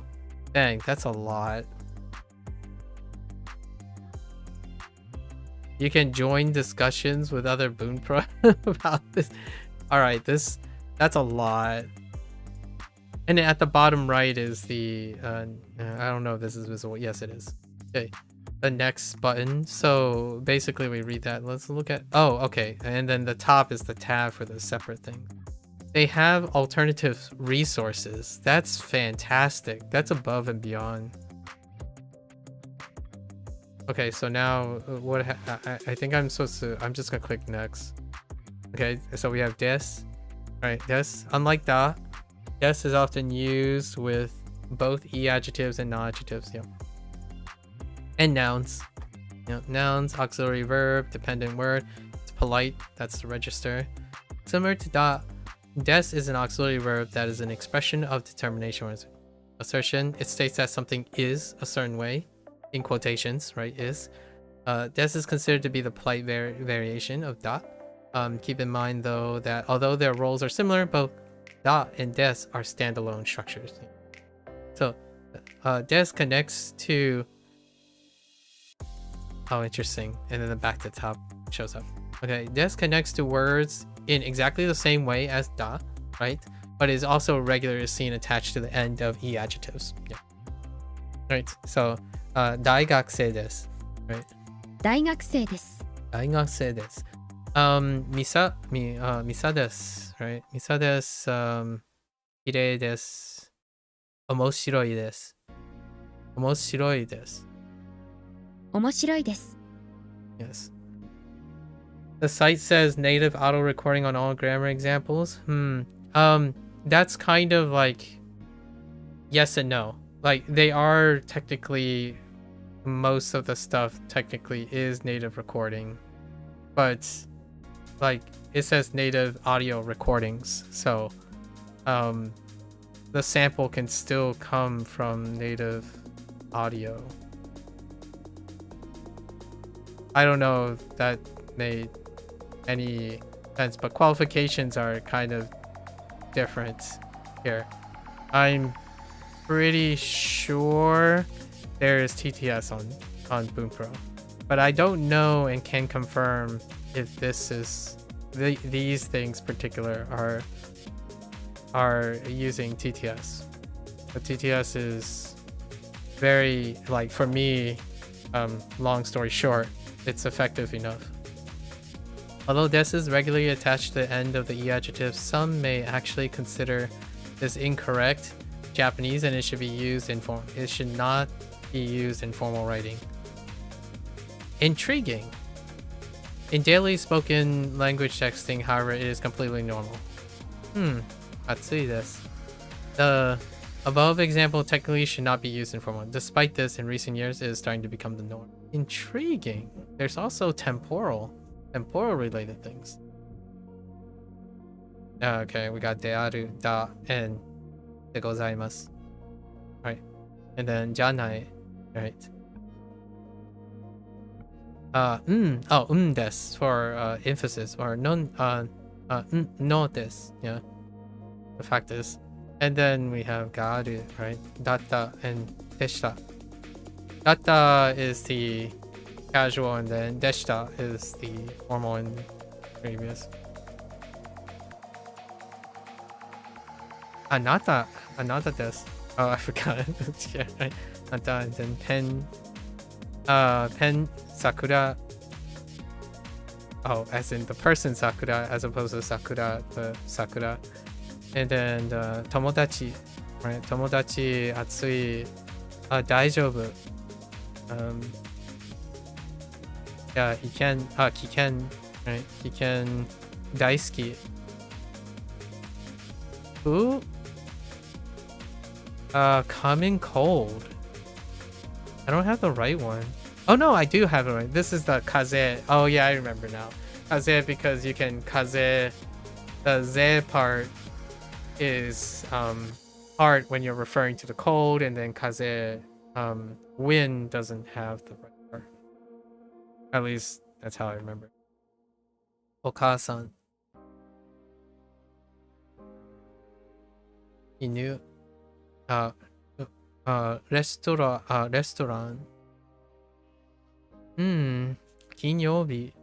Nihonjin. Does the site assume much prior knowledge? No, it assumes zero knowledge at first. You can choose. I already answered this during the opening opinion. You can assume whichever level you want going into the site. It is partitioned based on competence, so you can choose where to start and where not to start.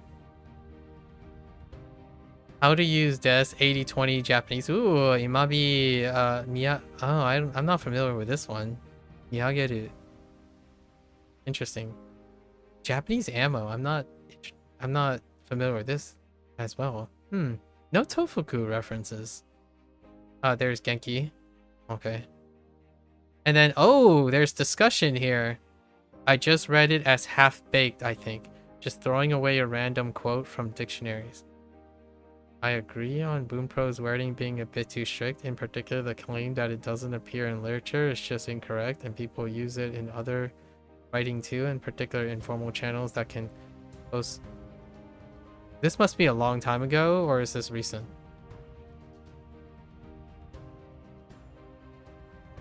Pretty late jumping in, but if E adjectives plus des is considered incorrect, what is considered correct?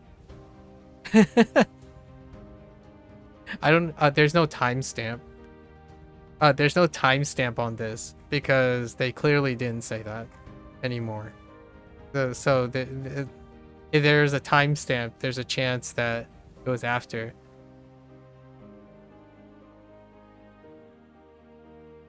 Yeah, because there's the word technically. Either if this person is responding to what is written, I don't understand this person's rationale, right? Because it's not strict, it's technical. So I have no idea, because they didn't say it doesn't appear in literature. They said technically it shouldn't, but now it's the social norm. So it's I think timestamps would be really helpful here. Also maybe like timestamp. Oh no, but timestamping edits would be a little burdensome. But this one is a little weird. Like, I can't tell when this happened. So there's always a chance that these things have been edited prior to it. Interesting. I can these are the type of commentary that is their black and white commentary. It's like zeros and ones commentary. And I read this so often. How's Bunpro going to start? We only started like 10 minutes ago. Not Not too much. We spent like 4 hours talking about Bunpro first. So it's going pretty well so far. How are you? Great. How are you? Pretty late jumping in, but if okay, okay. So what about this guy? Add this coffee. To make e adjectives polite, people use gozaimasu. Yeah, for example. Interesting. Okay.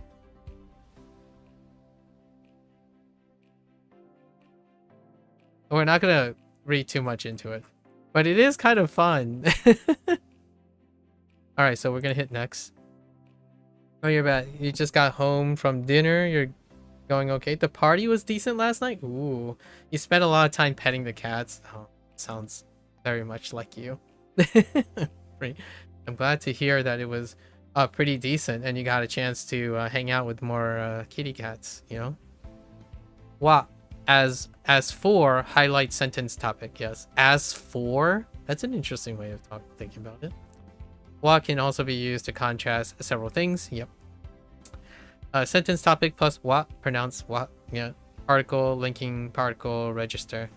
Wa pronounces wa is often considered to be one of the most difficult particles to master in Japanese. I can see what they're talking about this. Alongside ga, right? Wa marks the topic of the sentence and describes the whole sentence broadly. Yes, the topic of the sentence. Right. This is the other frustrating thing, really, with all kinds of not just Japanese reviews that have non-sense logic balance with ones that do.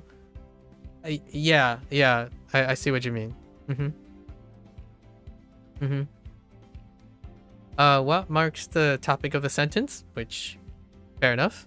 Remember, topic and subjects are different things. And describe the whole sentence broadly. However, ga primarily marks single actions or statements. Yep. Which kind of colludes away, kind of also offers it as a subject. We will explore this distinction in more detail than covering ga. Or you mean just sorting out why people think things? Yes, exactly. And getting caught up with that, in my opinion, can be a little daunting, demotivating. So regulating that is important, right? For myself, I've been very used to these things. However, these things come in different forms, right? When one becomes intermediate and advanced, or like when you go through your journey and have a lot of experience, not necessarily competence, like how much you remember or how skilled you are, or like how like much Japanese you know, but more like how much experience you have allows you to be more consistent in like trying to sort out what type of people or what kind of people or why people do certain things. And that's kind of done in moderation. I think getting really super caught up sometimes can be tough, right? Especially online when you're looking at social media all the time and whatnot, can really derail someone in early stages. In the later stages, I think over time, intuition and analytical skills and whatnot can come in to help, you know, come in, extract the information or the meaning that may be interesting to you. Kind of like the immersive learning thing. Sometimes you can immersively learn from people's commentary. But until you're truly interested in that and you're able to handle it, you know, your routine and your time, it can suck up the precious time that you already have. So constantly, like when you're doing something and you're consistent enough already, and then suddenly someone comes in and is like, well, you should be doing 1, 2, 3, 4, 5 because of A, B, C, and D. And then you realize you tried to go and do that and you lost your consistency with the other thing. That's usually can be, that happens. I feel like that happens far more with self-study than online because of so much information, so much opinions and whatnot. I'm reading them like it's a peanut gang gallery. Like I'm very calm, like solid and calm with how I'm going to learn things. So whenever someone says this and that, I'm like, oh, okay, that seems like an interesting way to think about it. Let's see, covering ga. Let's see, Tanaka-san wa sensei desu. Okay. 田中さんは先生です。 Sensei desu. Oh, that's a little fast. Yeah, broadly speaking. I like the broadly speaking. I see how they're trying to get the wa across. Like, broadly speaking. 私はドムです。Domu? Oh, Tomu. Sorry, I said Domu. Tomu.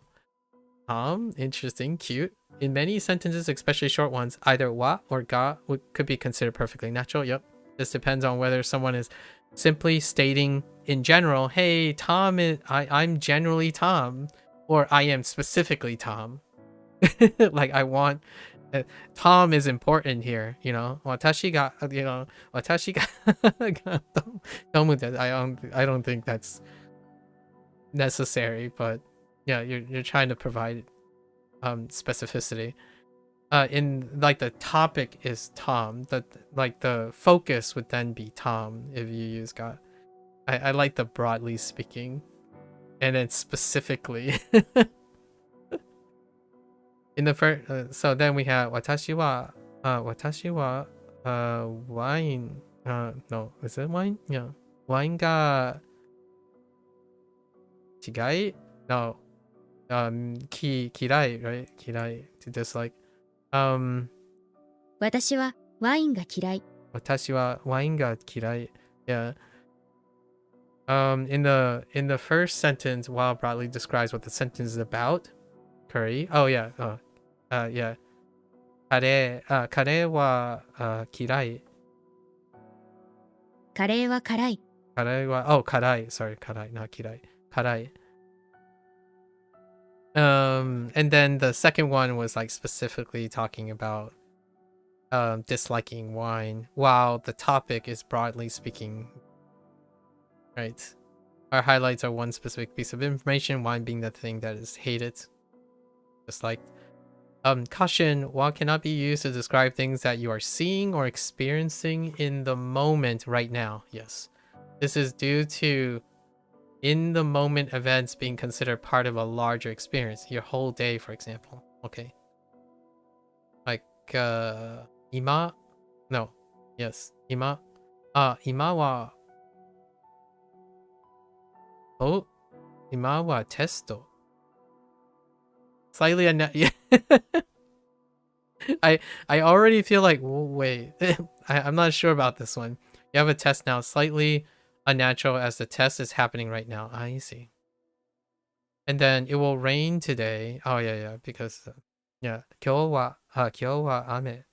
Natural as rain is fairly broad event. Okay, I see. What has two main functions? The first marks the topic of the sentence, right? The second is used for contrast or making comparison. Although there are no strict rules for this when wa is used toward or after the middle of a sentence. It's usually, yeah, it will usually have the nuance of contrast. So, 私は 金曜日が好き. 金曜日が好き. I like focus. I like Fridays. Focuses on Friday. Yeah. Neat. 私は金曜日は好き. Oh, focuses on the comparison. Interesting. I like that. Focuses on the comparison to other days. Neat. In the second sentence, was given the listener the impression that there's a comparison being. Nice. I think we're gonna skip these for now until later. But oh man, there's just so much. Okay, let's read like one of the commentaries. The particle wa is pronounced like wa, however the hirakana ha is regularly pronounced like ha, so you'll need to type ha for it to come up. It is a fair point. It's a very fair point. This thread is from a long time ago, so I apologize. Can I mentally translate ha as for all the time? No. Wait, did someone answer that?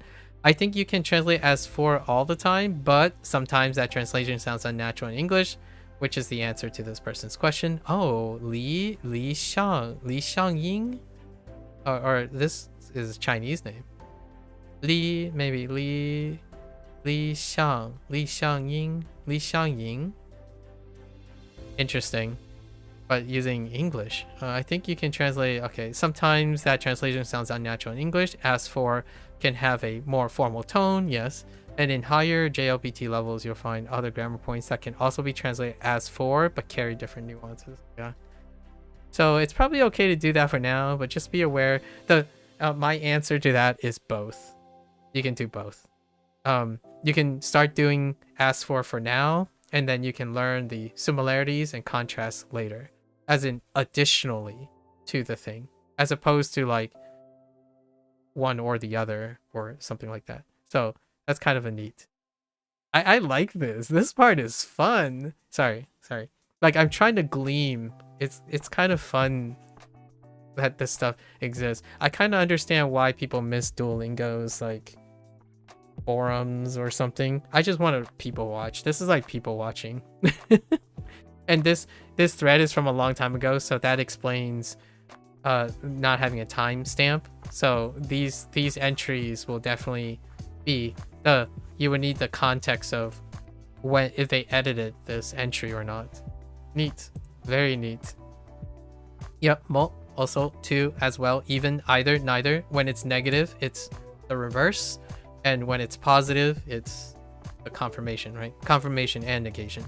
Mult translates will change depending on, yeah, if a sentence is positive or negative. I'm like, I should really just read the rest of this as opposed to like thinking ahead for now. Noun plus mult, particle, linking particle. Okay, that's the word type. I'm actually very interested in how they're gonna describe these things in English, like the type, because I'm a fan of jargon. So linking particle. Mult can be two also, or even, or neither, either, depending on if the sentence is affirmative, right? Affirmative or negative. Multiple meanings like this are quite common for Japanese particles, as there are no need to use different words simply to agree with other statements in the sentence, unlike English.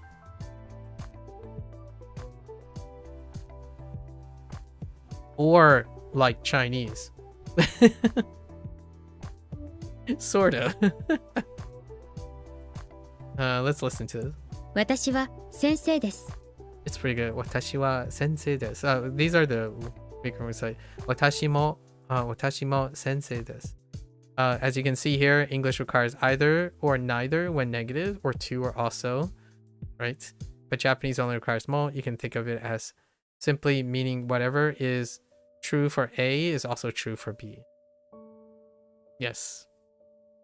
Mo is part of many other compound grammar structures in which it keeps its original meaning but shifts the nuance a little bit. Some of these include demo. Oh yeah, demo, nimo, nimo, and then end with a nai. As in, like, it has to end with a negative. And then tomo. Actually, I'm not sure about what tomo is.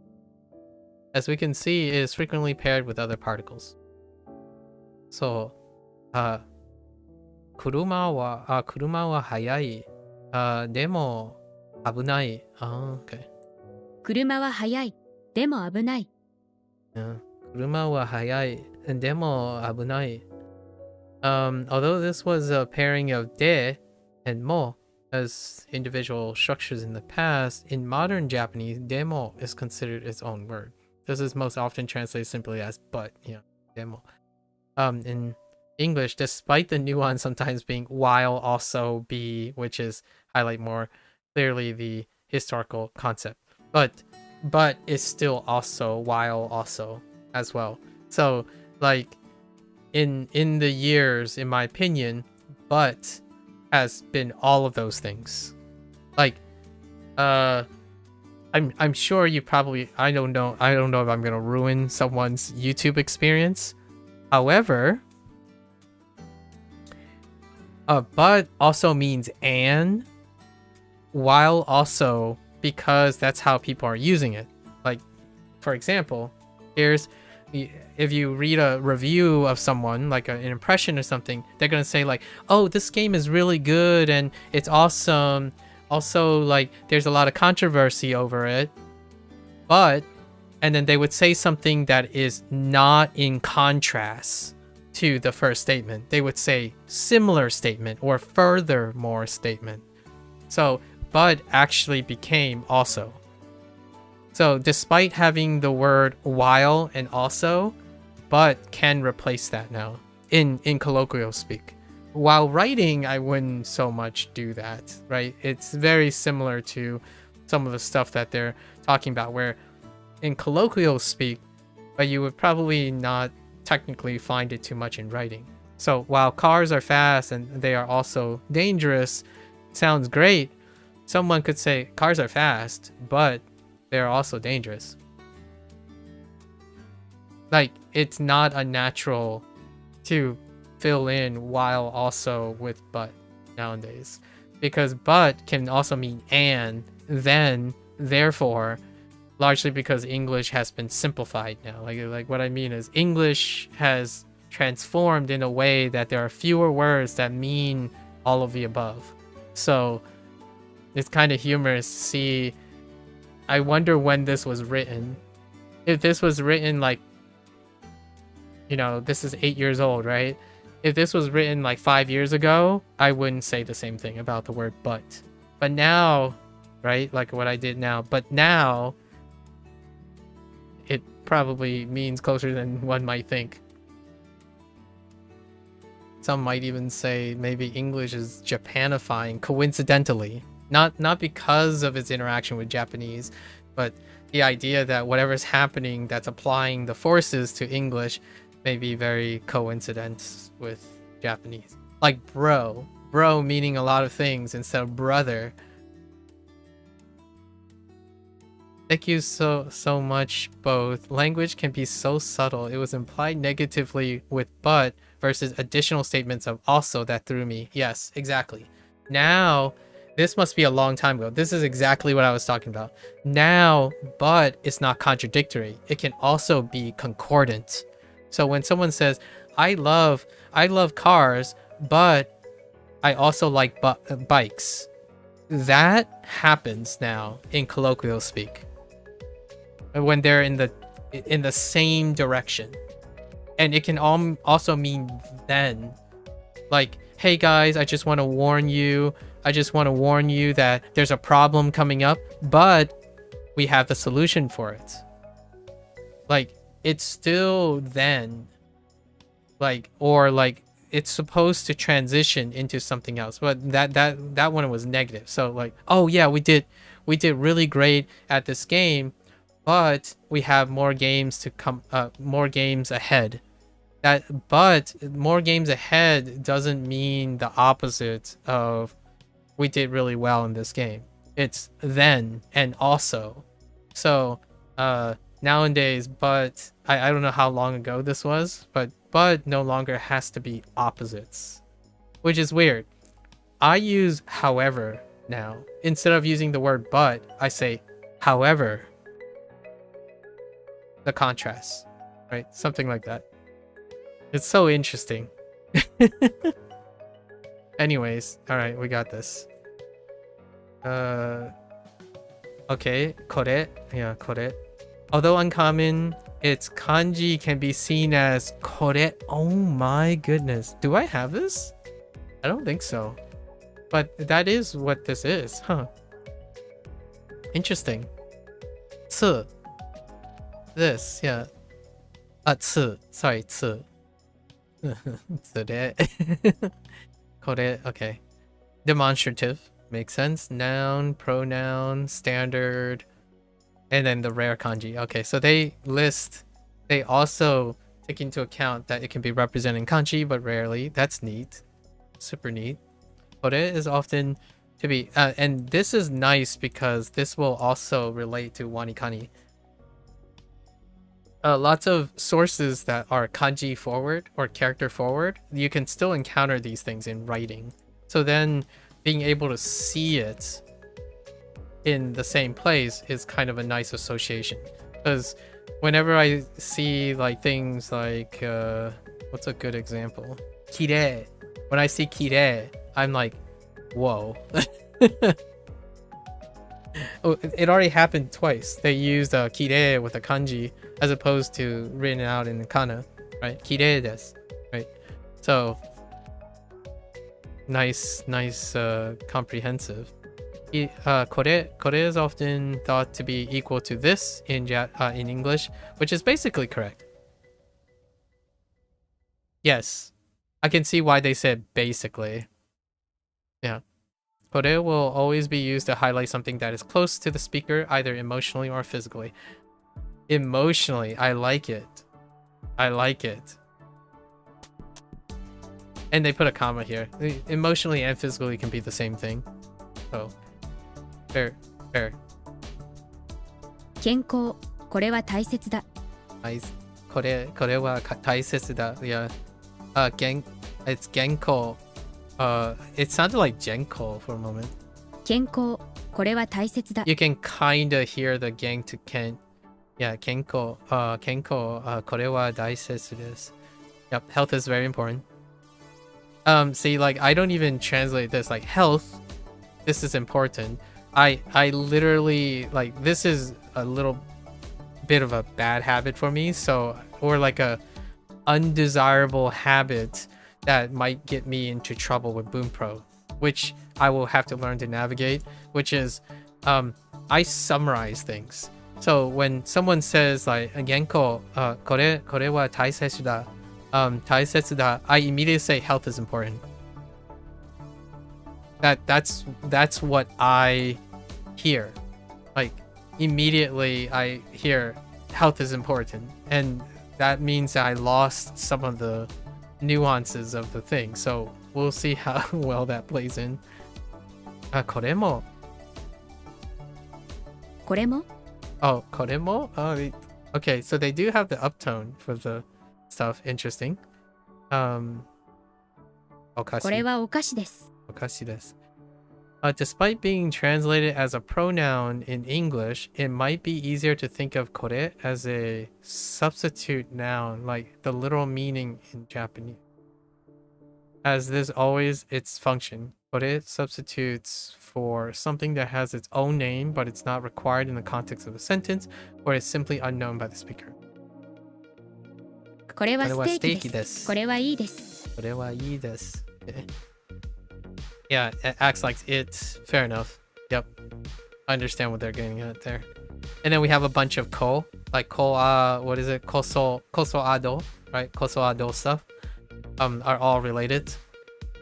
And yeah, wait, let's read one more. I'm like really into this right now. Lol, I read steak as sticky. Oh yeah, sticky. Yep. Okay, breaking it down now that I remember how to read. これはsteaki desu. This thing is steak. Abstract, demonstrative. Imagine you were in a room full of Martians teaching them about a steak. I'll read the rest. I'm interesting that this person went steaky as opposed to steaky. There's other steakies too, but and he used the kanji for his steaky. Dang. Cute. All right, so now we're doing the quiz, right? How's this quiz go? Okay, welcome to quiz. All right, I'm looking at time. Let's take a look at the core features. All right, first, in the center of the screen, you will see a fill-in blank about a specific item you just studied. All right. Okay. Bunpro automatically converts your input. Okay, so there's already a built-in IEM or IME. I keep saying IEM. IME. So des turns into des without a Japanese. Based on the translation hints, type whatever you think should go in the blank and hit enter. Okay, so do I do that now?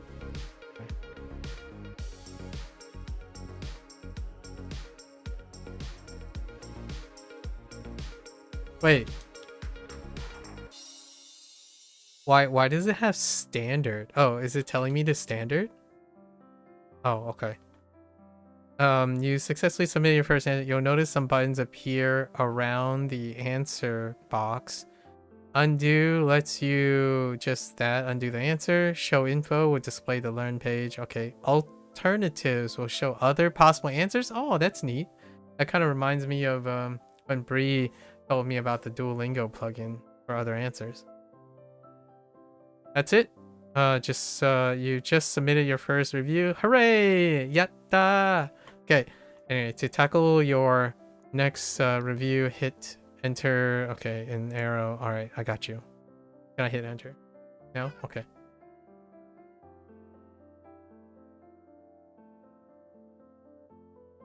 Okay. Oh, there's no sound. I immediately was, oh, there's a hint system which is blocked by my cam, but there's a right around this corner, the very lower left hand corner, there are 2 hint systems. So they included that too. I like this. Wow, that's amazing. Wait, what is this? Open styling menu? Oh, here. Okay. Oh, I thought it was a paintbrush or something. Dang it. I got a little overzealous. Sorry. And then, okay. All right, I got you. I as the topic of this sentence. Oh, okay. Oh. Oh no. I typed wa. Okay. Anata mo?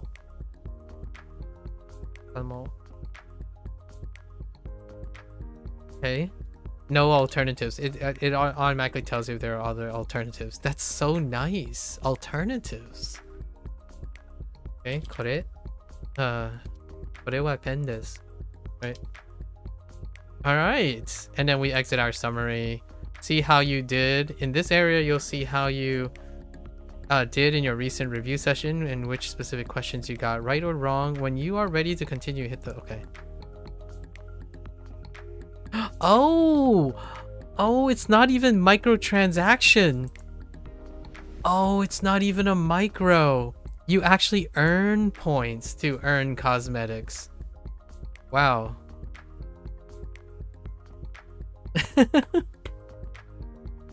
I actually thought you spend points. Like, honestly, I was gonna buy points. Interesting. So you can decorate your... Oh, that's nice. That's really nice.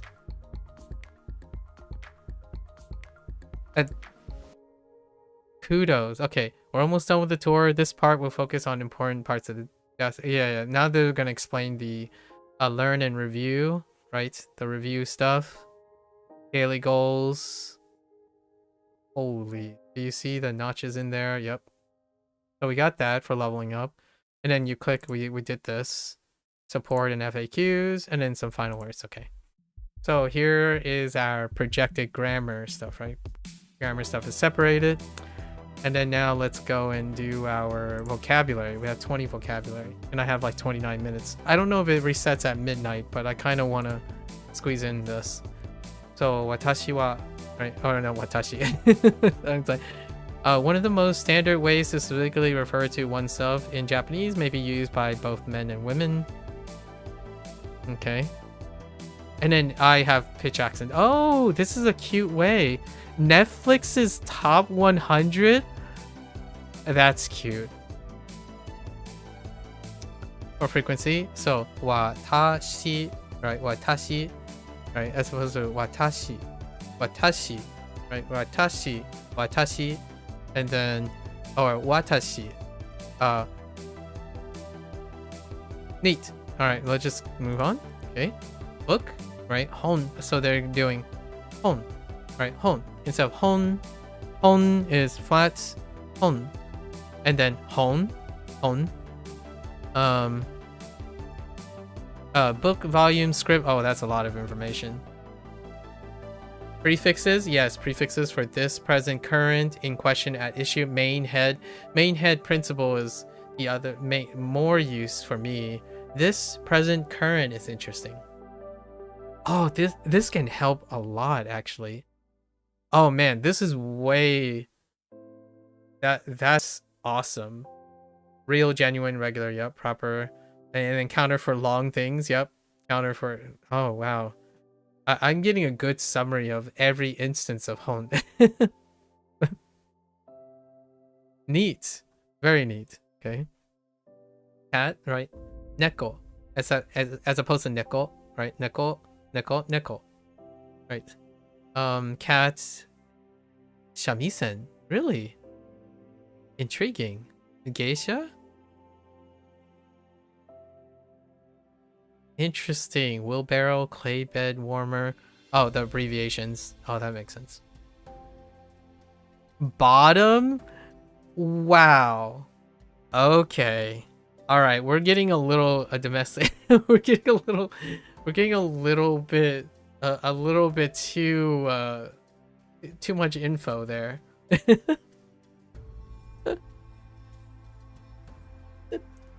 Okay. Sorry, PG-13. We're trying to keep this PG-13, folks. PG-13.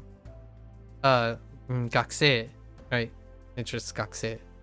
Like, so, right? Gakusei, right? Gakusei, instead of gakusei, right? Anyways, they include pitch accent stuff. Very neat. I really like this notation. This notation's awesome. I think I might adopt this. This is probably how I'm gonna adopt this from now on. So great. All right, next one. Yeah, kire. So, oh no, kire. Instead of kire.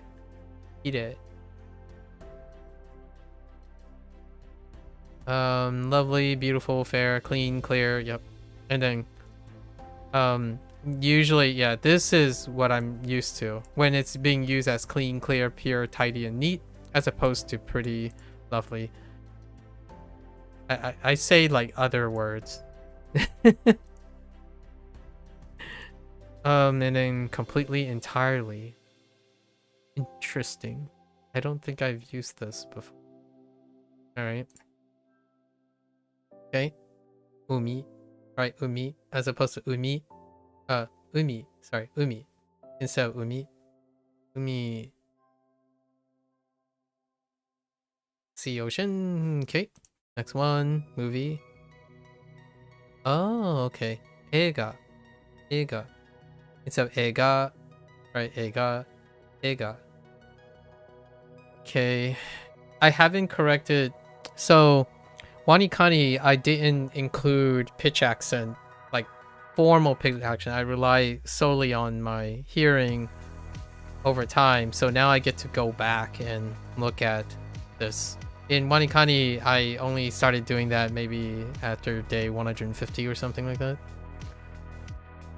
So movie, films, ski. Instead of ski,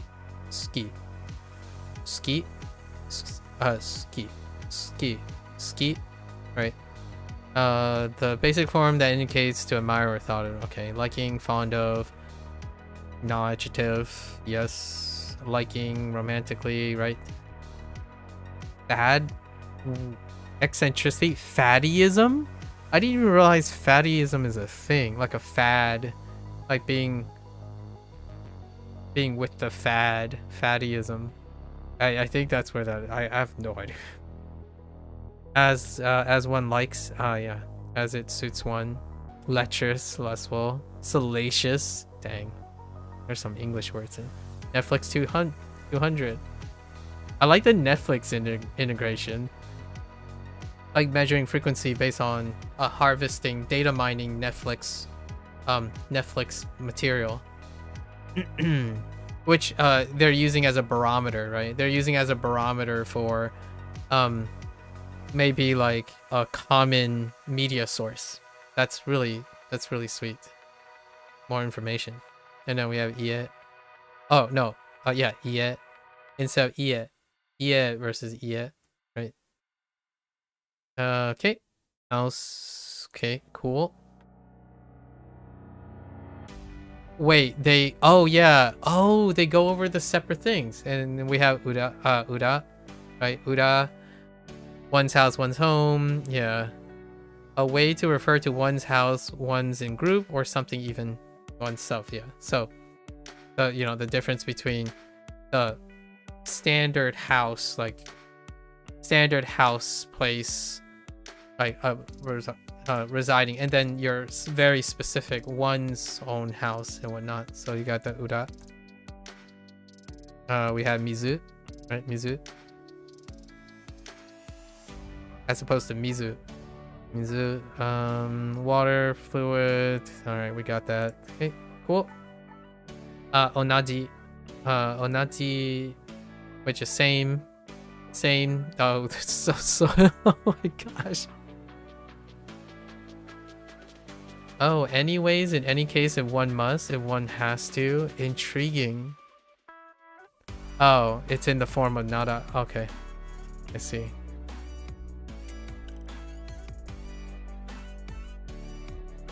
Taihen. Taihen can be both negative and positive, depending on context.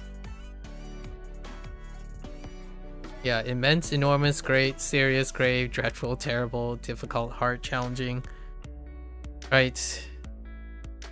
And then as an adverb, yes, very, greatly, terrible, awful. That depending on good or bad. Then we have Shtumon.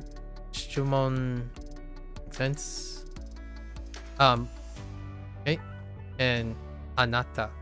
Right. Instead of Anata, Anata. This is one of the, it's crazy how uncommon like I always thought this would be the most common one, where the nakadaka, where you're just going, like, I even thought watashi was it, but it's watashi, right?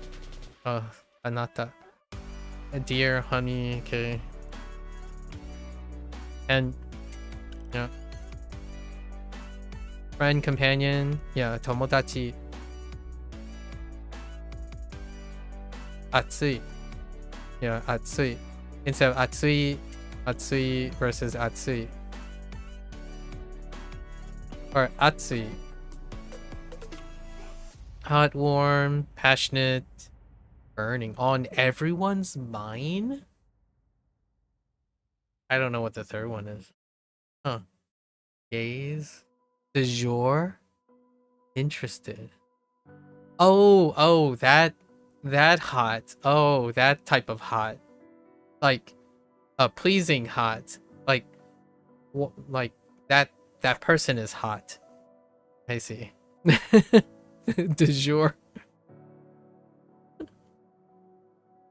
Okay. That's hot, you know. That it's not necessarily fire, but that person's hot. Daijoubu. Yeah. Daijoubu. Right, daijoubu. They really do include every definition. Yeah. I mean, Neko, they were talking about the bottom position. Like, hello? PG-13.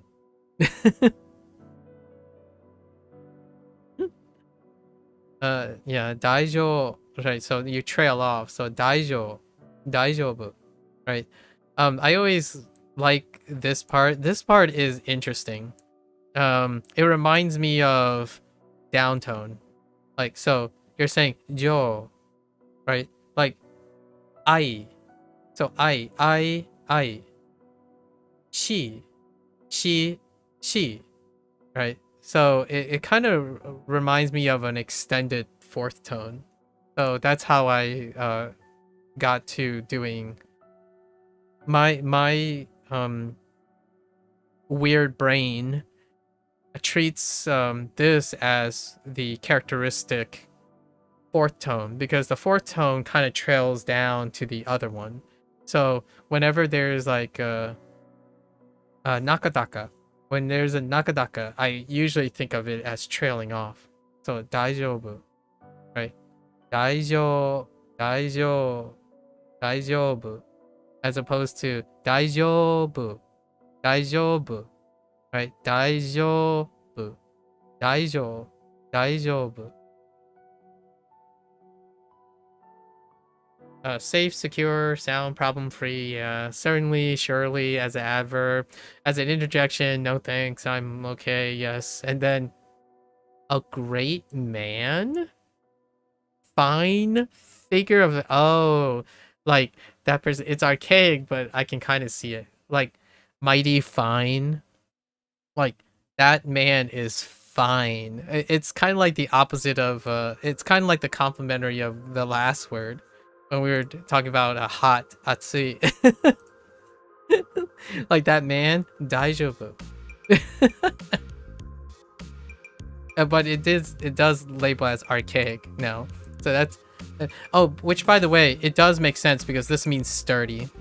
Like a sturdy husband, so to speak. Like this is a combination of sturdy, like hefty, well structured, and then husband. So great man, a fine figure of a man, a sturdy husband, right? That's kind of cute. I like it. That would be a wonderful way of remembering daijoubu.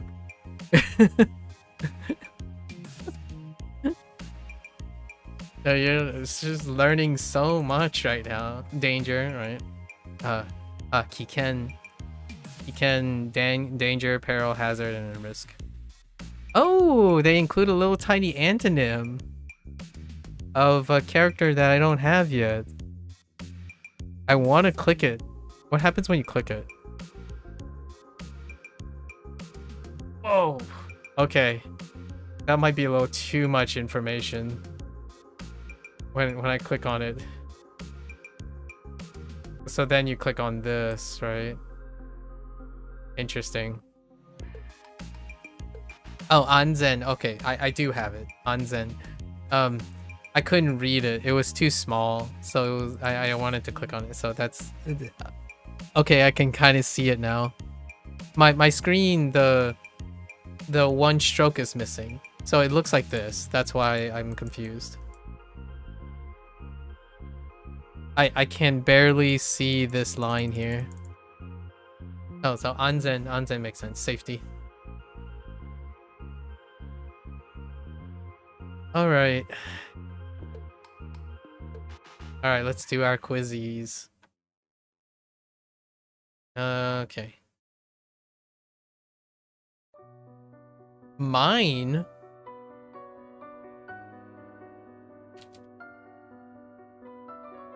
Oh, the sentence moved and I was like, what?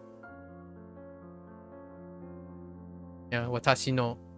Wait, since when did I skip over possession? Oh no, this is just vocabulary practice. It's not like grammar practice because this is a possession. You know, watashi no namae wa Rihanna. Oh yeah, Rihanna desu. あなたの好きな本は何ですか? Okay. Oh, 何ですか?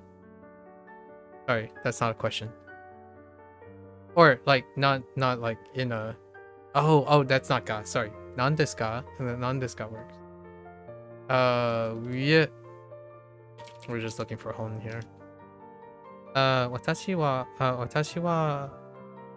猫が好きです。大好きです。Okay. Neat. 妹は学生です。Okay. What? Oh, it converts it while it's being typed. I'm like, what happened to the gaku part? It wasn't like converting it as it's going. Yeah, okay. この川の水はきれいだ。きれい。See, that one would be, so that is technically, it should have been in kana, at least in my opinion. Or like, it could be in kana, sorry. It could be in kana, it could be in kanji, but when I read it as like a clean river. Like the river is very clean as opposed to it's a pretty river. So that's like a whole different weirdness going on. I don't we'll cover across that. 足して ね? No. I like to swim in the river. I'm in the ocean. So 海 海で so by the river or within the river or by the means of or the ocean. Sorry, not river. Ocean. By the means of the ocean. So 海で it's interesting that the vocabulary, they're gonna go straight into vocabulary and Mika, this is this would answer your question.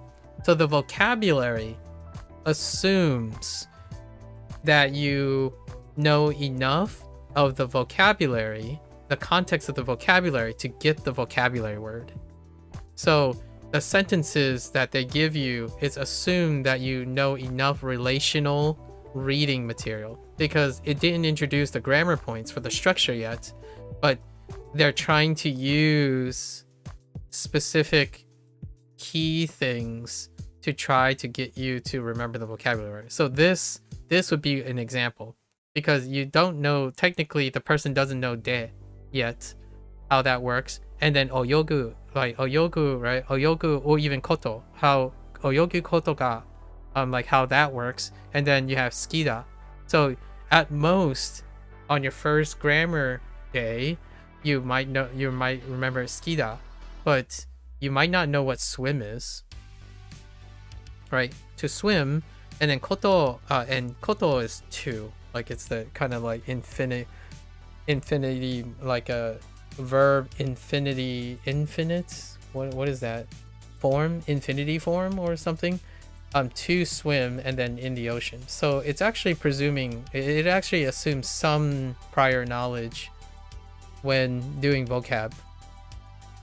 There's a hint system though, so that's kind of neat. This is the first time I've seen a hint system in these type of things, and I think hint systems are interesting. They can be very emergent if implemented in a very diverse way, like a nuanced way. So it's nice to see that Bunpro. I haven't used a hint. I'm gonna be curious later on. Eventually I'll be using hints, so we'll see what that works, how that works out. I got 10 minutes. So movies. Oh, and obviously you can still translate. Oh, which by the way, in the options you can turn off this as a verb connector. That does answer it though. Yes. Yeah. So this one you can also hide this. I kept it on default. I saw an option where, like, for example, furigana is on by default. You can hover is on by default, as well as you can turn them both off, so you're not tempted to do that. Sure. And then you can also hide sentences. So in the options, you can remove this stuff. But obviously the translations will allow you to circumvent the presumption that you understand the grammar, right? And what this does is you can then start sentence diagramming, right? Right. And then making, right? Business. And then you're looking for movies, right here. So using this, you can start to diagram and link up all the things. And then this would be a grammar point. You would have to know the grammar point for this. Right? Stay. Okay. But it doesn't prevent you from getting the answer because there's already a translation for it. But you can do more if you want. Right?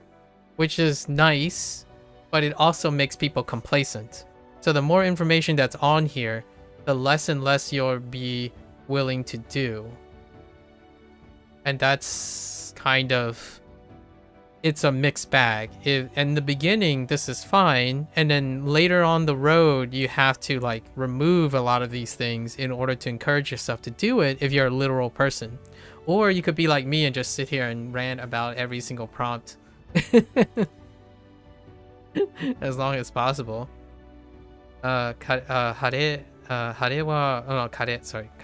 カレーは犬が好きです。Okay.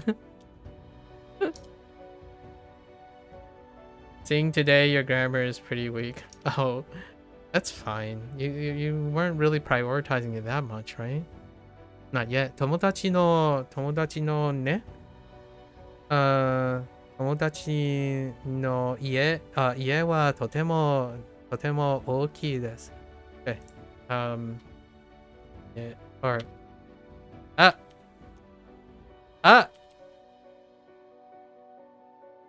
sorry.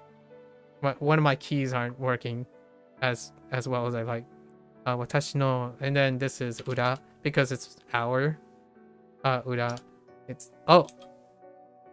Hold up.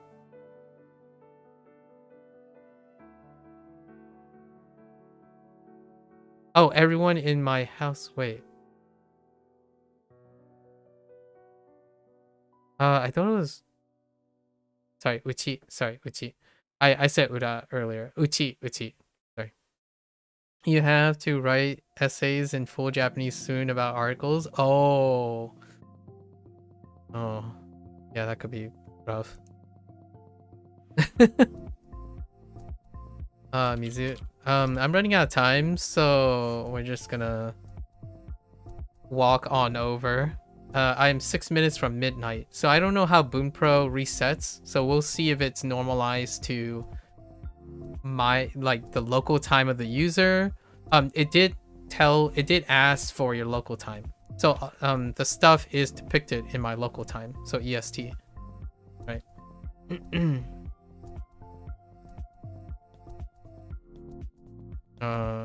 Onaji. Okay. The benkyo wa. Wait. Oh no. There are separate words for this.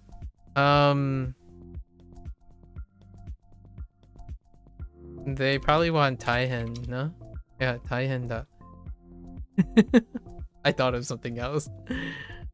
Oh wait, was there an alternative? I should really look if there's an alternative. Stumon, right? Are they looking for? Yeah, okay.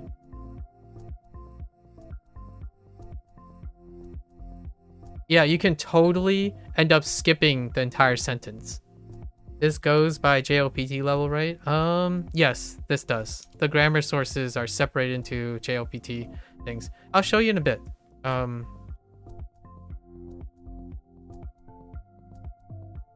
Here, I can show you here once we do this.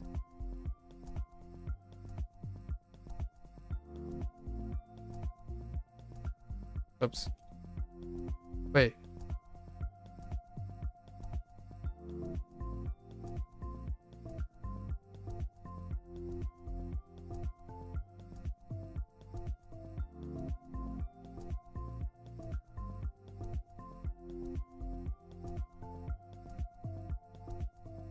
Is there a more serious word we can use here?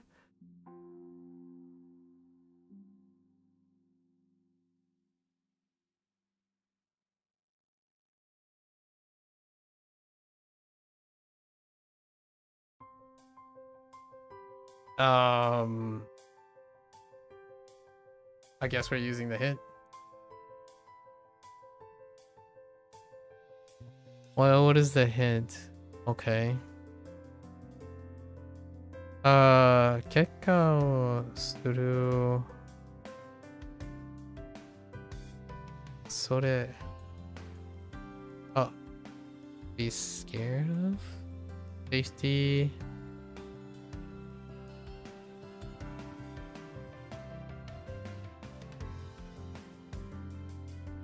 Oh no, この。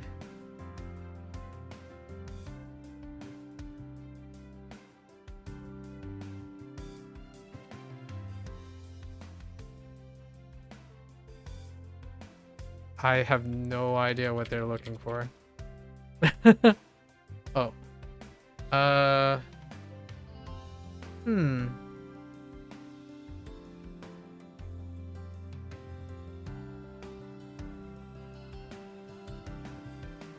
Let's go with another one.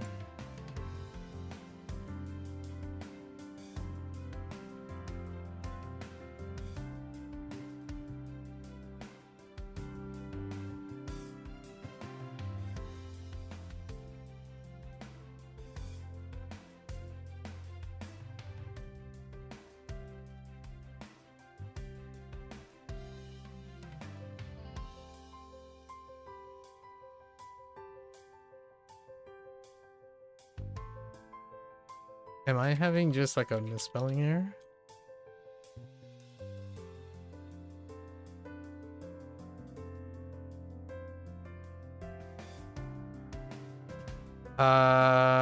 What's another way to say dangerous? Or is it more like it's quite fun looking at day one stuff again a couple years later. Yeah, I know, right? What? Oh, I know what they want. Hold up. It's maybe they want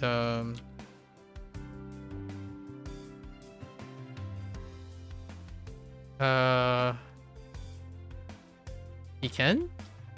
Oh, they want a Kiken. Synonyms.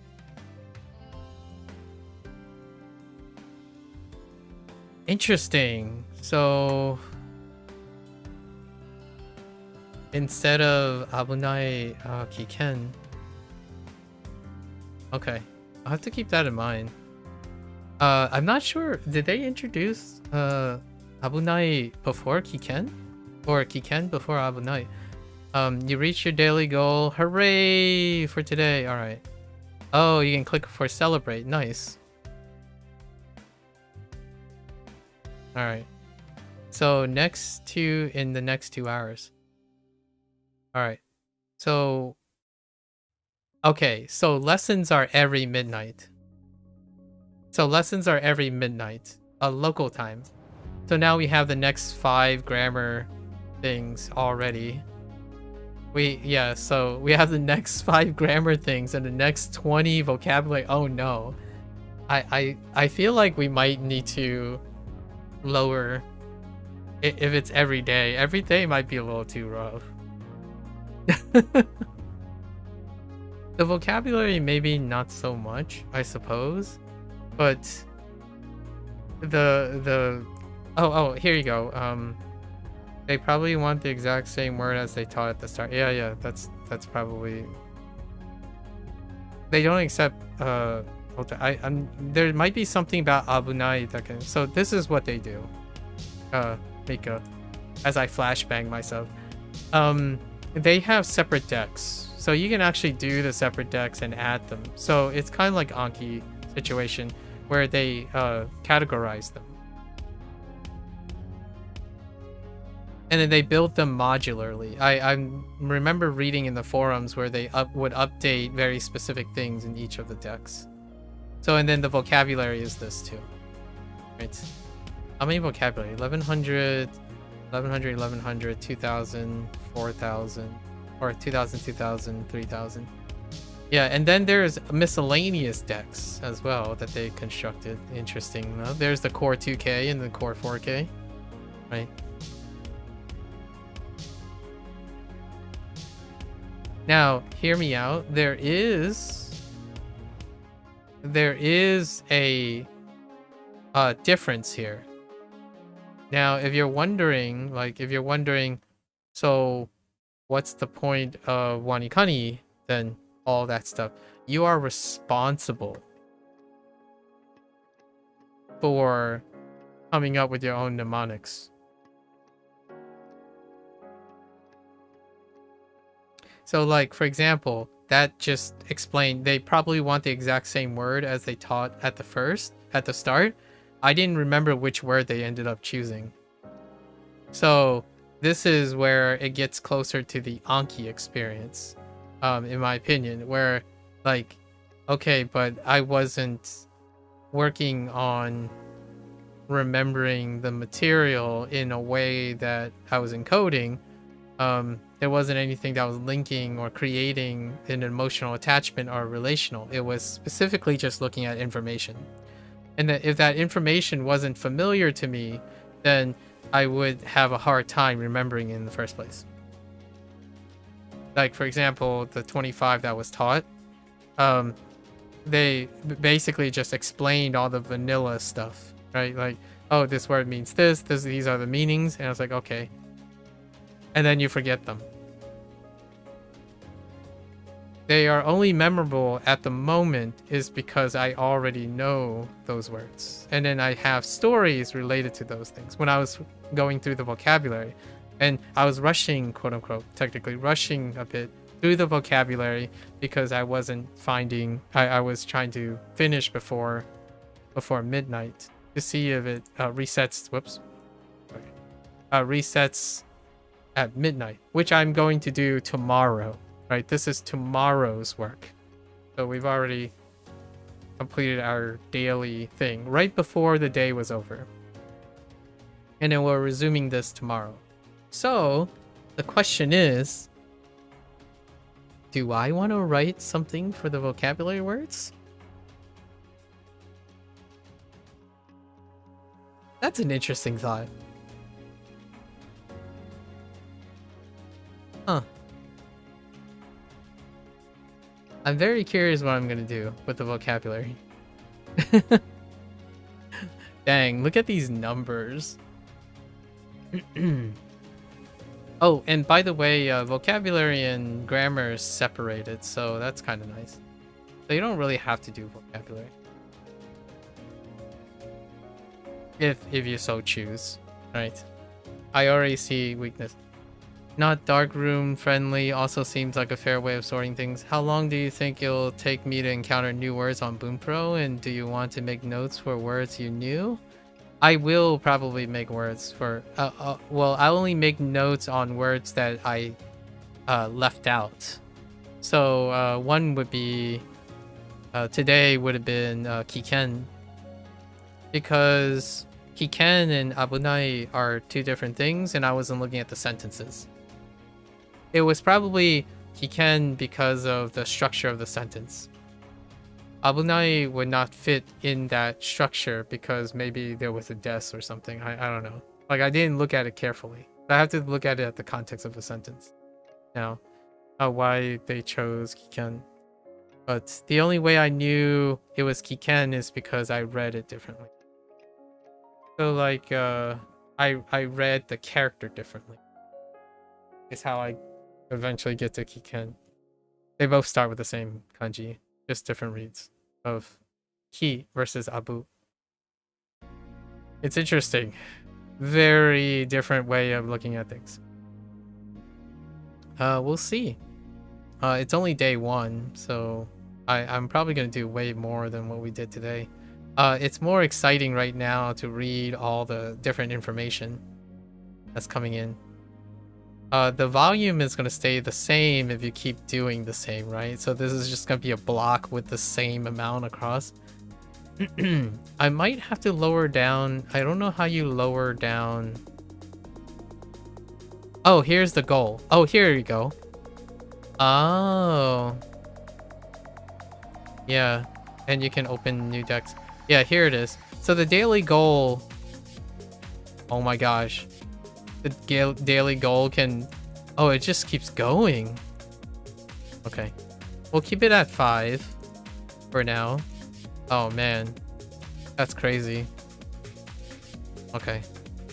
Wait, what did it say? Oh, okay. Yeah, so it's 520 for rigorous, which is the... And then what is this? Learn order. Oh. You can adjust alphabetically. I wonder how that works. By frequency. Oh, so you can change it by frequency or alphabetical. Okay. Review. You can do fill in or manual. I think I'm a manual fan at the moment.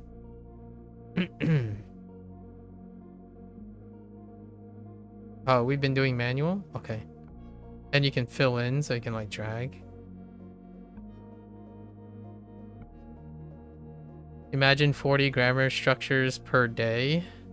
Yikes. I feel like 5 is already kind of uncomfortable.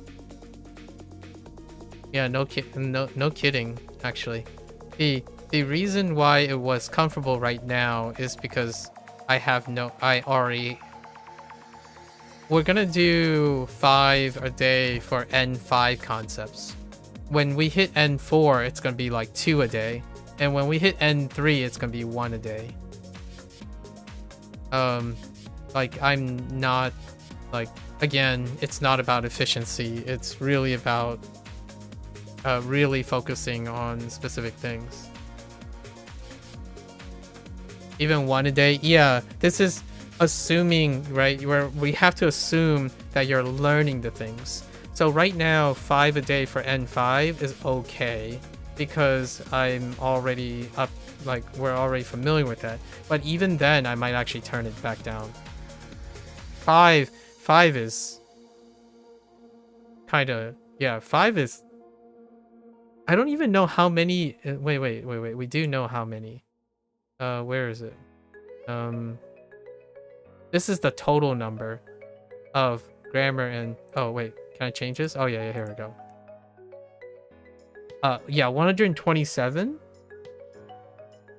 Like right now, I can't think of that many separate things in N5. I can think of certain things that might count as like 20 different things. So it's going to be interesting. Yeah, and I did notice that N4 had fewer, or no, sorry, 127. Sorry, 127. I did notice that N4 kind of climbs, but they didn't like separate it in separate, like evenly distribute the grammar things, like the curriculum, like the N5, N4 stuff. Interesting. And this is lower because I believe the N1 stuff is incomplete. They're still working on the N1 stuff. Something is incomplete about this. I'm not sure if it's complete yet. There was comments about Bunpro's comprehensiveness. So we got vocabulary, 1100 vocabulary in N5. Huh. And you asked, wait, for the pitch accent notation used, you commented on it. Have you not seen it like that often? No, I use this. I use these notations. I have seen it in someone's shorts. I have seen it in someone's shorts in like a subtitle thing. But I think these are a bit more representative. And then the actual pitch accent would be something like this. Like these are the ones that I visualize in my head. So I like that I like the idea of flanking, like flanking this. I like the idea of flanking a word. But that also implies that you would write the words. And I'm not talking about whether they're represented, but more like doing it yourself. That's surprising to you? Haven't seen the version with diagonals before? You haven't seen Jisho? Wait, doesn't Jisho use one of these? Hold up.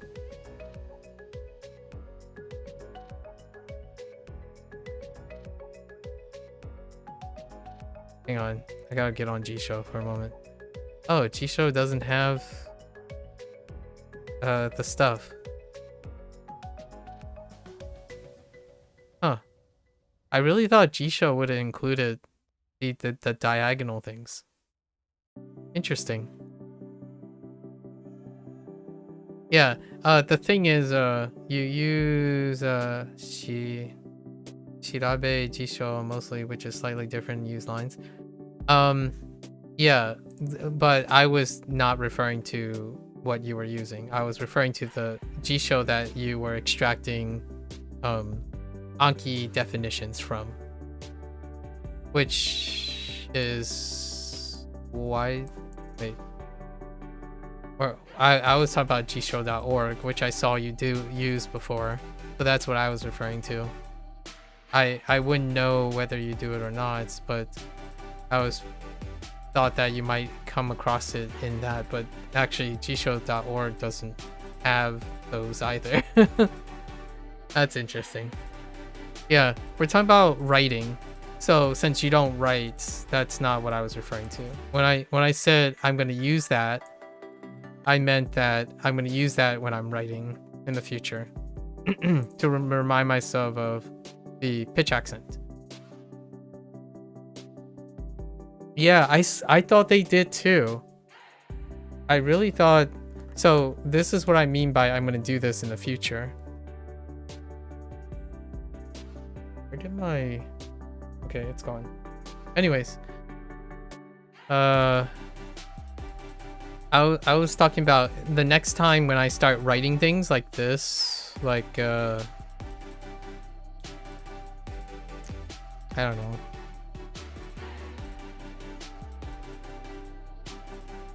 I can't think of something to write. Oh no, is that the other? Oh no. Oh no, that's fine. That's fine. I was thinking of text stuff. Like right.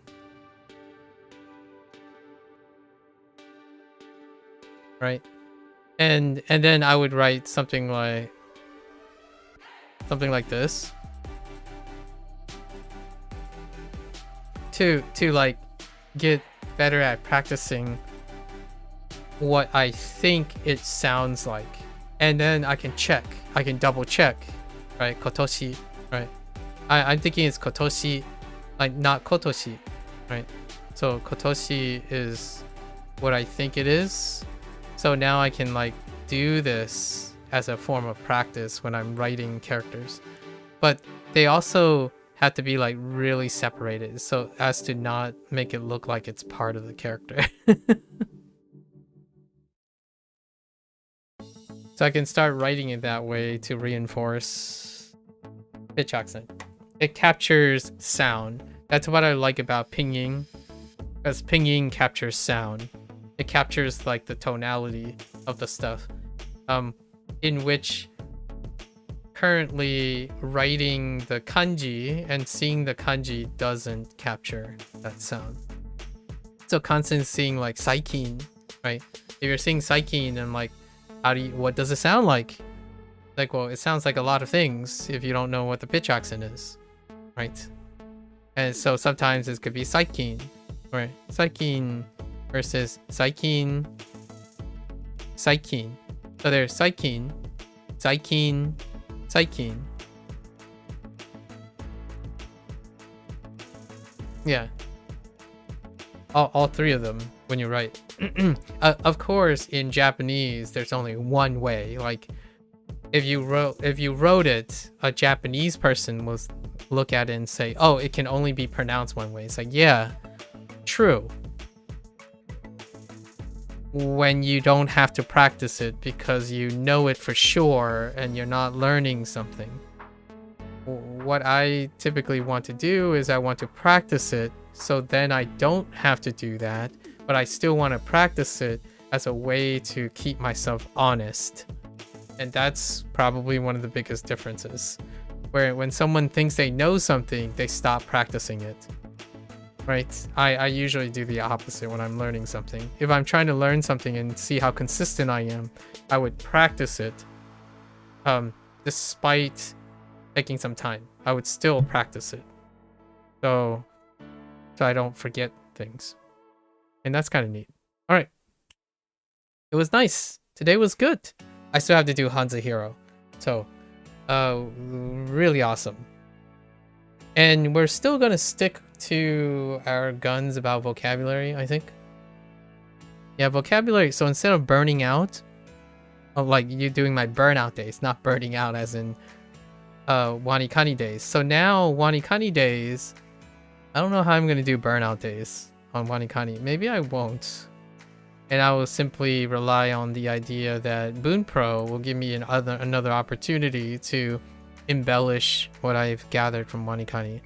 Also, by the way, Bunpro can synchronize with WaniKani, so the vocabulary, you could, whatever you learned in WaniKani, you could import all of your vocabulary from WaniKani and then remove them from, like, synchronize your WaniKani vocabulary to Bunpro, right? Because they take API information. I don't know if it goes the other way around. That's an interesting question too.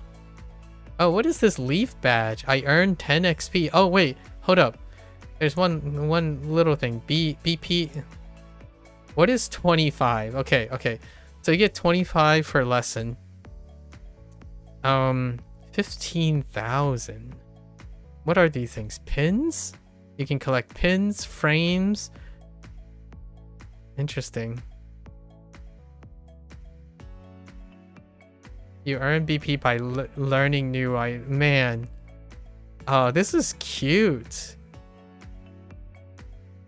You can look at your. Ooh. Oh man. I kind of want to create things for this. Oh, look at these different accent colors. Oh, wait, hold up. I gotta view all the accent colors. Oh, you can get free ones too. Oh, you can just get this for free. Hold up. I want the blue accent. Can I just unlock it? Nice. Hold up, we're equipping this. I mean, it's free, right? Oh, nice. Oh, dude. It's so cute. Oh no. Oh, that's such an encouragement. I kind of want to farm points now. Shh. We're not gonna gamery this. Hold on, we gotta go back to accent colors. Oh, this green accent is screaming my name. Oh, verdant. Oh, verdant is good. Oh, this is my color palette right here. Yeah, this is my standard color palette. And if I'm going panda, like red panda, it's either this or these two. But this is my standard color palette right here. This one is nice to do a monochrome green. Purple is very soothing. This is like sleeping, like chilling things. Sea foam is great. That's the second one. So yeah, forest, sea foam. I like the sea related things like seaweed. It's like some seaweed in it too and whatnot. Like these three are my like standard palettes. All right. Wait. What else we got? What are these frames? So I'm guessing these are your profile frames. Yeah. What the heck? A retro control? Okay. Oh, these kois. Oh no, these fans and the koi. Oh, the pink koi though. This is so beautiful. Ooh, a blue crane. Okay, real talk though. This koi is, or the pastel stuff is nice. Oh man, that pastel fans though. Wait, what else we got? I don't know what pins are, but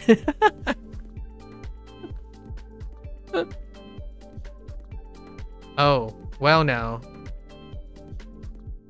I know centipedes are kind of scary looking, but that is probably one of the cutest centipedes. Okay. Interesting. I wonder where pins go. Oh, we got some flags, some flowers, a kiwi. Some nigiri. You sort of want to test the site now, but you don't have time to do Anki and Bunpro. Yeah, no. Yeah, definitely, you know, be careful and all that. I guess pins might be... Okay, so what is the profile stuff? Frames, pins. Oh, here's the profile thing. Oh, that's lovely. Titles. Nihongo streaker. Wait. Let's see some of these titles. Hold up. Idol trainee, Nihongo speaker, caffeinated, review master, UFO catcher, addict, daily dojo member. That's kind of cute. Casual, keigo, Keigo abuser. Sub-story completionist. Oh, that is screaming my name. That's I don't know if that's a Like a Dragon reference. That's gotta be a Like a Dragon reference. Sub-story, and then Warrior of Light is a Final Fantasy. That's gotta be a either Final Fantasy or Dragon Quest. This is probably Final Fantasy reference. Jet Setter, Jet Set Radio, probably. Trial and Error, Foodie, Backpack. Ooh, spacing. Dog lover, cat lover, Monster Hunter. Yeah, so these gotta be video game references. Sub-story completionist is Like a Dragon. That's screaming my name right there. Sub-story completionist. Osaka Loop Rider. Yep. Yamato. Yeah. Yamanote Rider. Yep. Millennial Zoomer. Boomer.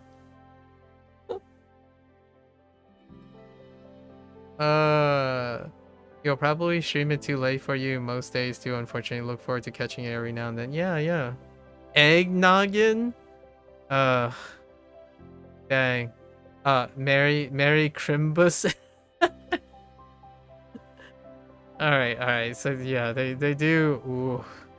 It's cheap, but it's also fun. Man, Giga Chad. Alright. I'm having way too much fun here. Wait, hold on. Let's look at some. Oh, these are nice. Wow. Oh, I dig this. I wonder if I can do art for this. Oh, we know what that is. There's no way that's not a Demon Slayer reference. At least in my opinion. I know it's a classical pattern, but including it is, it's a little suspicious. But some of the I love. Ooh, I'm a fan of like. But this stuff is great. I do enjoy this stuff. Intriguing. Even previews. Very neat. This one's really cute. Definitely a great way to integrate some incentives. We got progress bar things. Like for real, I actually thought you pay for this stuff. No, they don't have a red panda pin. No red panda. They no lesser panda. Wait, actually let me double check. I didn't look very closely. No lesser panda. Just a regular panda. I'm pretty sure these are yeah. Just regular panda. But at the axolotl though, there's also trash panda. You know, we have trash panda too. And then trash panda's cousin, the possum. Cousin panda. Kidding. And then we have the white panda. We also have white panda. The polar bear, right? Oh, they even made derpy versions of all of them.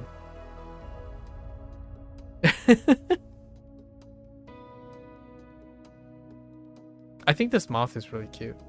All right. Oh, look at the mantis. Sorry, I'm not sure if people are into bugs, but oh, that ladybug's cute too. Oh, red dragon. Wait a minute. Oh no, they're just mahjong tiles. Oh no, wait. Yeah, these are references. East Wind, Nine of Bamboo, Red Dragon, Three of Circles. Yeah, that's not arbitrary. These are not arbitrary. The leaf bug. Yeah, look at this cutie. Oh, oh, that's what the pin is. The pin goes to the top right of your profile pic. Oh, I see. Can you equip more than one pin?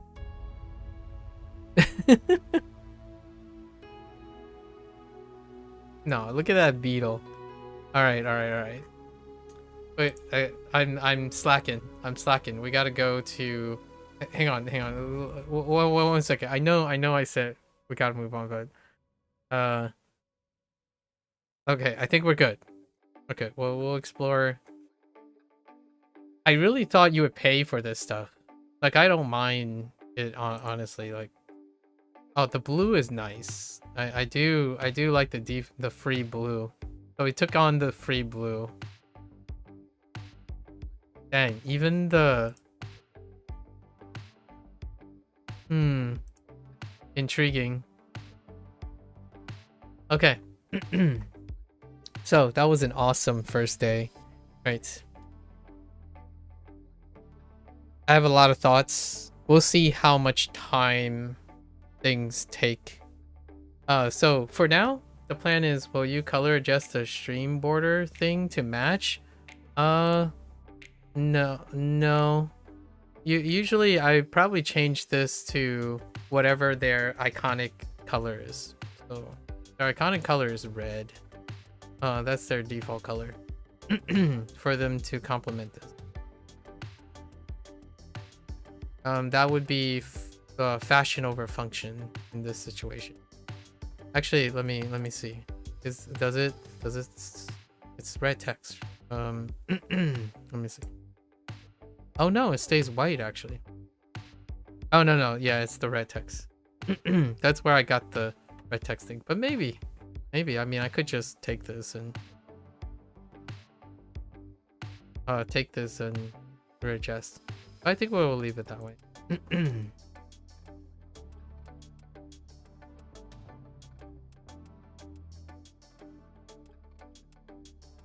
And technically, the stream border thing is an official wallpaper. That is a good question about the black thing. But anyways. Intriguing. Alright. Good first day. We're gonna have to play it by ear. How much time we have, because the review, we still have reviews, right?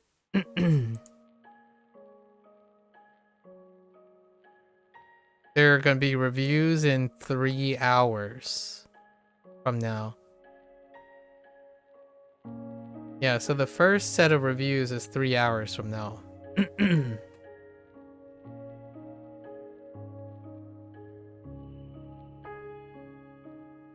Yeah, so that's gonna be double.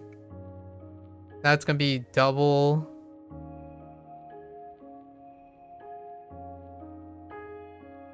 This is basically doubling onto HanziHero on top of WaniKani.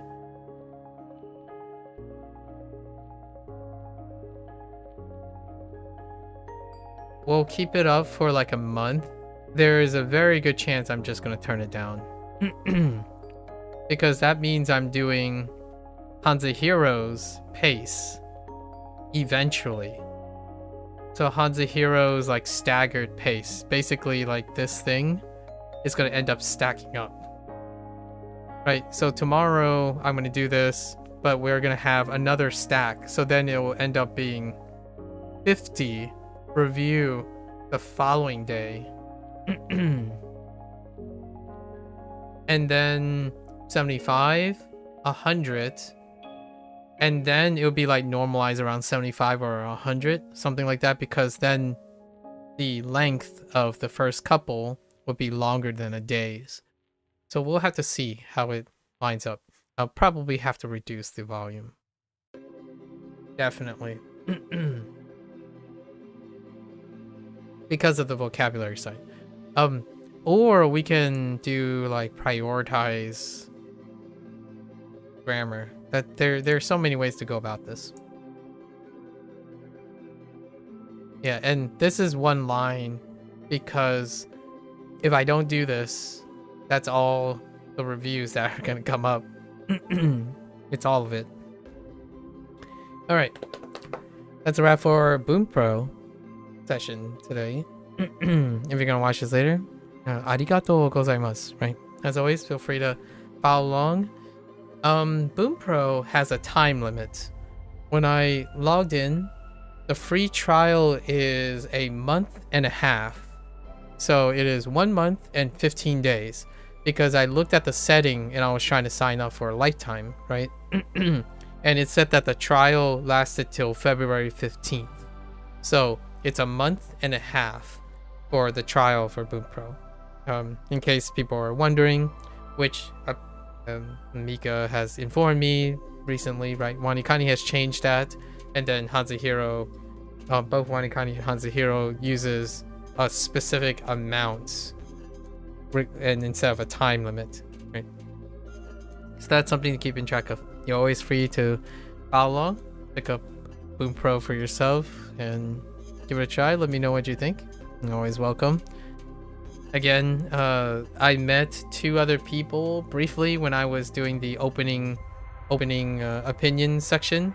And Mika, when you say I will probably be streaming it too late for you most days too, that's untrue. Like, because today I actually spent 4 hours doing something else. Then, like, I spent 4 hours doing this. Would be 4 hours earlier. Like, on a standard day, it would be 4 to 5 hours earlier than today. But some days, when WaniKani has lesson days, that is probably going to be later than your days. No, they aren't. You actually miss most of the WaniKani sessions on most days because you didn't even see them. The days that you did see them are the long days. And those days happen every 2 days out of 11 days. They are not long because you missed most of them. You are actually there when I'm during my HanziHero sessions, as I've already been keeping track of that. WaniKani takes less than 30 minutes outside of the lesson days. The lesson days take 3 hours to 4 hours.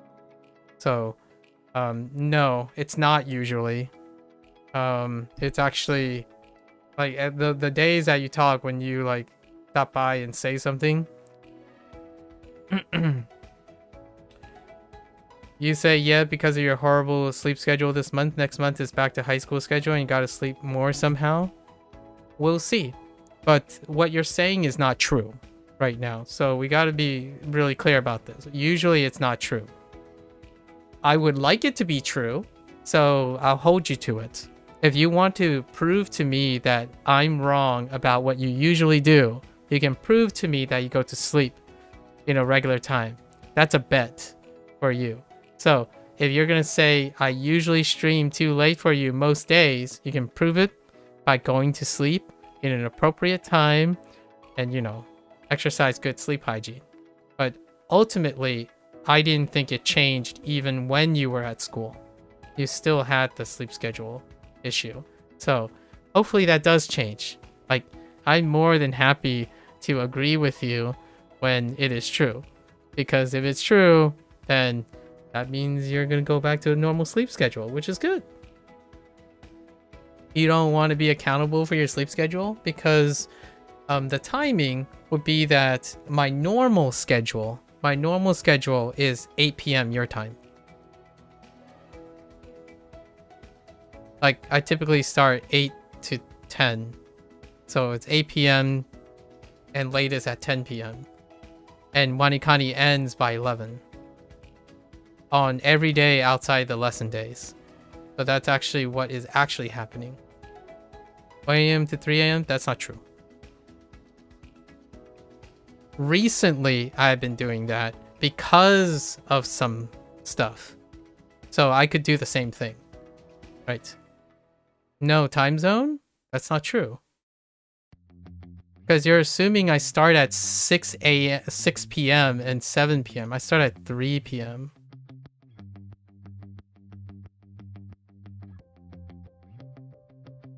Yeah, most of the time I start at 3 and 4 p.m.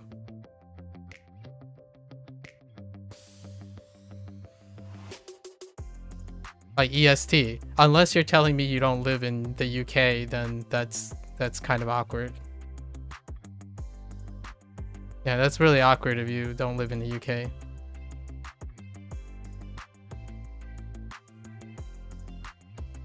Yeah, I have only recently started at 5 or 6 because we are chatting before then.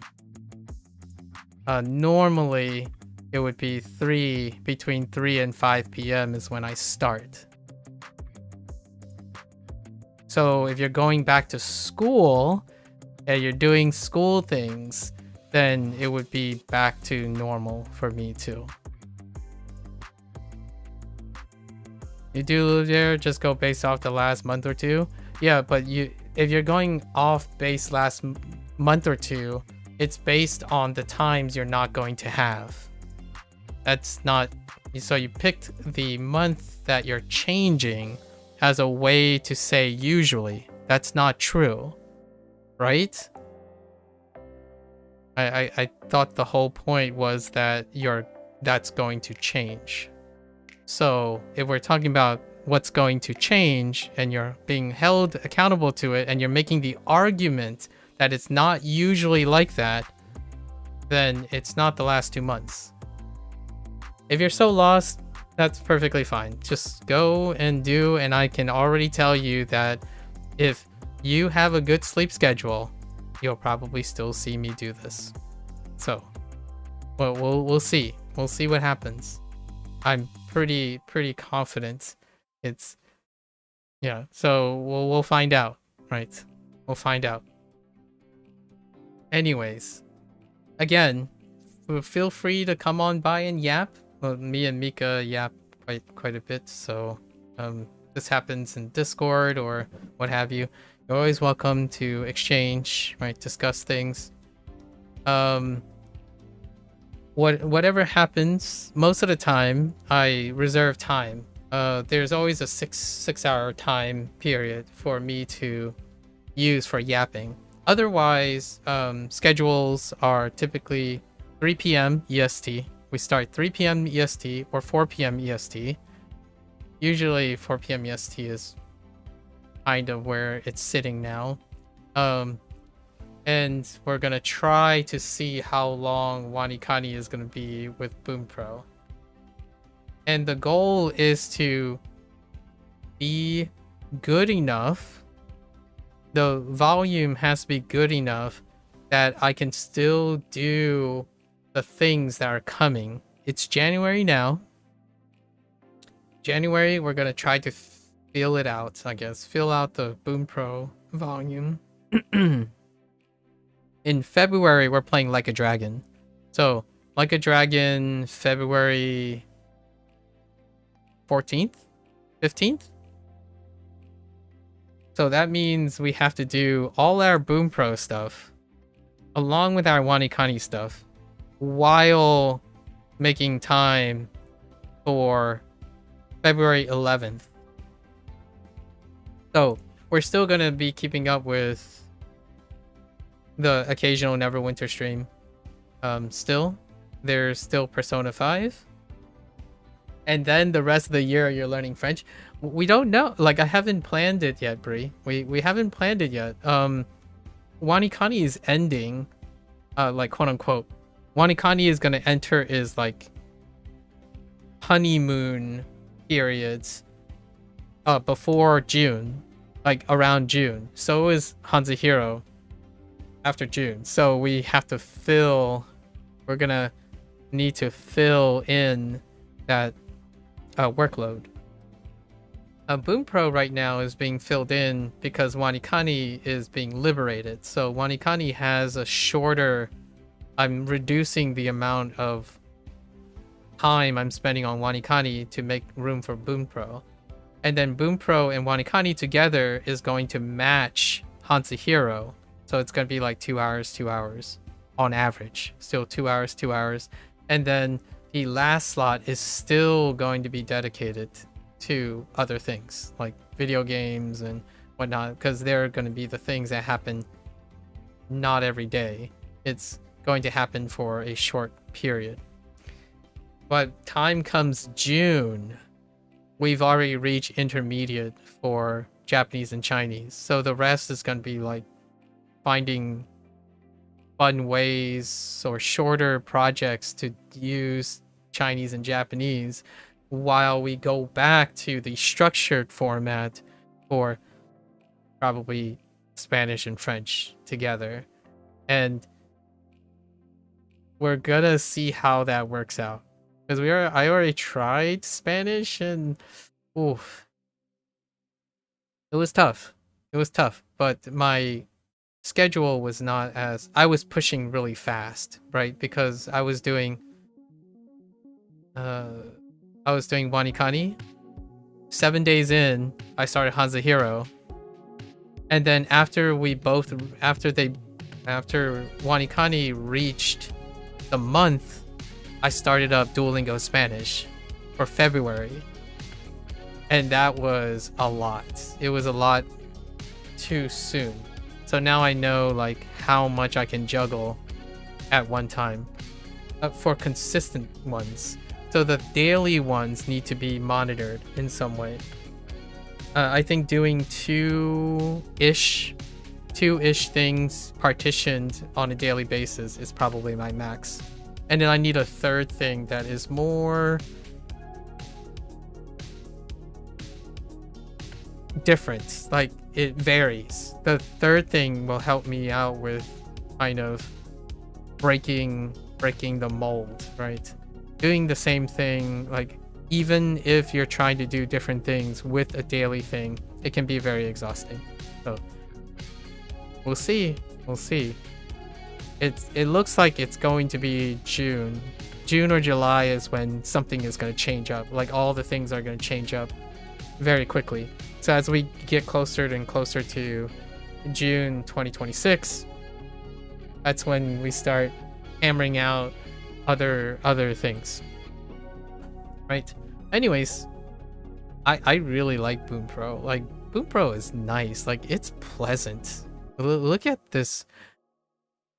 Now all of this looks great and it is very comprehensive.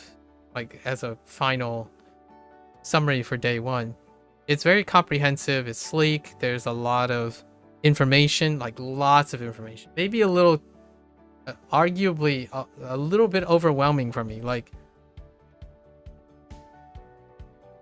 you know what? I think I'm gonna change this now in reflection.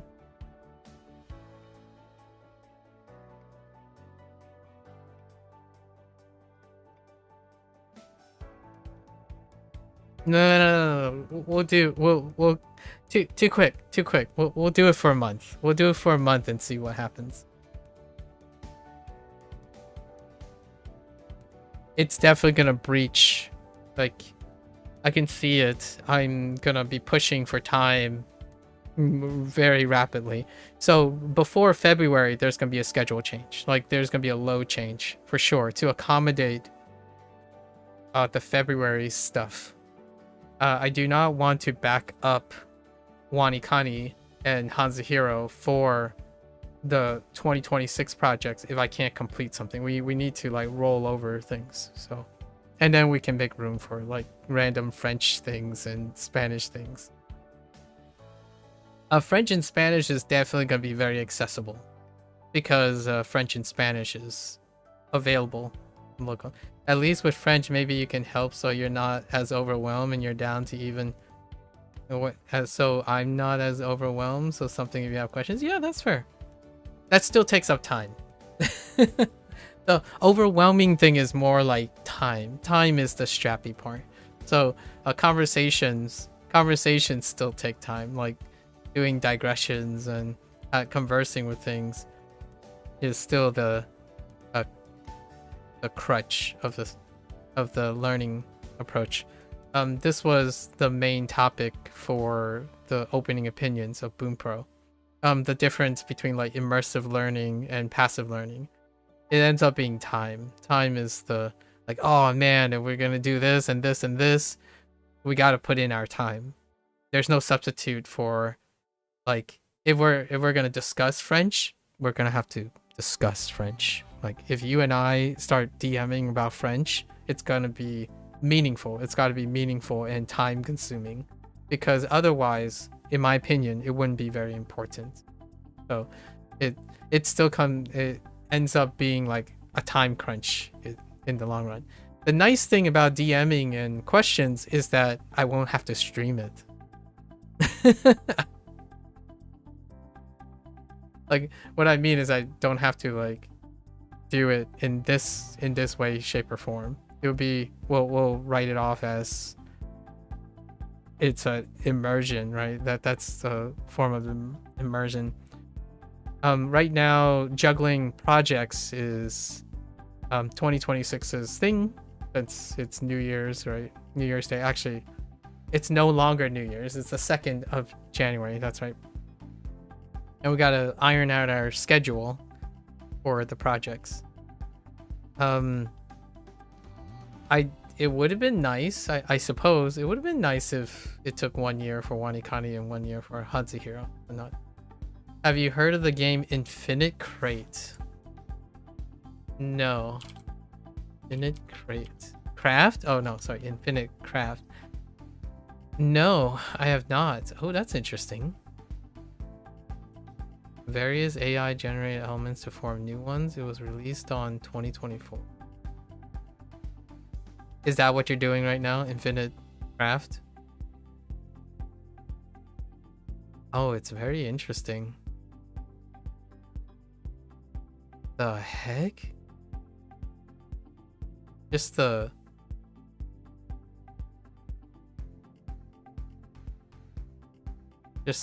images I'm seeing are really funny. Huh. I have not. You've been playing it recently, creating random French words as a little bit of bonus French time? Oh, that sounds fun. Does it work with the other languages? It's like, it's just a user-based input, right? Because it says it's AI generated, so it probably used nearest neighbor models to accommodate any form of input, right? That's really neat. I'll have to check it out this evening. Infinite Craft. Alright, folks. So until tomorrow or later today, local time. Yeah, feel free to follow along. Yap. Exchange ideas, right? Try to be mutually interested in each other's lives, right? And the lives of others and in your own lives, right? Encourage each other, motivate each other. Discussion breeds emergent properties. Hopefully this was fun. I mean, I'm excited. It's only day 1 and I'm like over the moon right now. All right, folks. So until next time for Bunpro. 皆さんまたね。見てくれてありがとう, right? See you guys next time. Thanks for watching. I'm gonna get up, stretch, walk around a little bit, and I have to go and complete my HanziHero session. I'll be back. Thank you.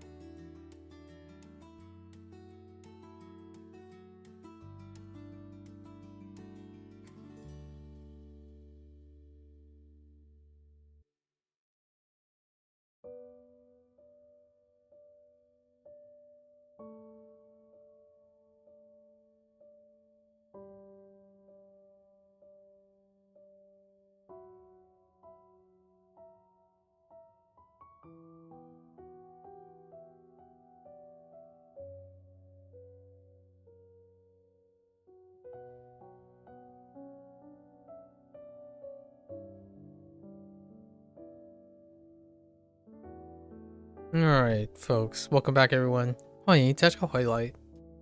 今天是第354天 is 300 and day 354. We are coming out of our New Year's Day. Technically, this is my continuation of our New Year's first stream session of the day for HanziHero, going into its, like, I guess, second.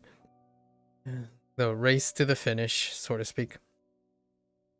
You may have heard of the others, like Password Game or the CAPTCHA game. I think I might have heard of the CAPTCHA game. So same dev as Infinite Craft. I can kind of see the connection between CAPTCHA game and Infinite Craft. Sort of, it's basically like you combine two things and it makes something else. So you created a few things like translate to French, translate into French, etc. So basically, as an extra layer, you have to think of the word you want in French, create that word in English in Infinite Craft, and then combine the English word with the one of the translate things and hope it returns what you want. Okay. I think I might have seen, maybe there are different versions of that, but I have seen YouTube shorts of that, like people playing that as a form of saying crazy things. No, hey, look, there's coffers. If that's not, if not, there's always building from scratch. There's a lot of tech like building with quoted letters. I see. Like D is its own element, but lowercase d is an element, and so is lowercase. Oh, I see. With the punctuations, they call them alt alphabets on the official Discord. I see. I see. So, what was I thinking? Oh, let me check some. What do you want, coffers? What do you want?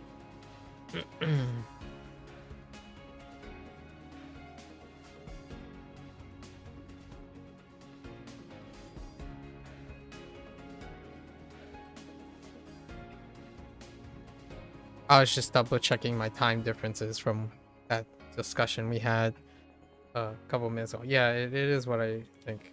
The time difference. Okay. Anyways, let's go over yesterday. Lots of things, but we're just gonna go over the character one, right? Character ones. Sure. Setting up. Sure.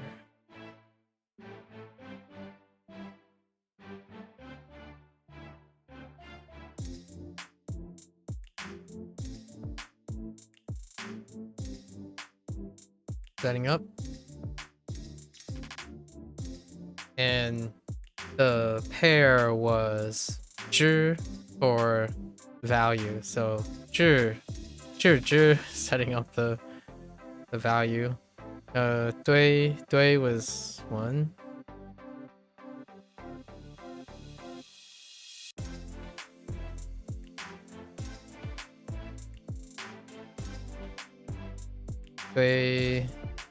Loss.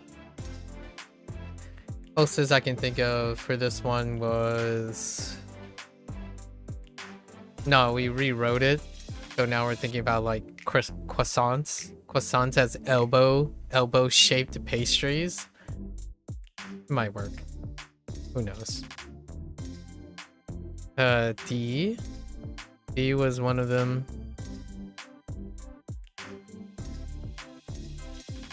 I might have offended some people by saying croissants are elbow-shaped pastries.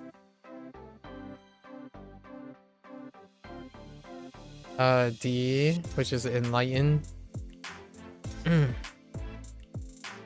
D, it's gonna be linked up with the other D for bamboo flutes. So to be enlightened in the ways of the bamboo flute. So both Ds, they both have the same radical.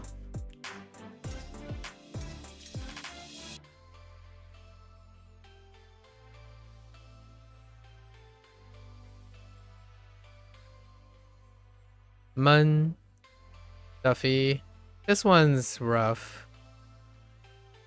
Try to think of Mun, but Mun, hearts, Mario trying to impress Peach's heart, right? By worrying about other patients' hearts, but Stuffy is kind of just stuffed in there, for lack of a better word. And then we have Nay.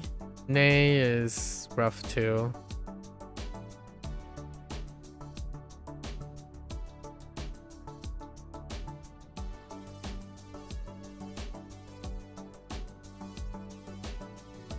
Pinch. And this is paired up with Xia for Pinch. And then we have Chan. Chan.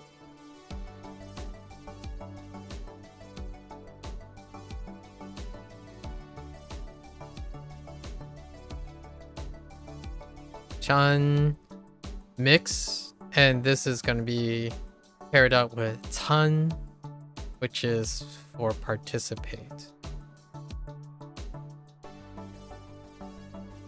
Are you vibing tomorrow? I mean Saturday? What do you mean by we vibing tomorrow?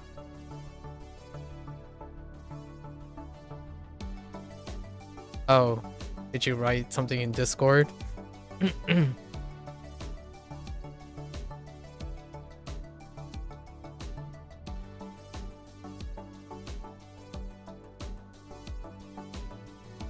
What do you mean we vibing tomorrow? You didn't say anything. We could. Sure.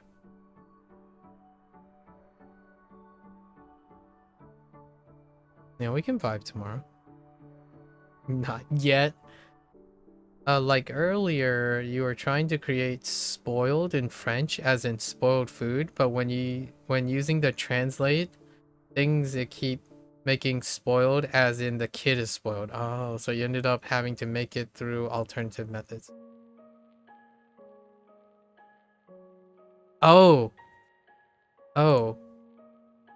Oh, tomorrow. Oh, right. Tomorrow, right. Thursday, the day after. Oh, okay. Wait, did you? This is Saturday? Oh, yeah. Oh, I totally forgot that's after midnight here. Yeah, sure. We could do that.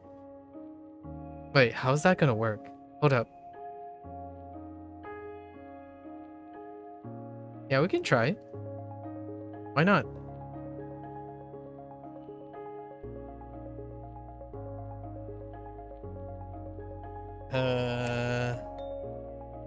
I'll explain why it's funny.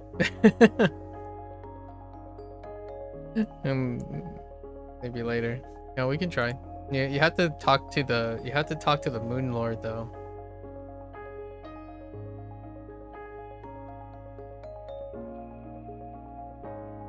The Moon Lord is like, you know, has coworkers and whatnot. We don't know what the Moon Lord is doing. Get into our lesson. 狼狈 Langbei. Langbei in a difficult position. When you're stuck between two wolves, is that a difficult position? Might as well be, right? Langbei. 狼狈紧凑 紧凑. 紧凑. What is that? Squeeze? Oh. Squeeze in the barrister wig heaven. And squeeze together. Oh, compact, tight, to gather together tightly, compact. Interesting. 紧凑募捐 Mu recruit, Jun contribute, to solicit contributions. Interesting. Or donate. Donate's fine. 募捐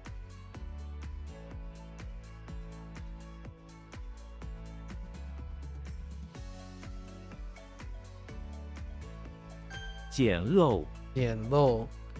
Simple and low. How does that work? The box. Oh yeah, the crude boxes. The boxes that are crudely lying around and have boxes of crude hood decorations. 简陋，虐待，虐待. Crudely treat? No, not treat. Can we do like mistreat? Mistreat's fine. 虐待，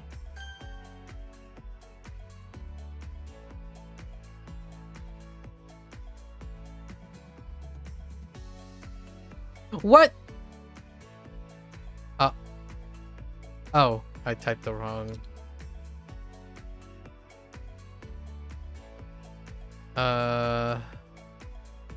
Is that still a fork? Yeah, it is still a fork. In both directions. 虐待，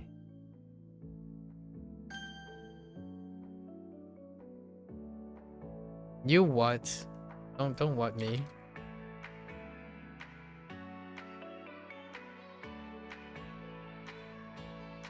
Ah! That's Jian.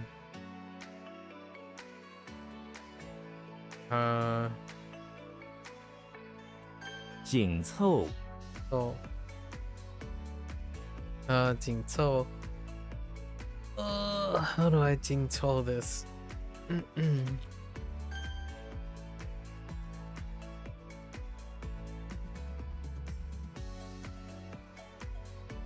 募捐，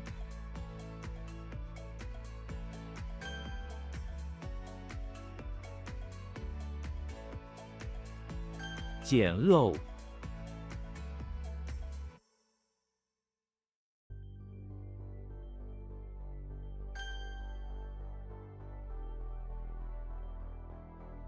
狼狈，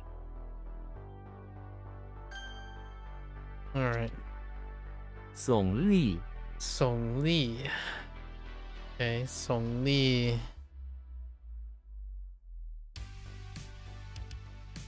How does the song work?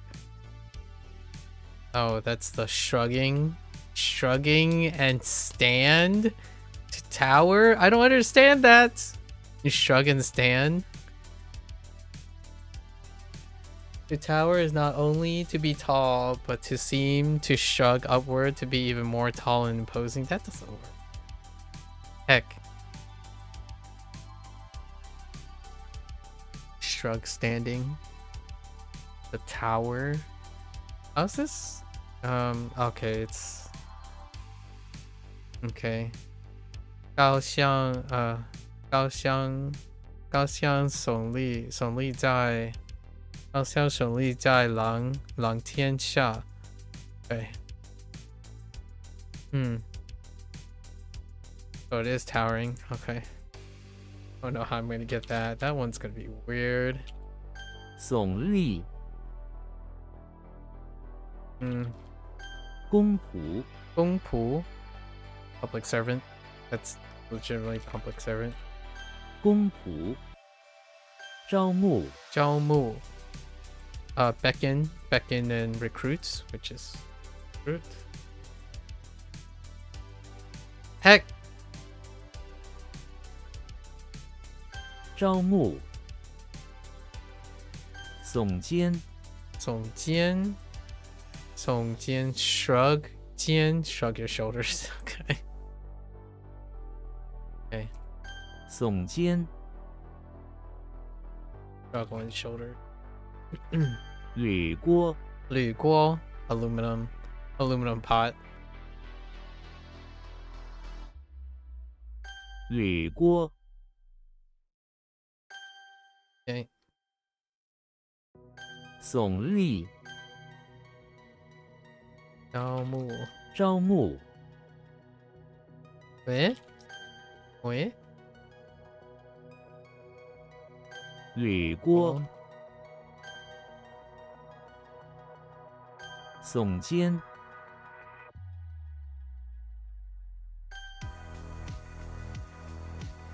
公仆， Alright. 菩提， Uti? What the? I don't even know what this thing is. Oh no, it's enlightenment, right?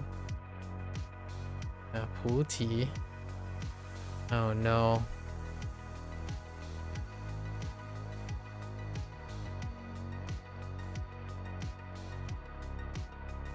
Okay. It's a supreme enlightenment that brings up your spirit towards the spirit level of Buddha. Yeah. Okay. 菩提，暴虐， Oh, yeah. Violent? Yeah, and cruel, brutal. 暴虐，依群狼， Yi Chun Lang. One like crowd of wolves or one pack of wolves. 依群狼，袭， Xi? Daughter-in-law?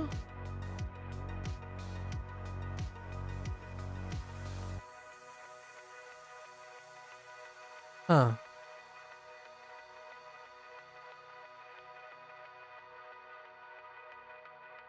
Oh, it does look like Xi though. For breathe or breath. With the woman character. In addition. Xena is inside the living room of the house when a woman suddenly comes in and starts complaining to Xena.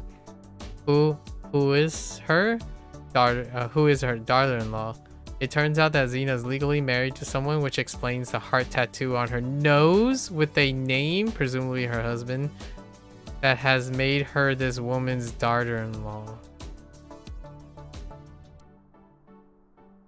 Wait, I got lost. It turns out that Xena is legally married to someone, okay, which explains the heart tattoo on her nose. Xena's nose? Presumably her husband that has made this woman's daughter-in-law. Oh. Why a tattoo? Nose. How many breaths do I have?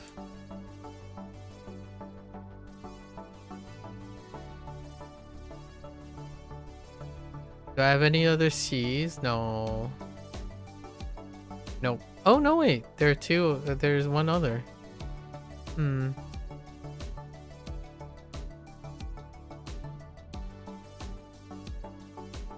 of weird. Maybe something like Xena is inside the house where she is resting. She was suddenly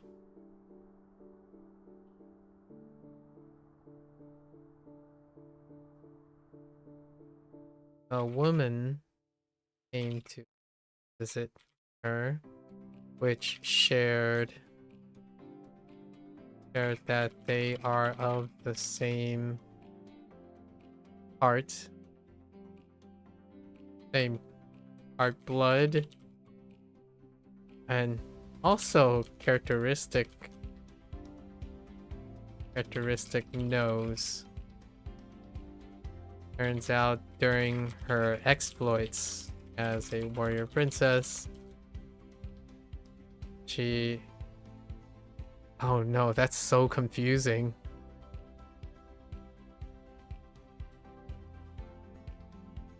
Maybe like her... How does that even work? Wait. Her, I don't know. Ex-husband. Her fling had a daughter, making her technically daughter-in-law. It's actually not. It's more like they're not married. So, and then also it would be stepdaughter. Unless they're oh man, that's I don't know. We're just think about it that way. See, Fu, daughter-in-law. Oh, interesting. With Fu. Younger brother's wife. Ishi. Wait. Younger brother, wife. So you have a younger brother. And their wife, daughter-in-law. Oh, no, wife. Okay, no, that's fine.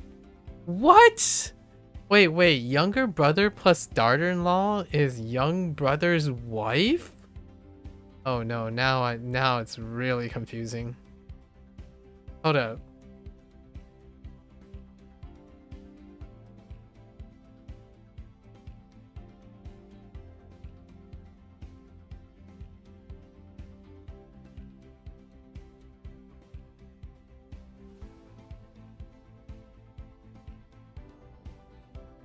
Oh, well,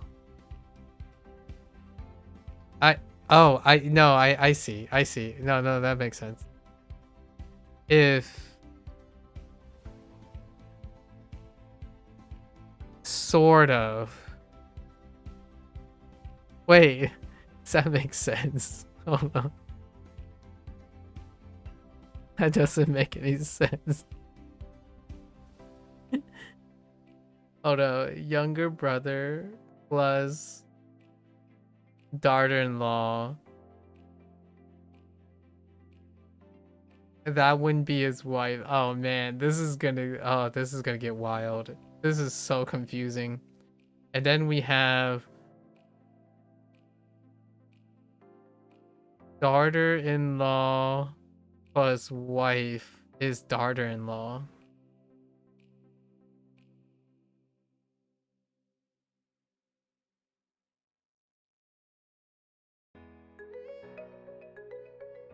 My brain is fried. That did me in. 习 Maybe we should change this to the relationship between the two. Yeah, they're just associating it with daughter-in-law and son's wife. Wait, son's wife? What? Hold up.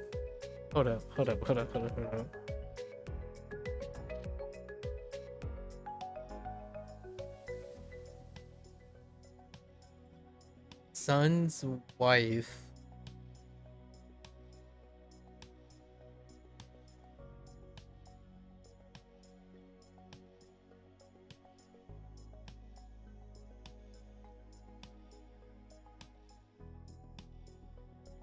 I kind of get this. I kind of get this.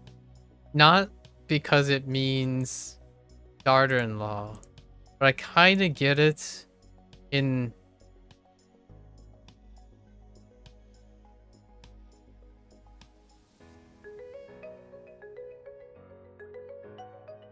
We're just gonna have to play it out. I genuinely think that's really confusing. Family members. I don't know how this is Su. Do I have a Su with...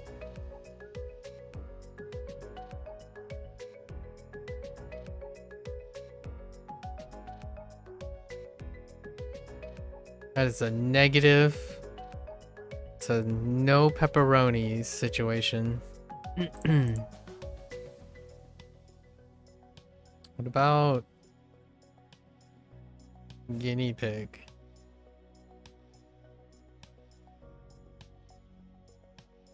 That ain't it.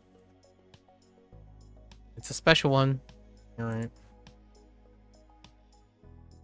SpongeBob is in the bathroom of the house, laying in the bathtub, soaking up the suds. The sun shines through the window, right? So giving the seen a divine light. A guinea pig comes in and up to SpongeBob, granting him a shellfish for being such a friendly fry cooking sponge.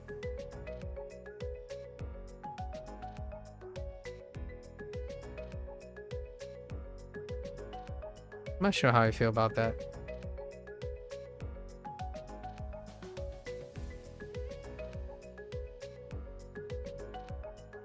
Granting him. Gives.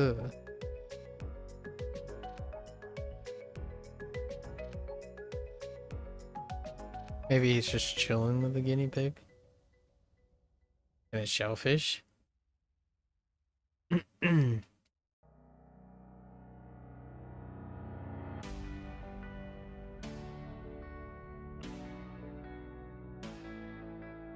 Maybe like SpongeBob is in the bathtub, the house, soaking up some suds in the bathtub, chilling with his guinea pig pet.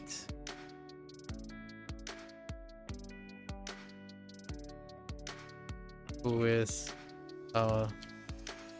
chilling on a shellfish shell that SpongeBob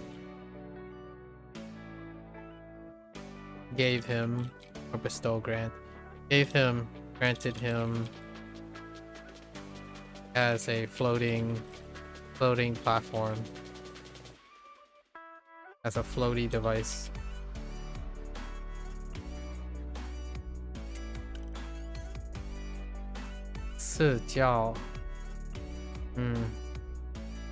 Si.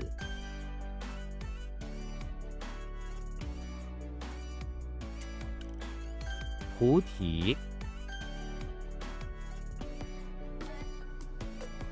依循廊。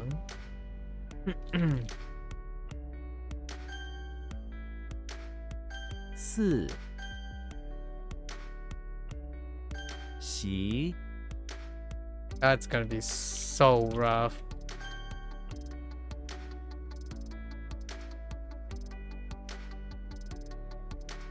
Oh, I'm tired. Oh. 弓。 But to bow? I was gonna say a bow. To bow. Just bow in it. Intriguing. That's a coincidence. That does look like gung though. Gung is bow. Bow is gung. Yes. Gandalf is in front of the temple near the entrance by the rock garden. He is offended that the monk outside don't bow to him and his wizard greatness, so he slams his staff to the ground to cast a spell, turning the bodies of the monk into literal string bows, thus making them bow. I'm not sure how I feel about it.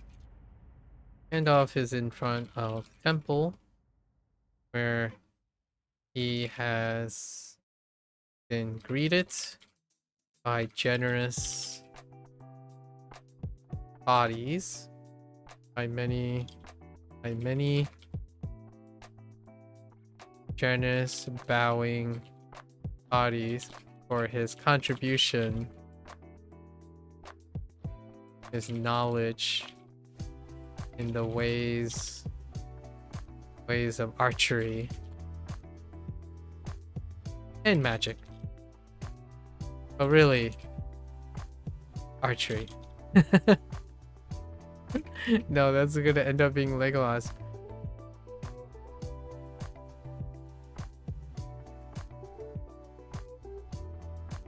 That kind of reminds me of Gung or bow. Contribution of how to use bows through the application magic. Sure. Gung, do we have Chi? No. I don't know what that is. Chi Gung. Okay. Don't have that character yet. 公 It might be the next one. 福 Nope. Ooh.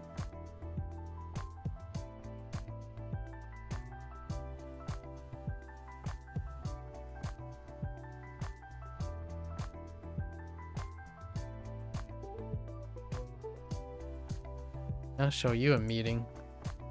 How did the doggo? Oh, that's like bending.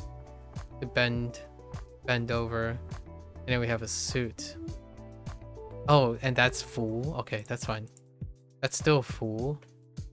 Frankenstein is inside the living room of the house wearing a suit. Slenderman comes in with a bulldog that he has recently bought and wants to give to Frankenstein. Slenderman tears off a part of his suit and uses that as a wrapping cloth to make a proper present of the bulldog, then gives it to Frankenstein. Frankenstein then tears off the wrapping cloth and finds his present, the bulldog.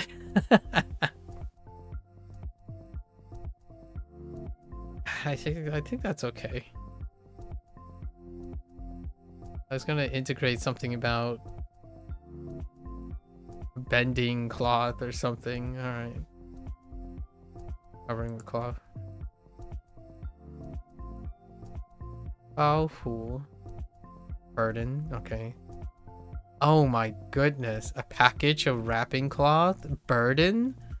Yeah, I can kind of see it actually. Because you're like wrapped with baggage. You're wrapped in baggage, which is a burden. That's kind of funny. 福 I don't know what you want from me. Okay. 畜 Cool. Livestock.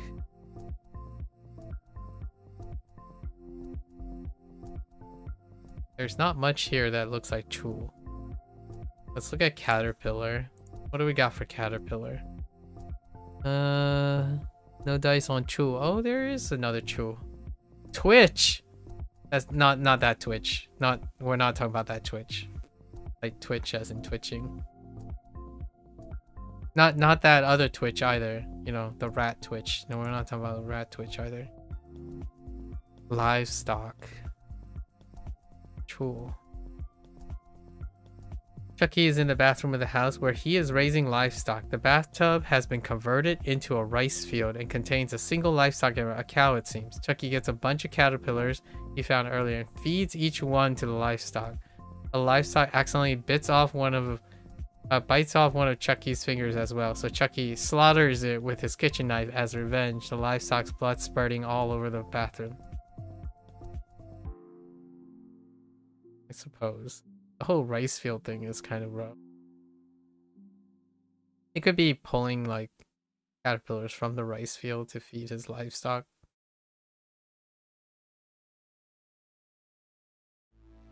Oh, it's good enough. Chu, are we getting Sheng? Yeah, Sheng Chu. Livestock. Livestock. Or domesticated Chu. animal. 福 Fool? That does look like a fool. A different fool. There's so many fools. This is your... We got the fool, but we also got the fool. We got the other fool. The fool. We got our other fool. Still another fool. Spoke. Is that like the spokes of a wheel? Spokes, yeah. Because of the car thing. Frankenstein is inside the living room of the house where he has parked his car. Okay. To show off his massive wealth. The spokes of his cars are all made of diamonds and gold. He sits there polishing the spokes of his car wheels. Very gaudy, but his taste is monstrous after all.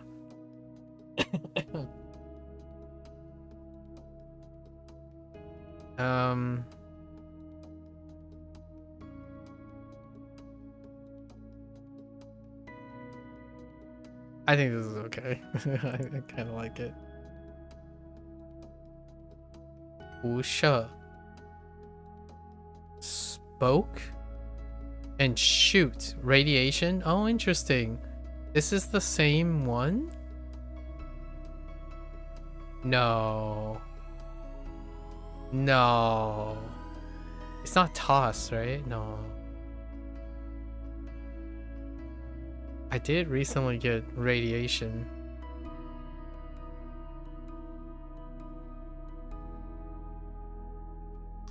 Same right character, but I think it's a different left character. Will spoke, right? Luan Fu. 福歌 Ge. That does look like Ge. What was Ge? It's gone. An arm? Ge is arm. Oh no, wait. Yes. Yes. Right. Oh, there's also Ge for pavilion. To put aside. Alright.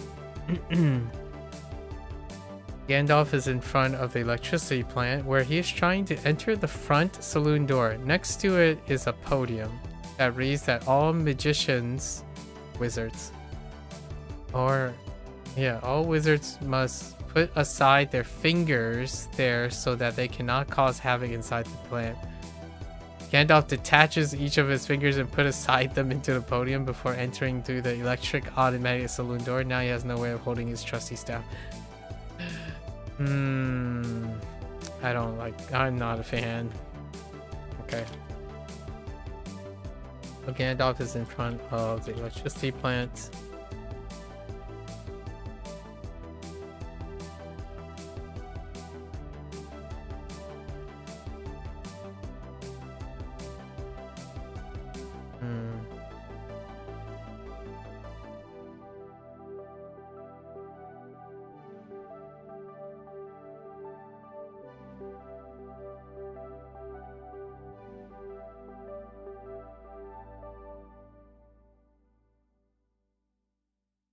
Has to. He comes upon, I don't know, upon a worker at the podium next to the saloon door entrance. It is doors. It was requested to put aside his staff as a precaution.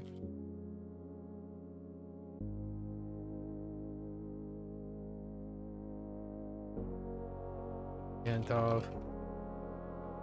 oblige by grabbing the staff. His fingers, putting it aside next to the podium for safekeeping. What does it have to do with electricity plant? I have no idea. Maybe like a comes upon a plant worker, right? Guess I put aside his as a precaution to not against the use of magic in the power plant. I don't know. I have no idea. This is good. To run aground. 搁浅 To put aside. Oh, shallow. Interesting. To shelve. The put aside cover? Oh, to shelve. Okay. Interesting. 歌公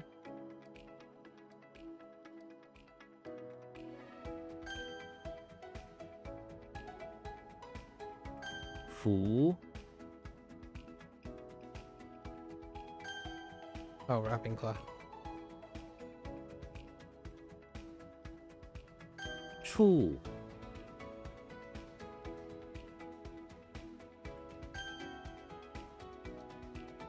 歌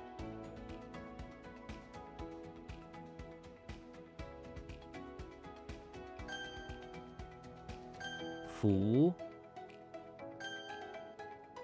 Oh boy. I'm feeling the fatigue. Feeling the fatigue.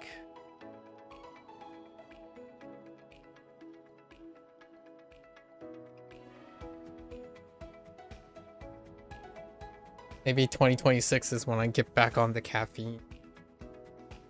Okay. Oh, okay. All right.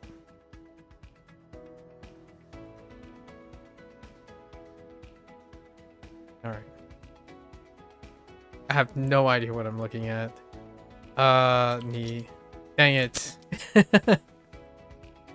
周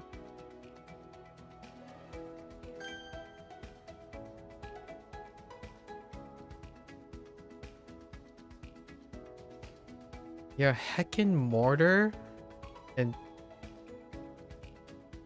oh man.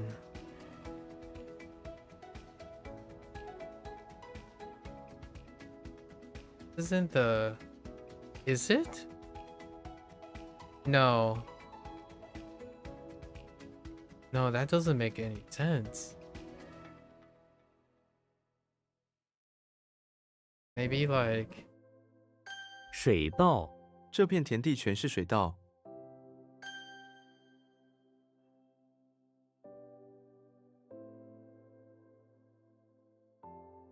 yo what?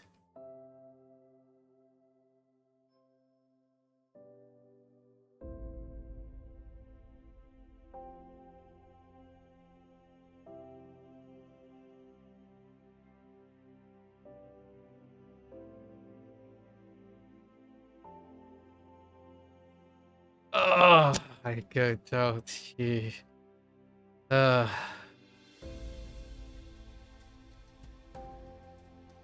撬开小偷试图撬开门锁，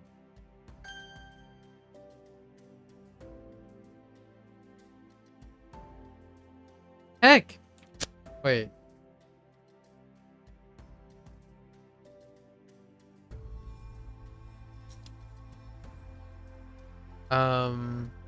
Hmm.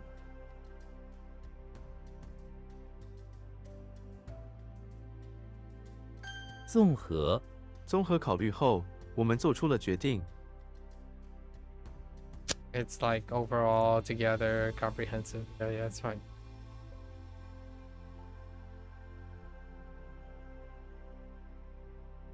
Wait, it's not fine. Sort of. Okay. Sort of.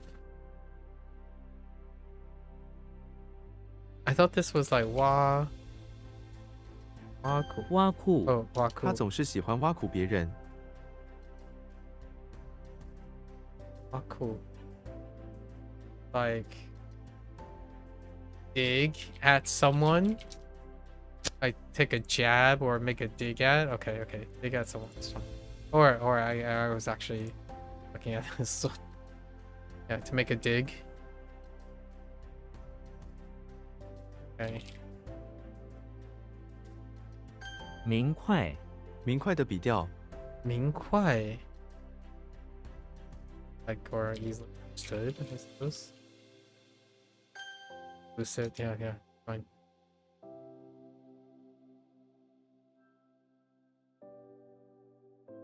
为 I know. 荒 What? Like fear, panic, wasteland. Oh, okay. I need to be careful. One can elicit both of them.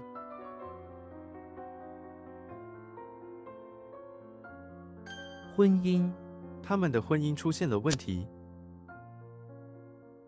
Oh, no, marriage. We gotta make sure that too. Don't be too loose. What the? Oh. Not whole.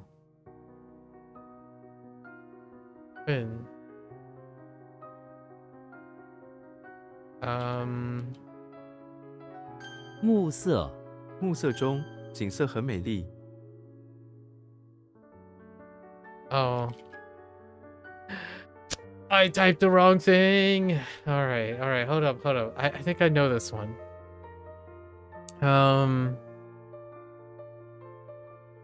Dang it! I have no idea. 可嘉 他的努力是非常可嘉的。 I thought it was like...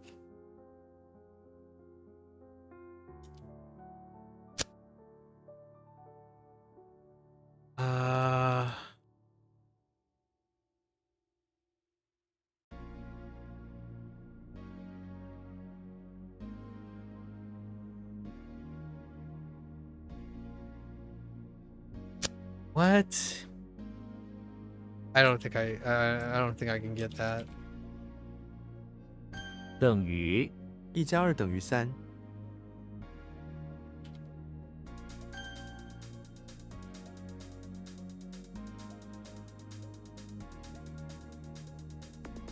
后坤 我们必须考虑到后坤的利益。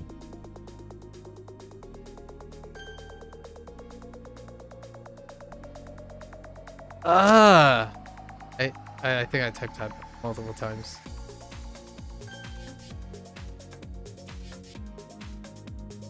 What?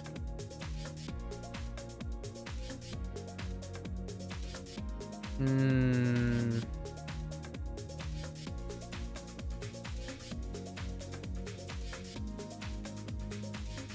戴口罩 上班时要戴口罩。 That's a thing? Wait, that whole thing is a component. Okay. Wow. 捏造 这篇文章中有许多捏造的内容。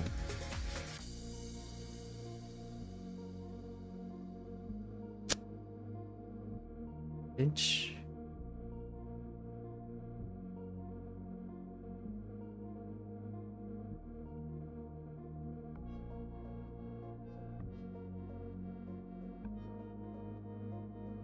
It's like rough things, right? Fabricate. Okay. Yeah.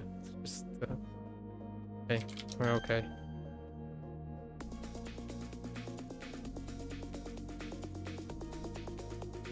Hmm. 山腰山腰的风景非常优美。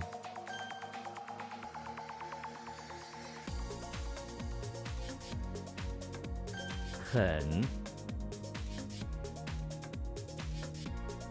Oh no.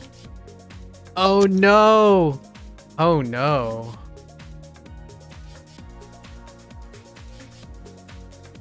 What?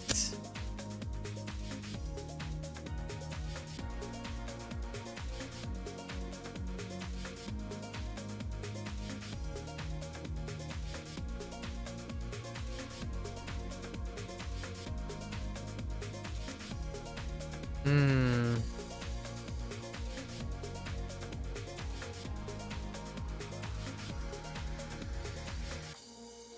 This is like being helpful and agree, right? Yeah.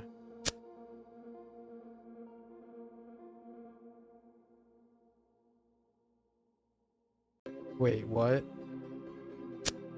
Oh, I typed it Yao wrong. Wow, cool.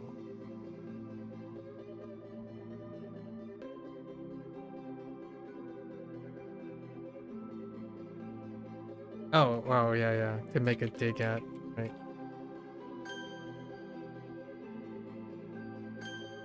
That's very loose.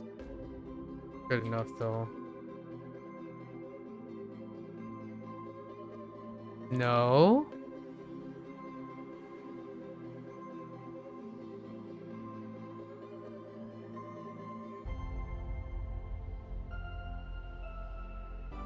Son of a...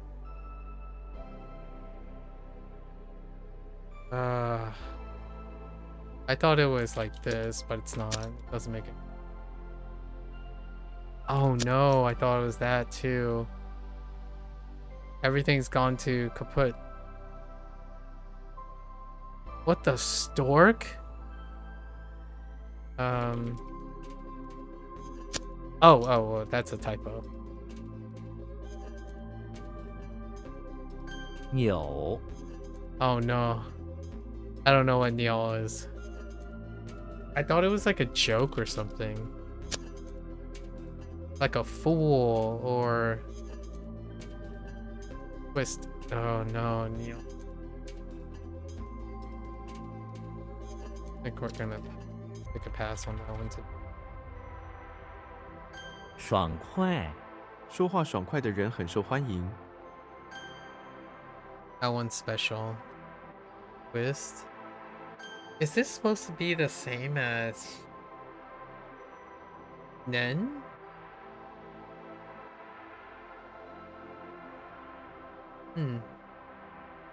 I could relate it to Nen though. Just use Nen. Probably our workaround. 知名地. 殖民地殖民地的人民追求自由。 I don't want to talk about it.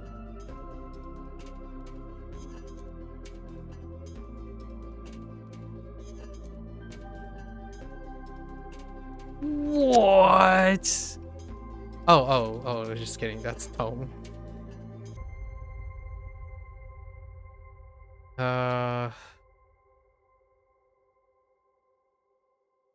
Oh. 滑翔滑翔需要风的帮助。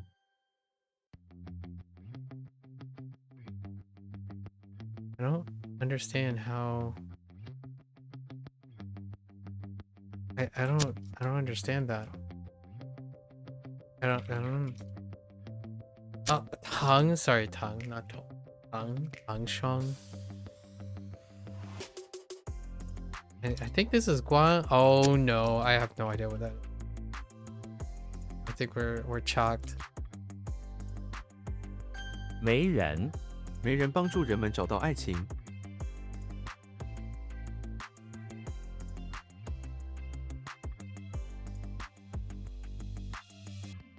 Heck! I confused my right from my left. Oh no.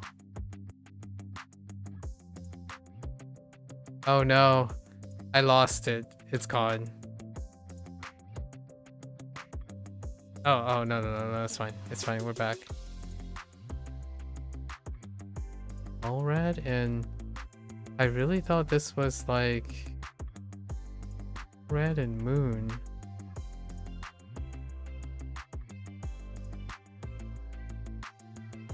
Like match or something.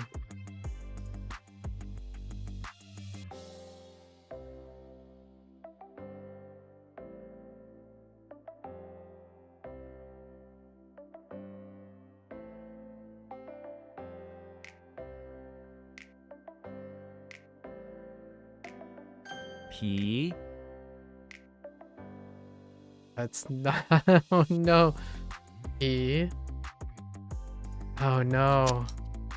I don't know. Huh.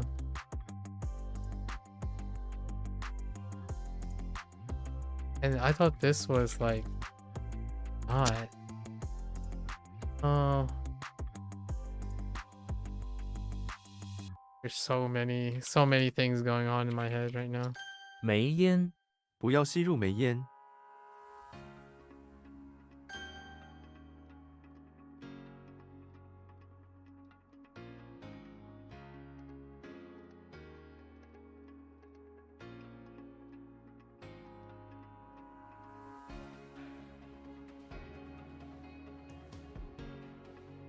Pretty sure this is like spleen. Okay. I'm like, I don't know anything other than the body part left. He just look like the.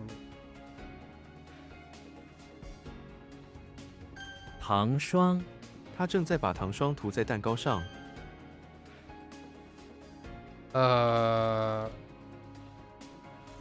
晕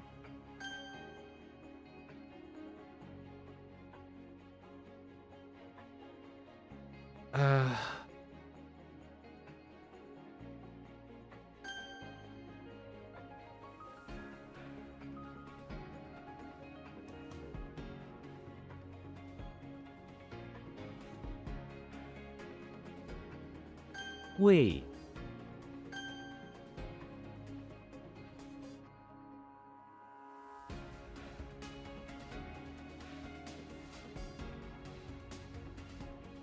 So the right, I think, is definitely Ling. I don't know how the left combined with the right makes sense. We have the mountain go. Yeah. It's not that.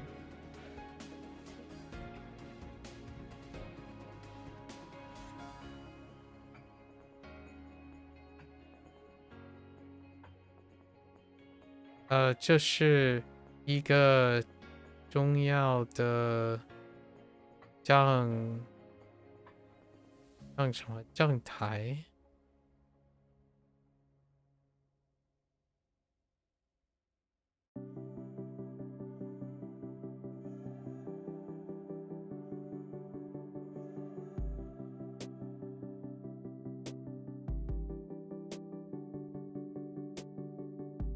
Like all I can think about is like 纲领。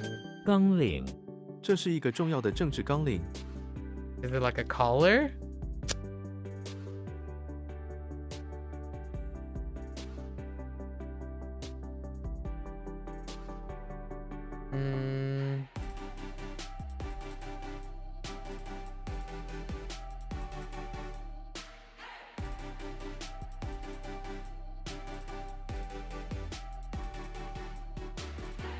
Like a outline working procedure. It's like procedure program. Yeah, okay, it's fine.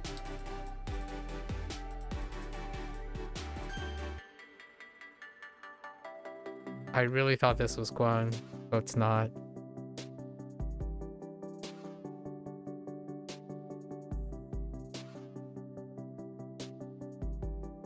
I was thinking like observation or something. But oh no, wait, this is orchid. Or no, that's a stork. No, wait, that's an orchid. Oh no, that's a stork. Oh wait, is it? Oh, dang it. I just don't know anymore. 破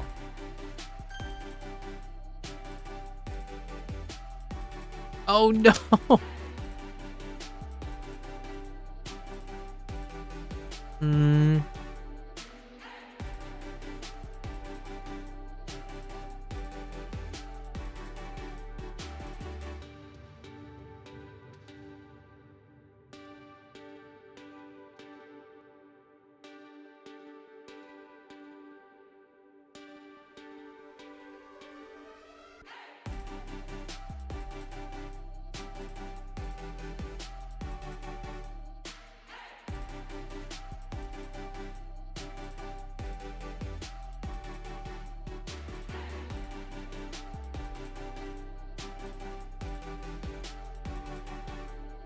I don't know what's going on. I can't seem to.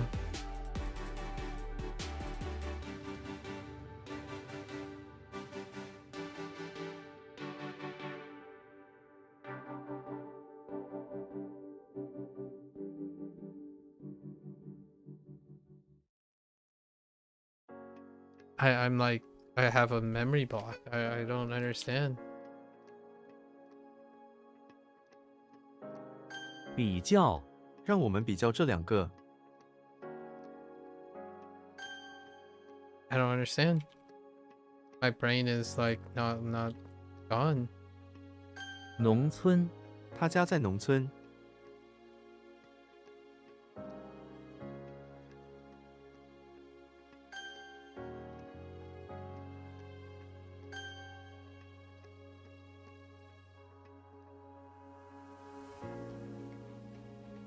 What the 野炊？野炊，他们准备很多食物去野炊。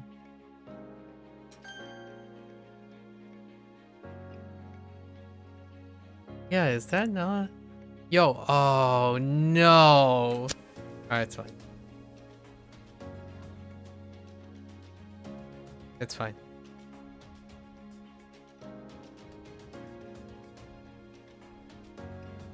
What the dirt moon?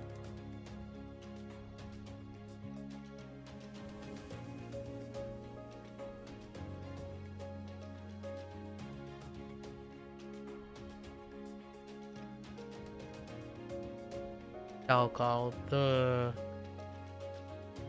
I want to say like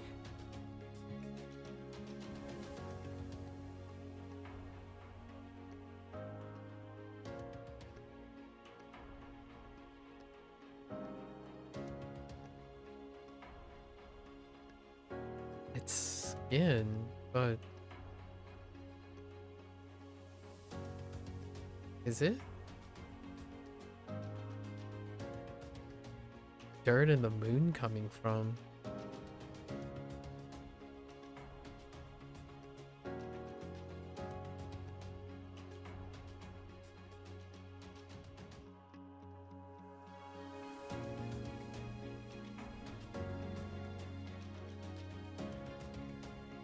I don't think it's that one, no.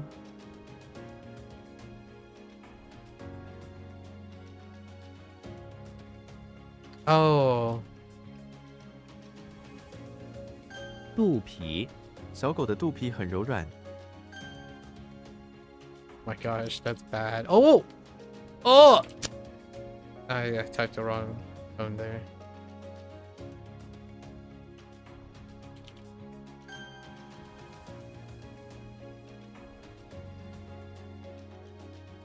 付出，付出高昂的代价。 右，右左，选，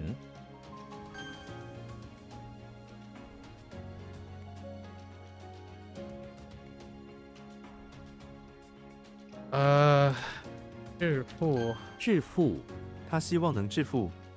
他希望能致富。Or become rich, sure.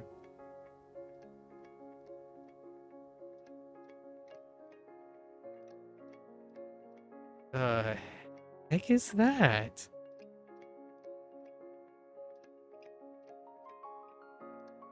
他穿了一件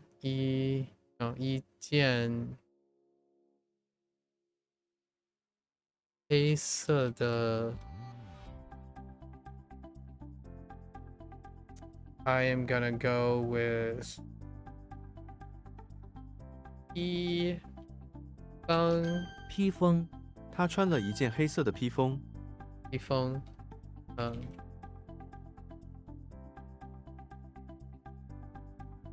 面霜，晚上睡前记得涂面霜。对。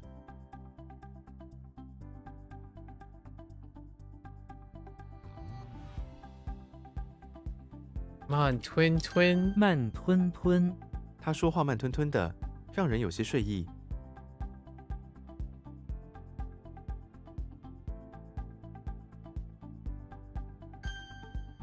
Okay. That helped.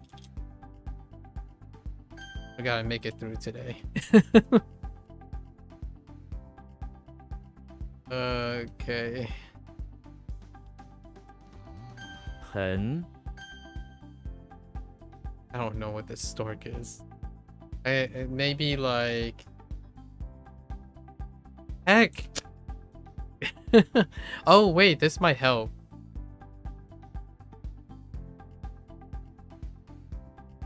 Wait, it's still what I think it is. Like Guangao, right? Oh, I must have missed a G. Oh no, wait.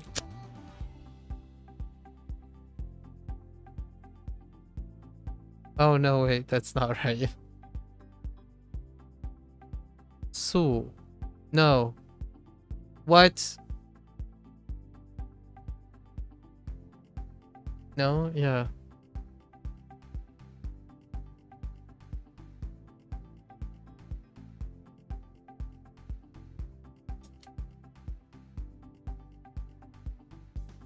I typed Guang without the like Guang, not Guang. But what? Oh, that's supposed to be yo.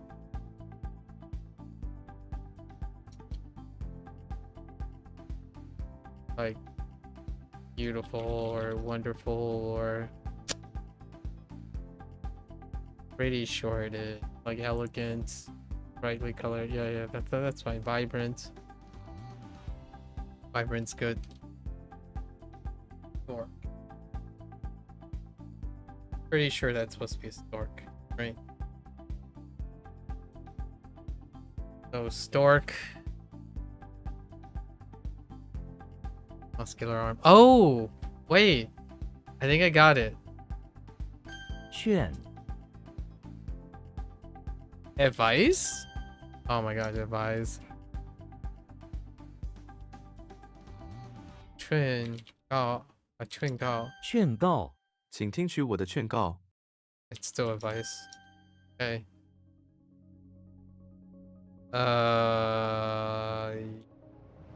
Yeah? 连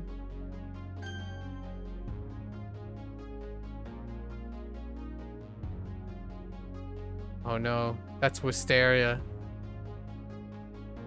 Heck! Dang it, man. Can't I just catch a break?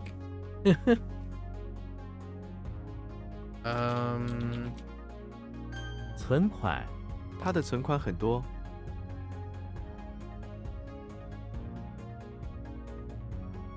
Savings or reserves? 导火所，导火索导火熄灭导火索，不然我们都要死。 Okay.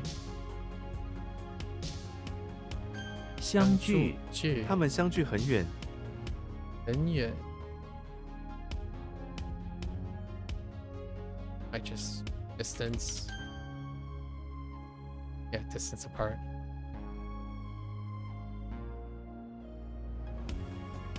May That is not a rose. It's something else. It's a plum. Oh my goodness. Then help. Ah! Wool. No, that's wool. 可怜可怜的孩子没有家。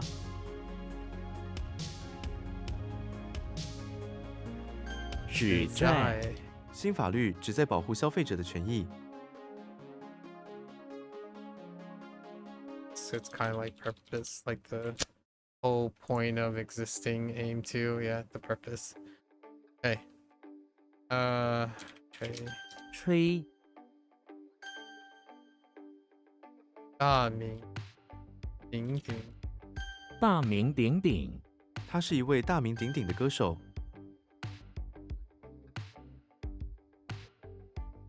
young. 肺脏吸烟伤害肺脏， Pretty sure this is 鲜艳。鲜艳这幅画的颜色很鲜艳。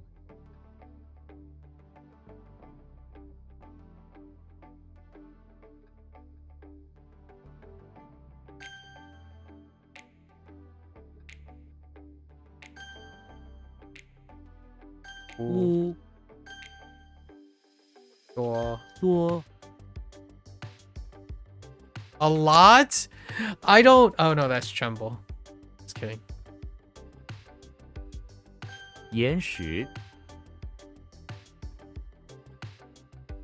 弓箭弓箭是古代中重要的武器之一。YOLO? Dang it. S village. Drung.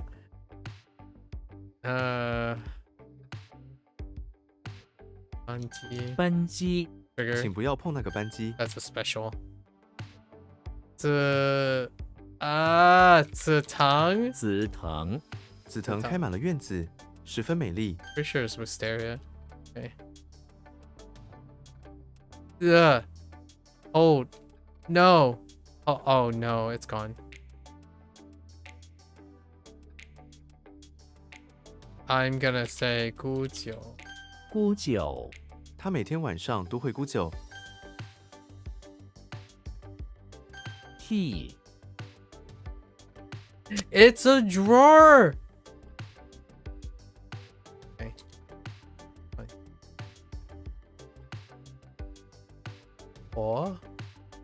拖鞋 拖鞋我们无法在这件事上妥协。 鞋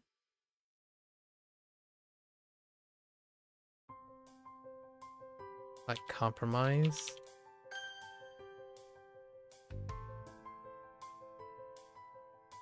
唐诗我喜欢在月光下读唐诗。 We're getting there. We're getting there. It's fine. It's amping up. And it's gone. 电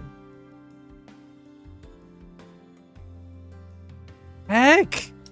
What is that? I wouldn't say it deals with like buying stuff. It's probably a shop. Probably a shop. 嬉习 猫头鹰白天栖息在树洞里。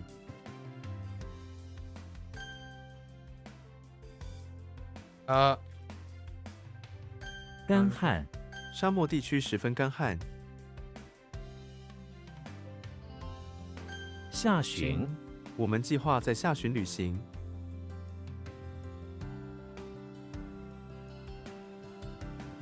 It is! Oh no, sorry. It's the other way around. Whoops. I don't want to talk about it. Oh no. Wait. Something makes me want to type win. Oh no. Oh no. I don't. Oh no. Bad news bears. Why do I want to type woo? Okay. That didn't work.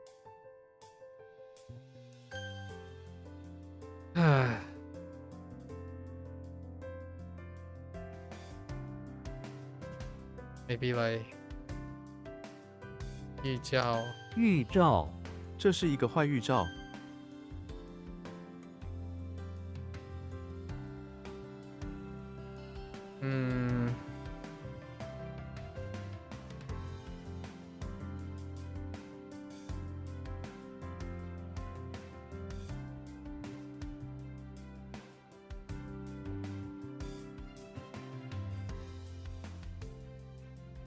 I don't understand this.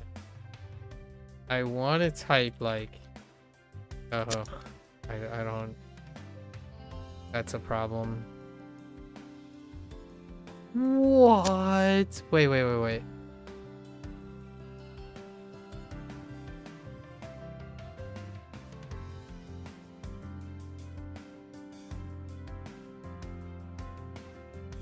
Oh no, that's different. Just kidding.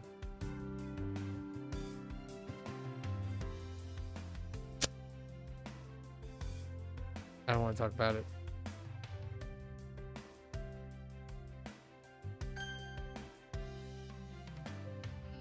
《伦理》木 Oh, not herd. A different herd. 庄 What? Oh, that's makeup. Just kidding. 荒凉 这里看起来很荒凉。 绝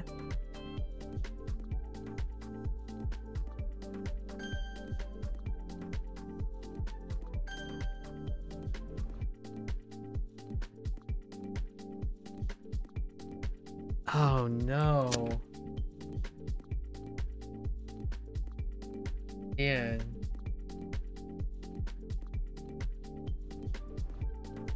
Yeah, I thought it was like set up shop and stuff. Oh, establish. Oh, set up. Yeah.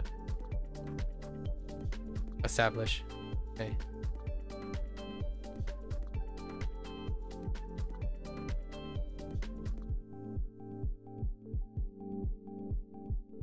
Yes. 荷叶，青蛙躺在荷叶上睡觉。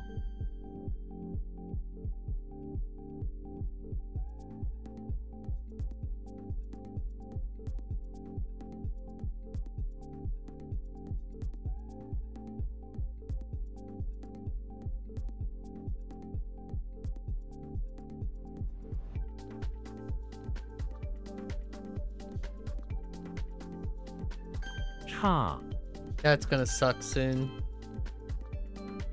Very, very soon to suck in. What the?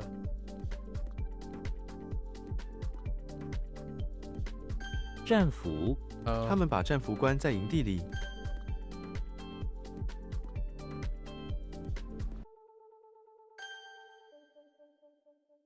龙，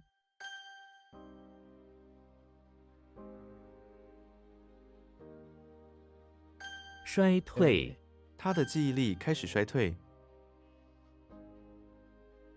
oh, my fool. 埋伏，猎人在树后埋伏，想捕捉野鹿。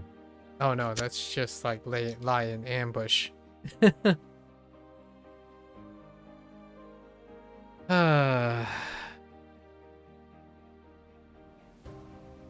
茂密，这里的森林非常茂密。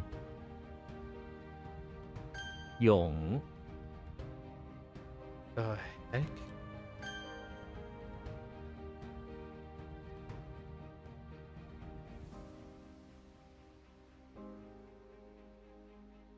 奸臣，他的父亲是一个奸臣。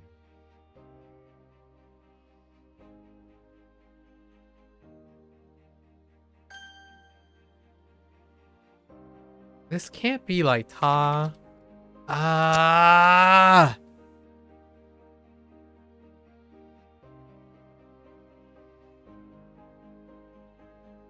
报仇，他希望能早日报仇。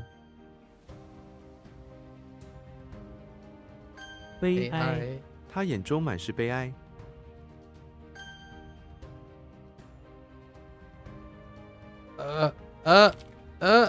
统， Heck. I don't know what that. I gotta think about it. Oh no. I don't know. Moment. 灵，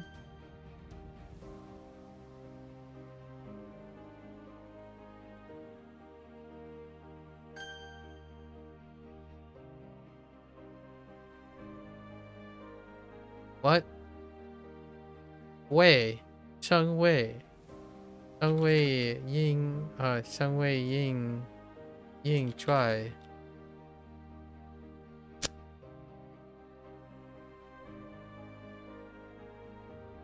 I think the second thing is wrong. Not Wei. What? Huh. 宋，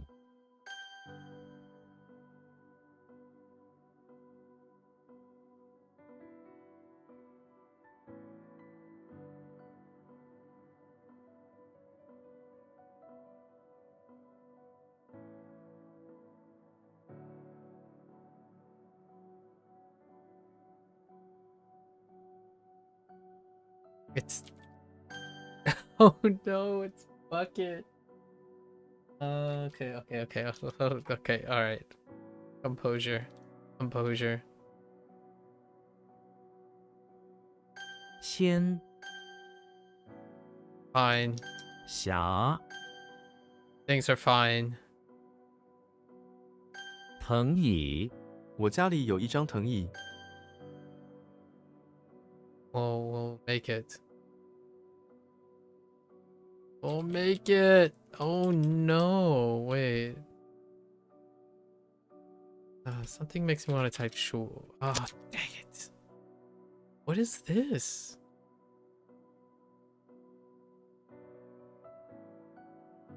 Where's the water coming from?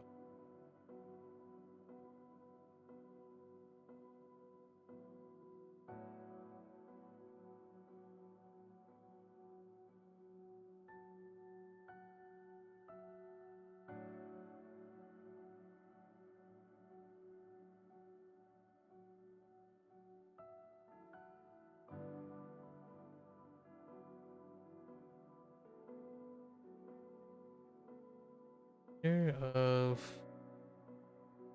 oh 啄笛子他吹笛子吹得很好。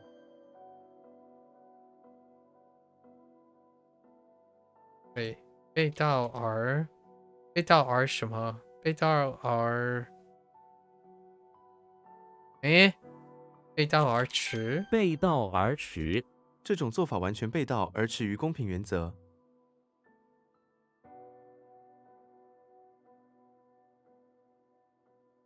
Yeah. Oh no, I know what it is. 是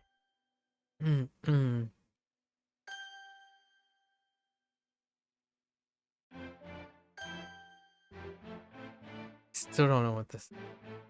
Dang it.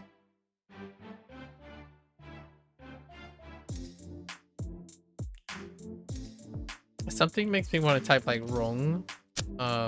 Okay. Well,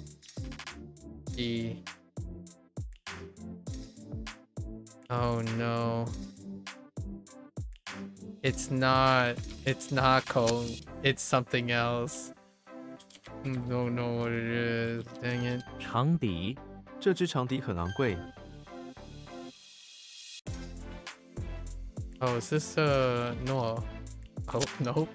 That's not it.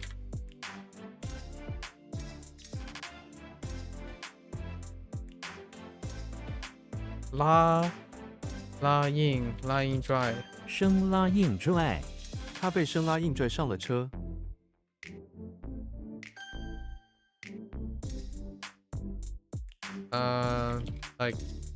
Like go counter to, like run counter to. 嫁妆$1000的嫁妆。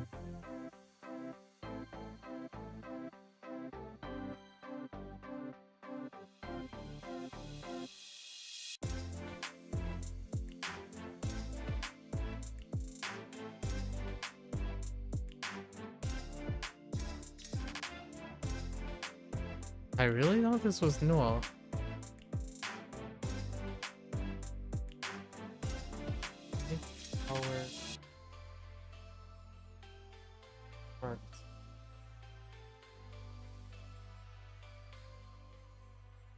Not really to Paul, but I made it related to Paul. Right? No, raw.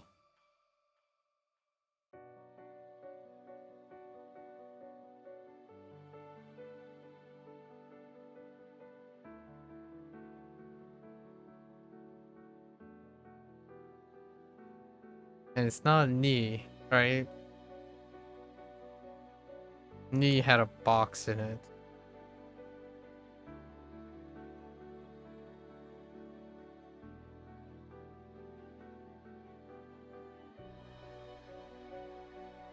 But is it like Mang? Dang it. I don't know. 腰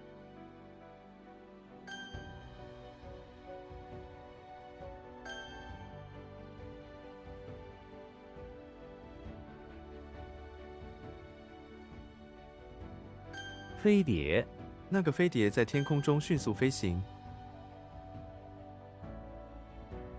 茶匙你需要1茶匙的糖。Hmm. Not that. But I did the elbow.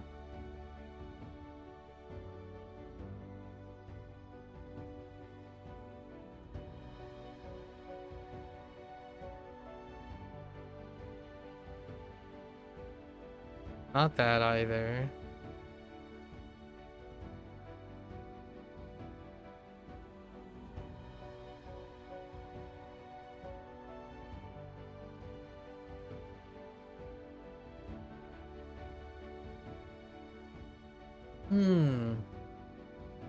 Is it? Heck. I don't know. Dang it.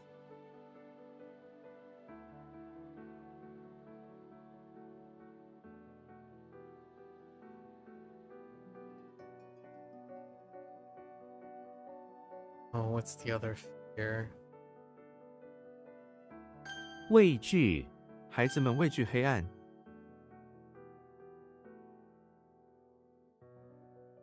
汤匙，汤匙在哪里？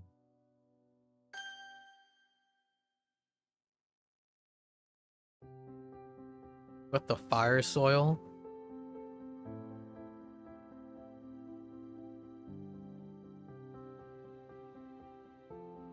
Solo? Okay.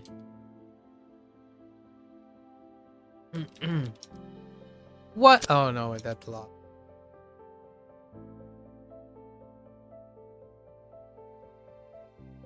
扁，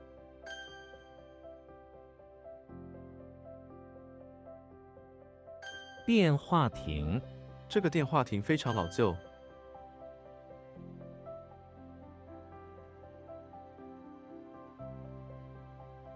杭州? Heck! Son of wait.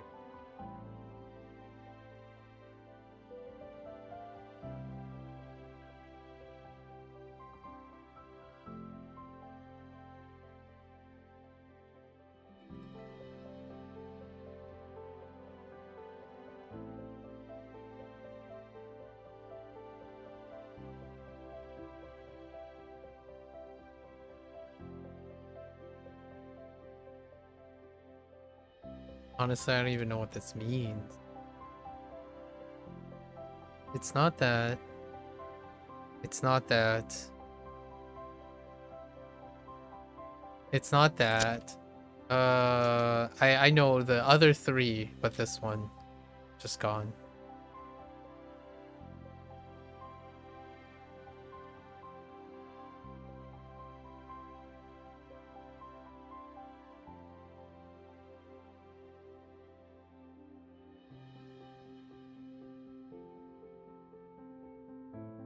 No. No. Am I writing the same thing over again?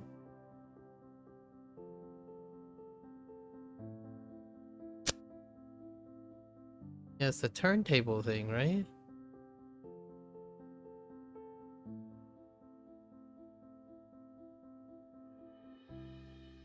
How do I get like Yugi with the chapel thing? No.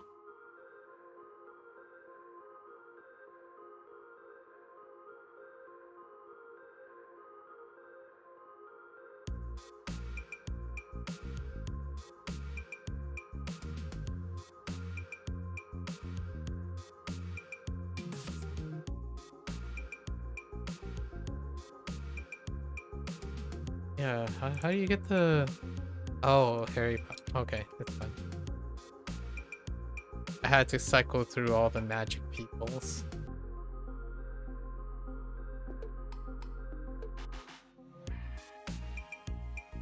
Fire and dirt, I got it. 灶，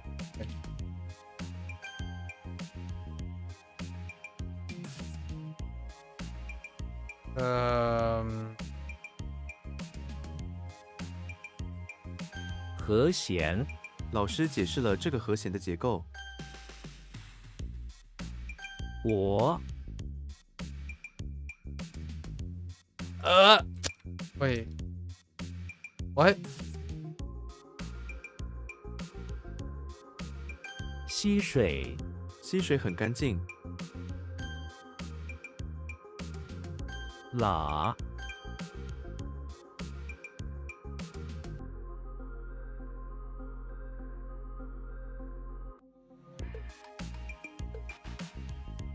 Why?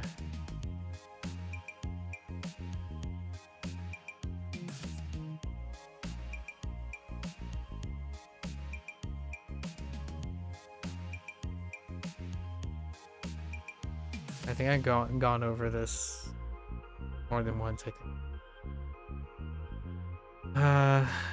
Definitely a hook.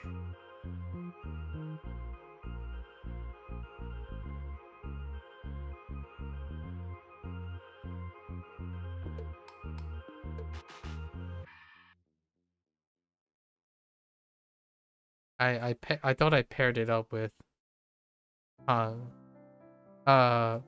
Kong, which is hole, the thing on the right.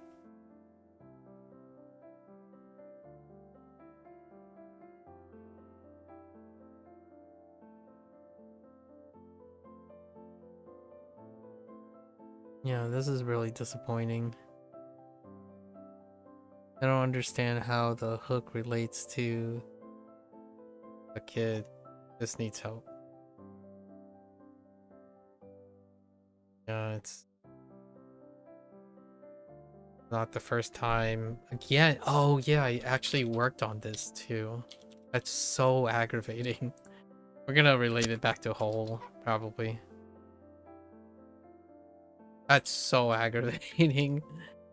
So triggered. 杭州他在杭州工作过几年？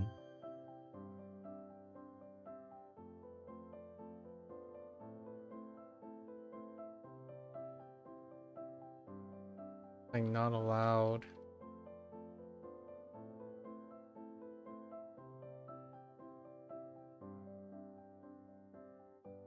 Or not. Oh, that's neck. How am I gonna do neck? I need more. I need more for neck. Yes. Need more for neck. It has to be separate from the other balls, probably. We'll work on that too. Hole and wall must pair up.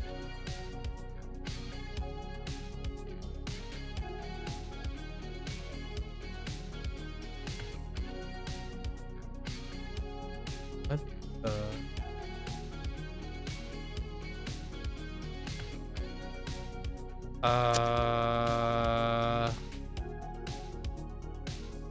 躺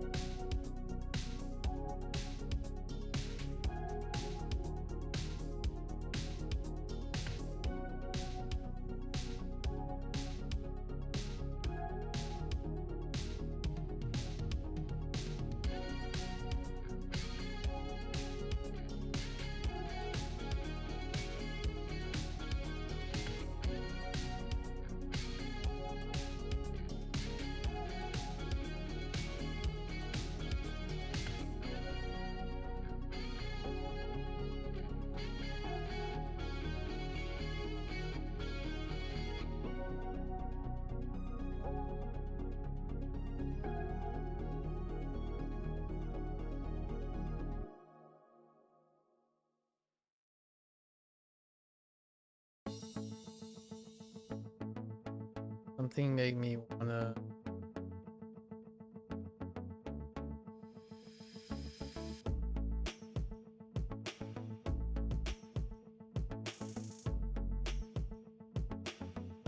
No, I don't know. The bill is throwing me.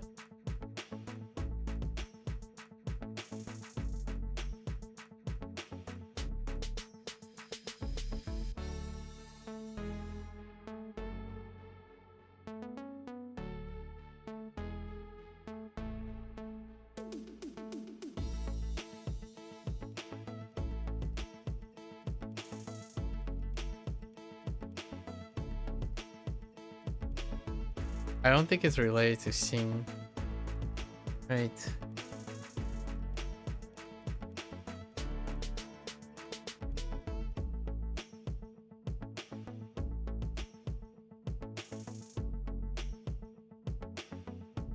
Oh no. Yeah, this is gonna suck.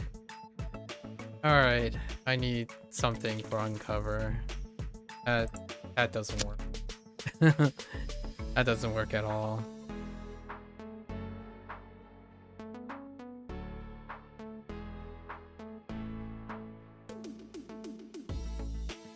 There's not much of Lena in it. I don't know whose fingers they are.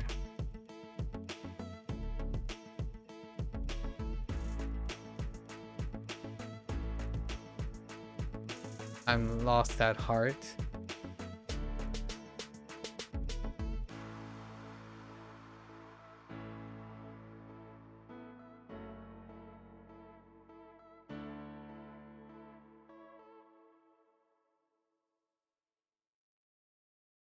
Yeah, no, this one needs work.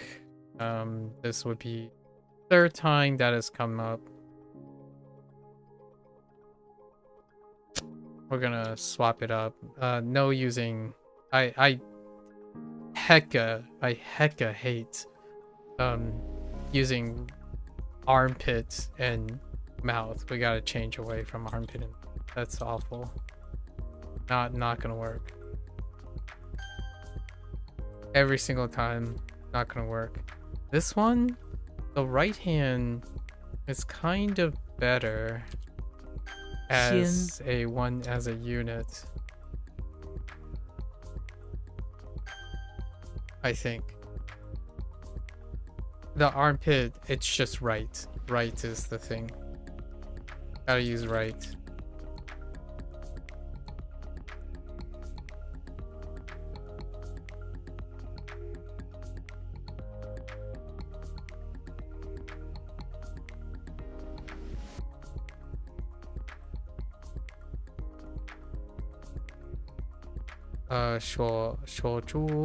锁住什么？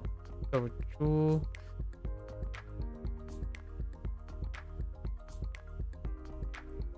待兔，守株待兔。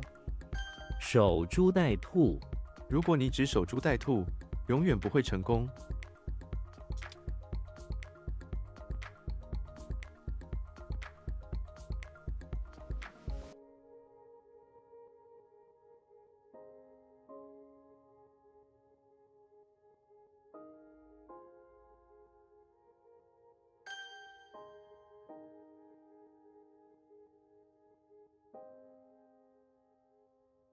What?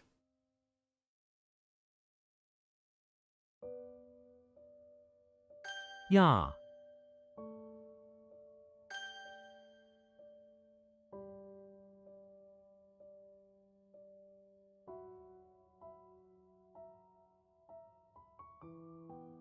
Dang it. Jian.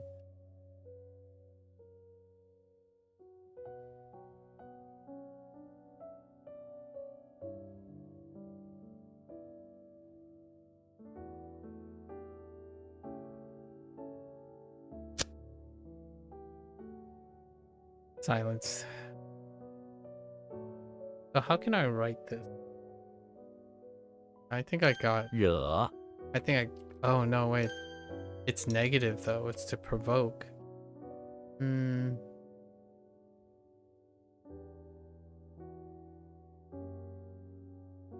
僧人这位僧人喜欢静坐。Oh, so triggered by this. 吼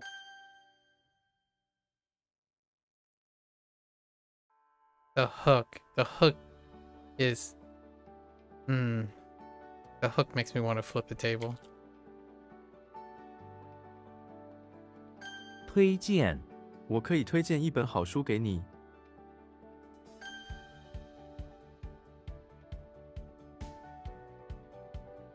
刹车我在下坡时刹车。Or break a car, it's fine. Same difference.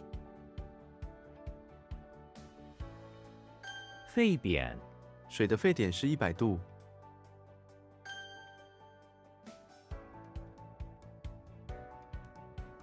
Say what?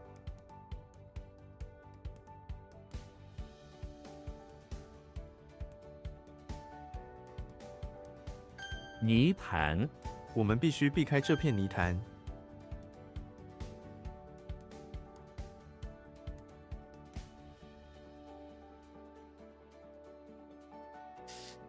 我配，配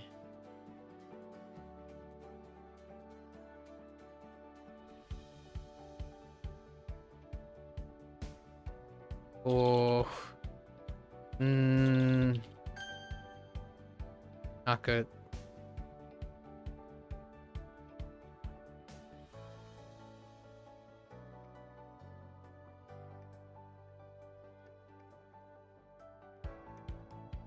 What?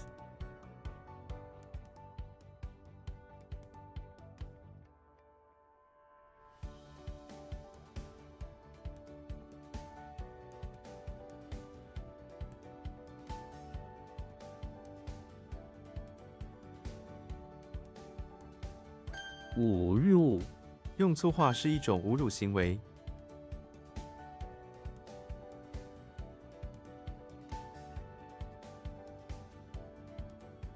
真，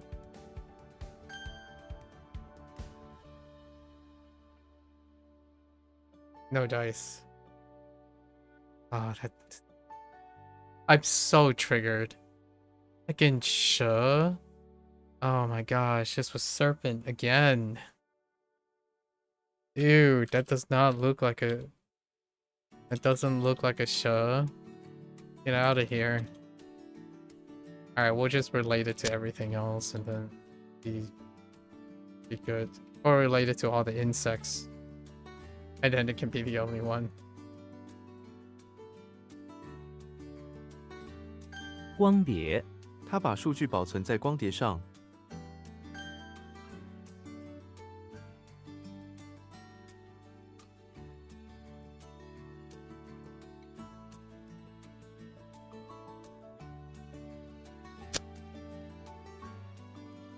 What? Oh, I'm typing the wrong thing. Break the car. Sure. 枕套，这个枕套有一个洞。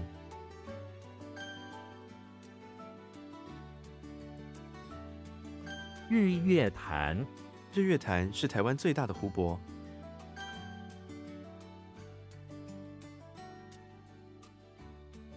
盼，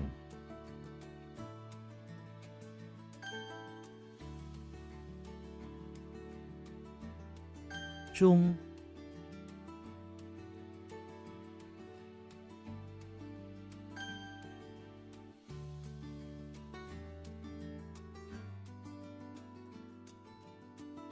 咸，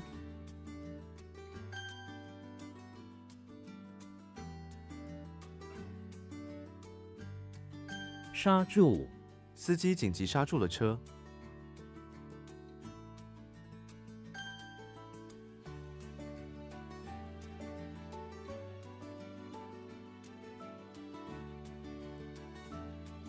吼，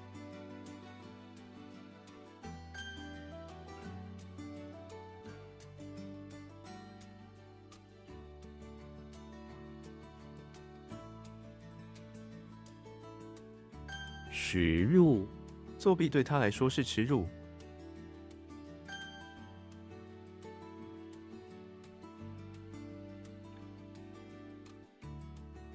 僧侣，僧侣的生活非常简单。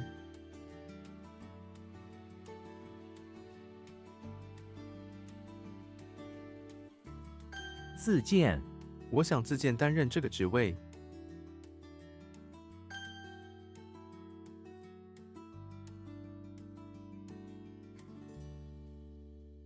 作弊，他在考试时作弊了。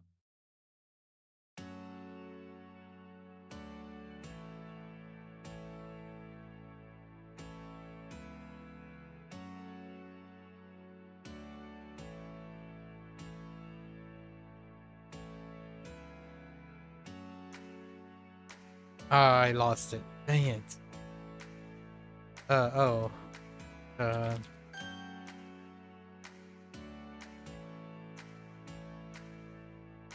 枕头，你需要换一个新的枕头。蛇， I can show.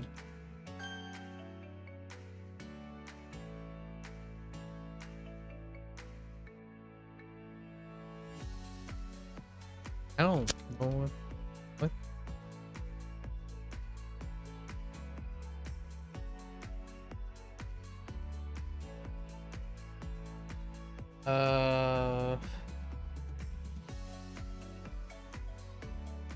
Oh. Oh, whoops. That's asking for meaning.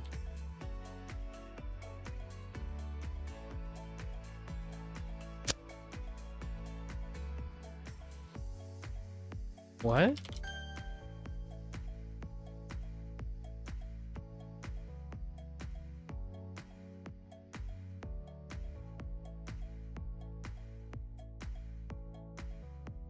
Zhi, Alright. Pretty average day.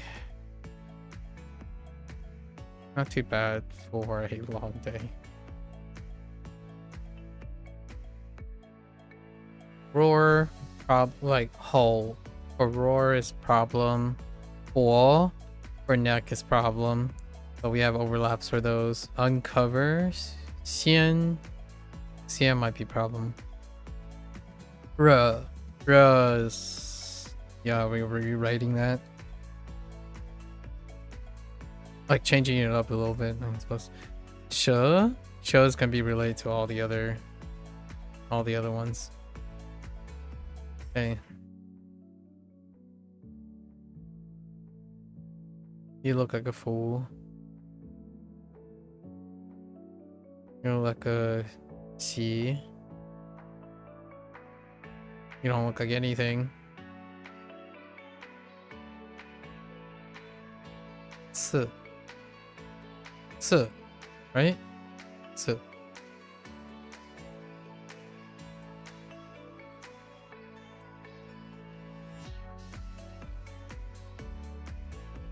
Chu.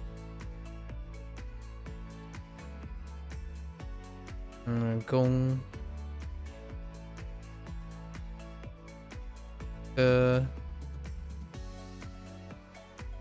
Oh. Pretty good ones.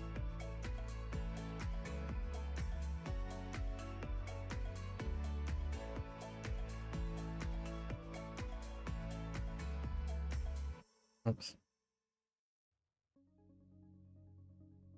Yeah. Yeah, die.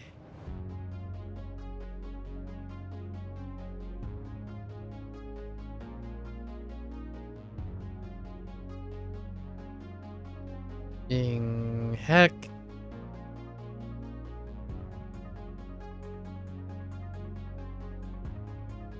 Being toe. Toe is weak.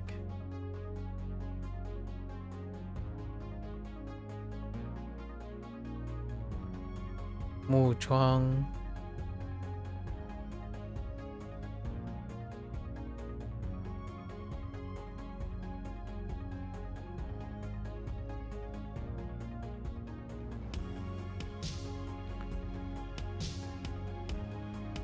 Jian Lo.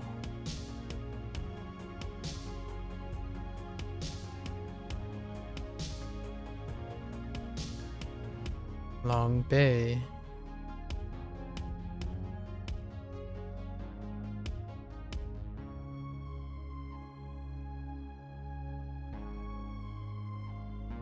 Song Lee. What is Song Lee? Oh, tower. That's probably the roughest.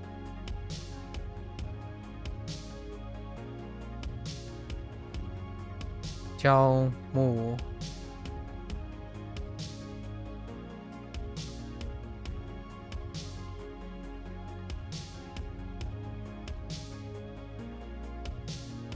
Lu what?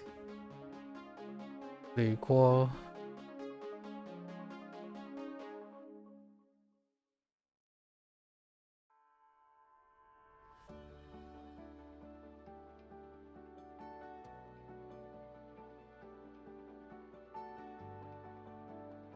耸肩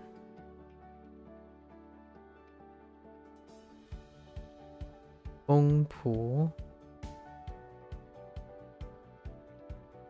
Booty. That's gonna be tough. Kinda sounds like booty though. Booty. 一拳 一拳狼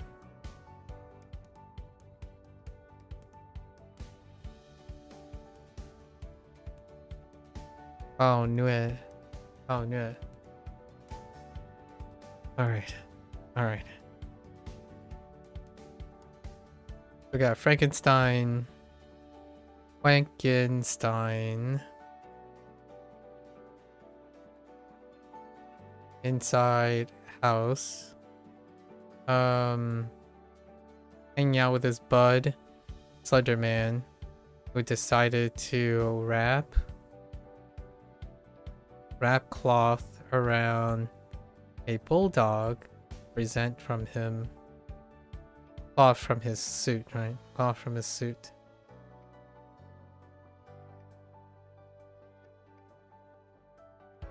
Bulldog as a gift between two monsters. Xena inside house. This one is gonna be so problematic. It's most of the family stuff is really outrageous.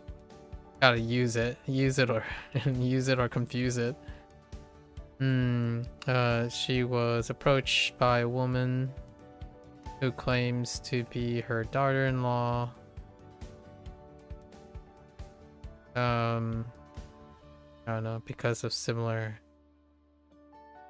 her nose and heart, blood, heart, shared blood. SpongeBob, bathroom, hoo-ha. Soaking up the suds, right? Soaking up the suds with the sun beaming through the bathtub with his pet guinea pig. Why? Because he can. Where he gave his pet guinea pig a floating device made of a shellfish. Okay. Now Chucky, bathroom, house. Or is it... it's probably the house, right? House. Trying to raise livestock. Right, livestock. That he found abducted from the field. And feeding it caterpillars was a great idea, right? It's Chucky. But eventually he slaughters the livestock, so. Gandalf in front of the temple. Approached by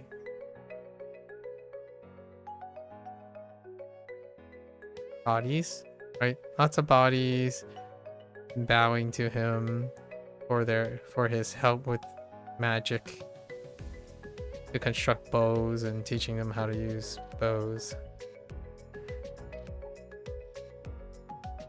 Have Gandalf again in front of the electricity plant this time, being asked at the door next to the guard on the podium to set aside the staff that's in his fingers, in his clutches, to reduce shenanigans. And we have Frankenstein in the house. A little bit different, but trying to polish a spoke from his recent bar, because now his life is richer, having possessed something that's of human quality, right? All right, so Hole. You're heckin' hole. Hole. Okay. That's roar. And then we have ball.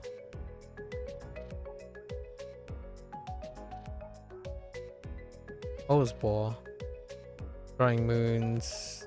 Hope. Hope and I don't remember what's underneath the Pope. Dang it. Oh.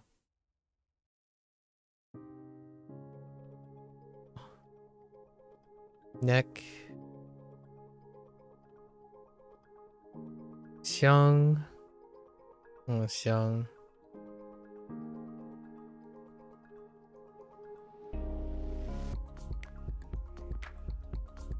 Or not Xiang. Xian. Uncover.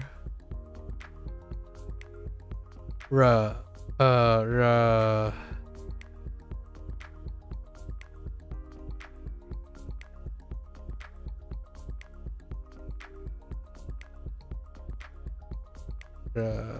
Provoke. Sha. Sha is so disappointing. Oh man. Oh man, am I disappointed in Sha?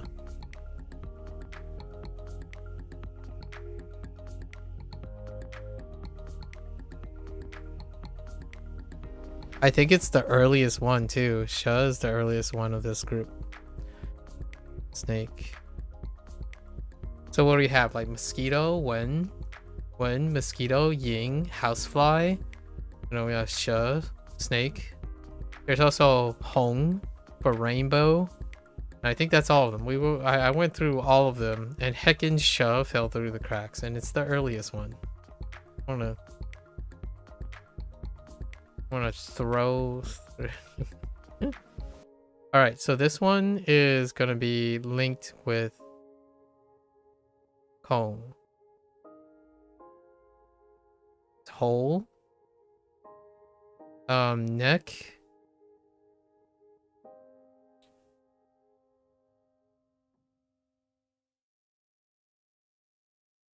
I don't know which character is vigorous. Tree? Oh man.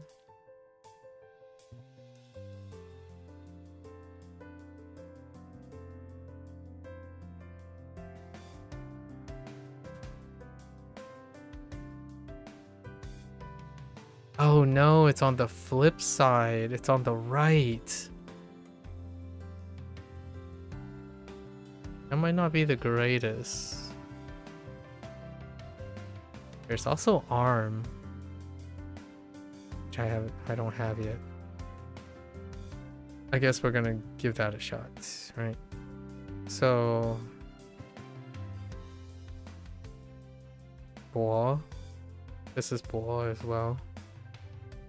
Vigorous. I guess we'll take 2 birds with 1 stone here. Xian. The closest I can think of is Xing.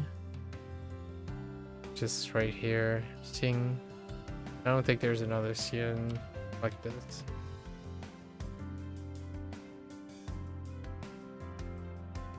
No.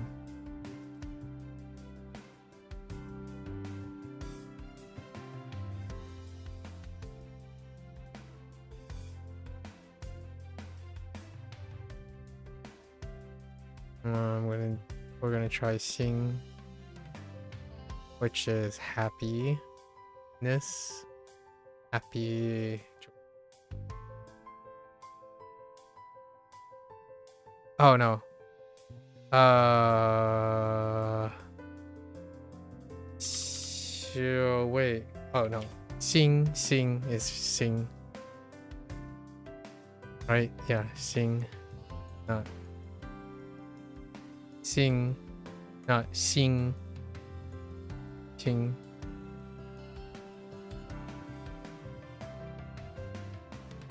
Sure, we're doing all of them.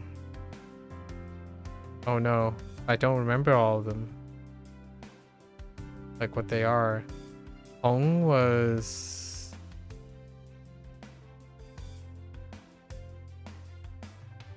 Was it this?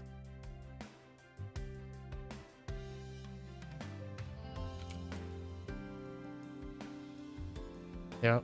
Hoang for rainbow.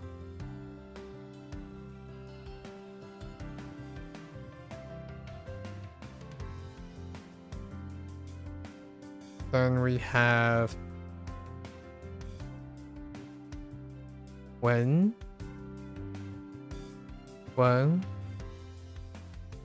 for mosquito.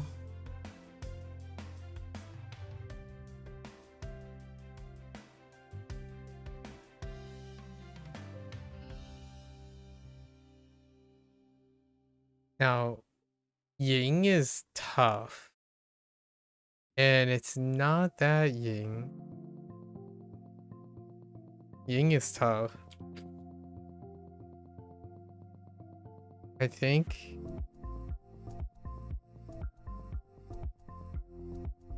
It's like rope, right? Oh my gosh, rope. I don't actually know how to write rope. Yeah, I actually have no idea how to write rope. Let's take a look at rope for a moment.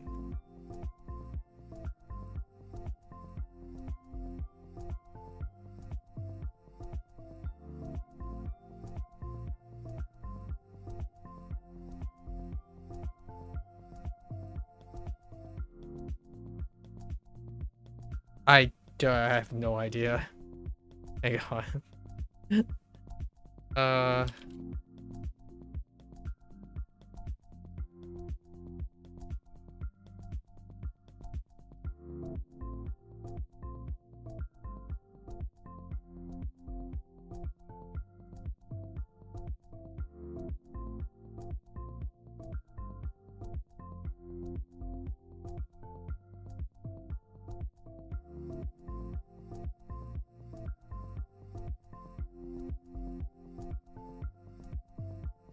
Okay. Yep. That's what I figured. Oh, interesting. Right and then the left. Okay.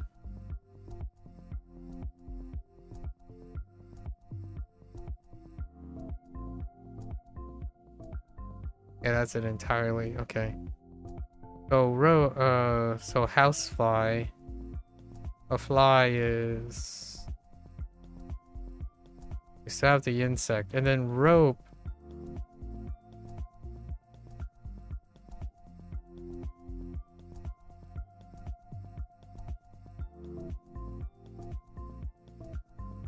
Dang, rope is interesting. Very interesting character. Ying. So fly. Ruh is just gonna be rewritten, I think. I wanted it to pair up with raw because it's kind of rude, but it's Rudolph. Raw is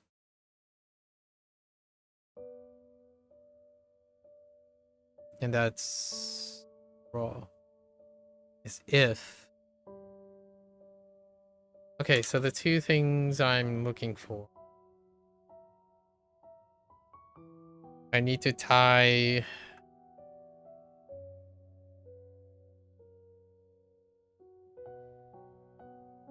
hole to hole. Not hole, hole.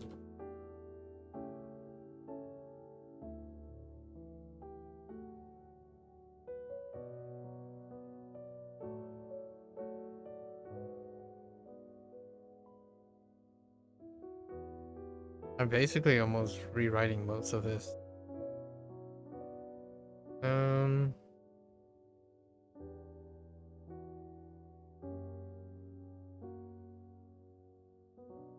Harry Potter is in the basement of the bakery, making a special type of, I don't know, surprise cake for Halloween. For Halloween.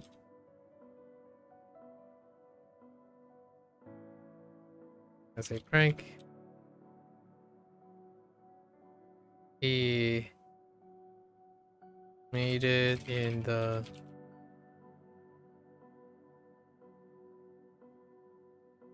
shape of a mouth with a hole with the correct words. I mean, it's about the same too for the child, I guess, with the correct words, you know, with the magic words. And click of his wand the cake will let out a enormous a scary roar. I guess maybe to hook the children.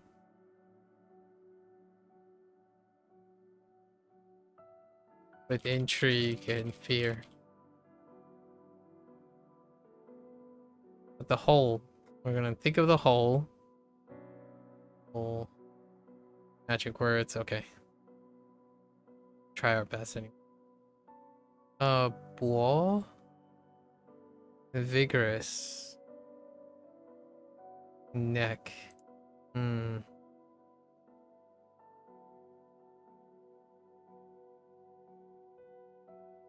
Probably something like Bart Simpson inside the office building, hanging out with an accomplice child, vigorously running around,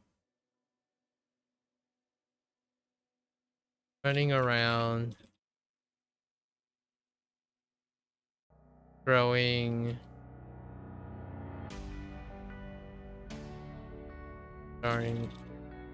moon-shaped objects at the visiting Pope. As the Pope and the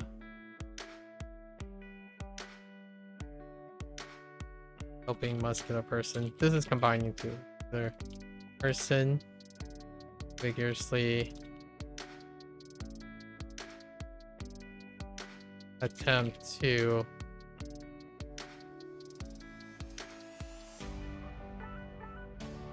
rein them in.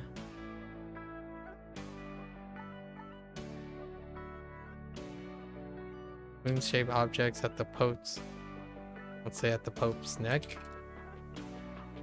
Open the helping muscular person, vigorously attempt to rein them in by the neck. Right.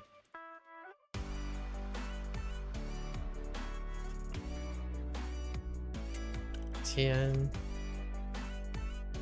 Okay, Nina's in front of the pawn shop where she works. She was hired to use her warrior strength, like her strong fingers, to uncover some ground with maybe like, yeah, maybe uncover some ground by taking out trees and dirt with a hoe in order to make some money for billing pawn shop.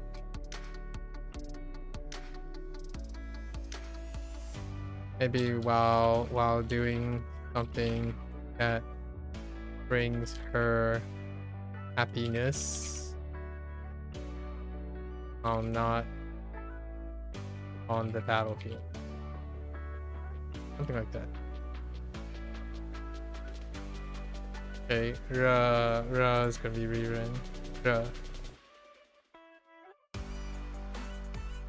So Robin Hood ran to the basement of the electricity plant, right?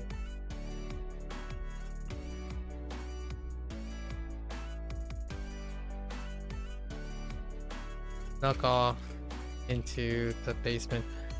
Electricity plant evading pursuit by workers. Sure.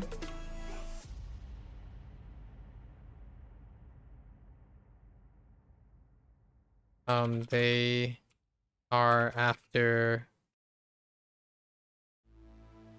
They're after him after he provoked the men. I guess the male workers.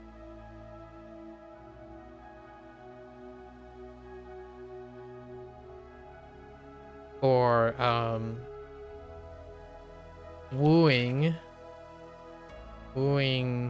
the ladies with his with the right flowers and smooth talking as he was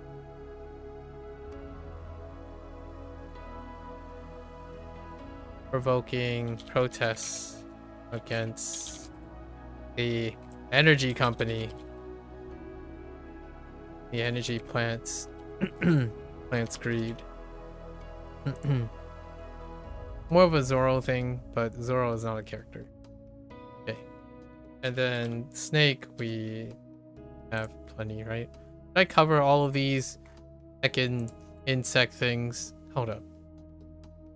Oh, I forgot about Wa. Wa is also a creature.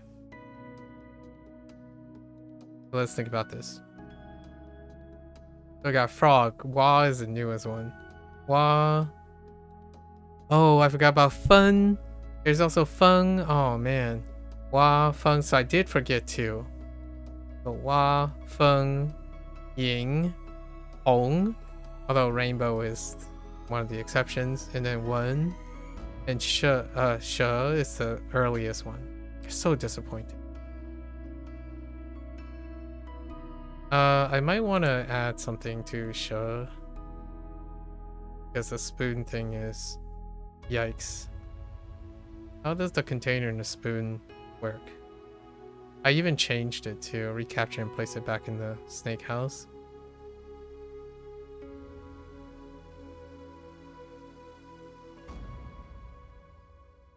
Maybe just to bait the serpent as opposed to the insect. So he's more like tackling a snake problem, right? A serpent problem. So we'll reverse it. He decided to come up with a janky solution by placing a container, setting up a container and placing some dead insects on a, I don't know, by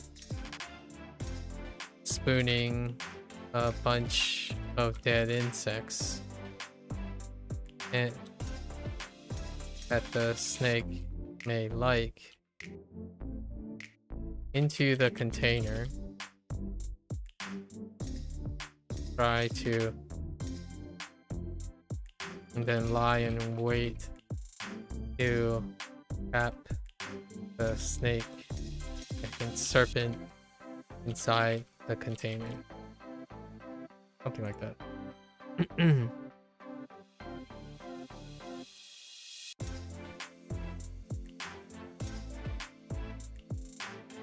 Not much to do with the electricity plant, huh? I don't know, we'll just call it an electrified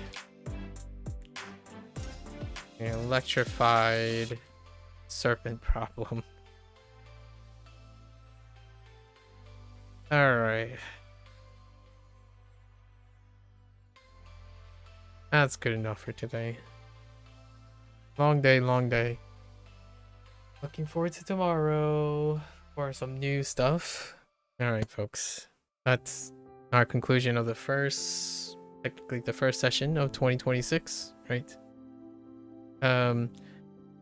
Not long now before we start hitting the games. This month we have integrated, like this is a separate session, so we have integrated and started Bunpro as part of the routine. So it goes WaniKani, Bunpro, then HanziHero.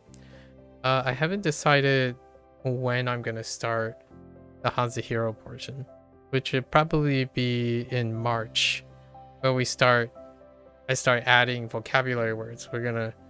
If these become a problem, right, then I start looking through the dictionary for other things that share either meaning or antonyms or synonyms, and we're going to use the dictionary to add to the flow, which then I don't know how that's going to increase the volume or anything, so we'll have to gauge that. But it's not until March. This is going to be the way we're going about it for now. It's only been recently that I started doing this, like, pairing of characters and stuff, because I have so many characters now where it's not that unlikely. It's fairly rare to not have some sort of connection. We can for the WaniKani side, for Japanese side, it's like less useful, so to speak. It's a little bit more a different strategy, but we're still looking at sounds and meanings and whatnot. So this is going to become a normal thing to reinforce based on other characters. That's going to be for the focus until March. That's a wrap for today. So if you're gonna watch this later, 谢谢. As always, feel free to follow along, pick up HanziHero for yourself, give it a try, let me know what you think. You're always welcome to stop on by, yap, discuss, encourage oneself to be expressive, right? Interest in their own lives and the lives of others. Encourage each other to have discussions, exchange ideas, lead to a more usually discussion, exchange, often lead to a more immersive learning experience. Today I went over my little tagline on immersive learning in the Escape of Bunpro. This theme will start to come up again when we approach the day 400 review. Until then, until next time, 大家下次见。感谢观看. See you guys next time. And thanks for watching. Bye bye.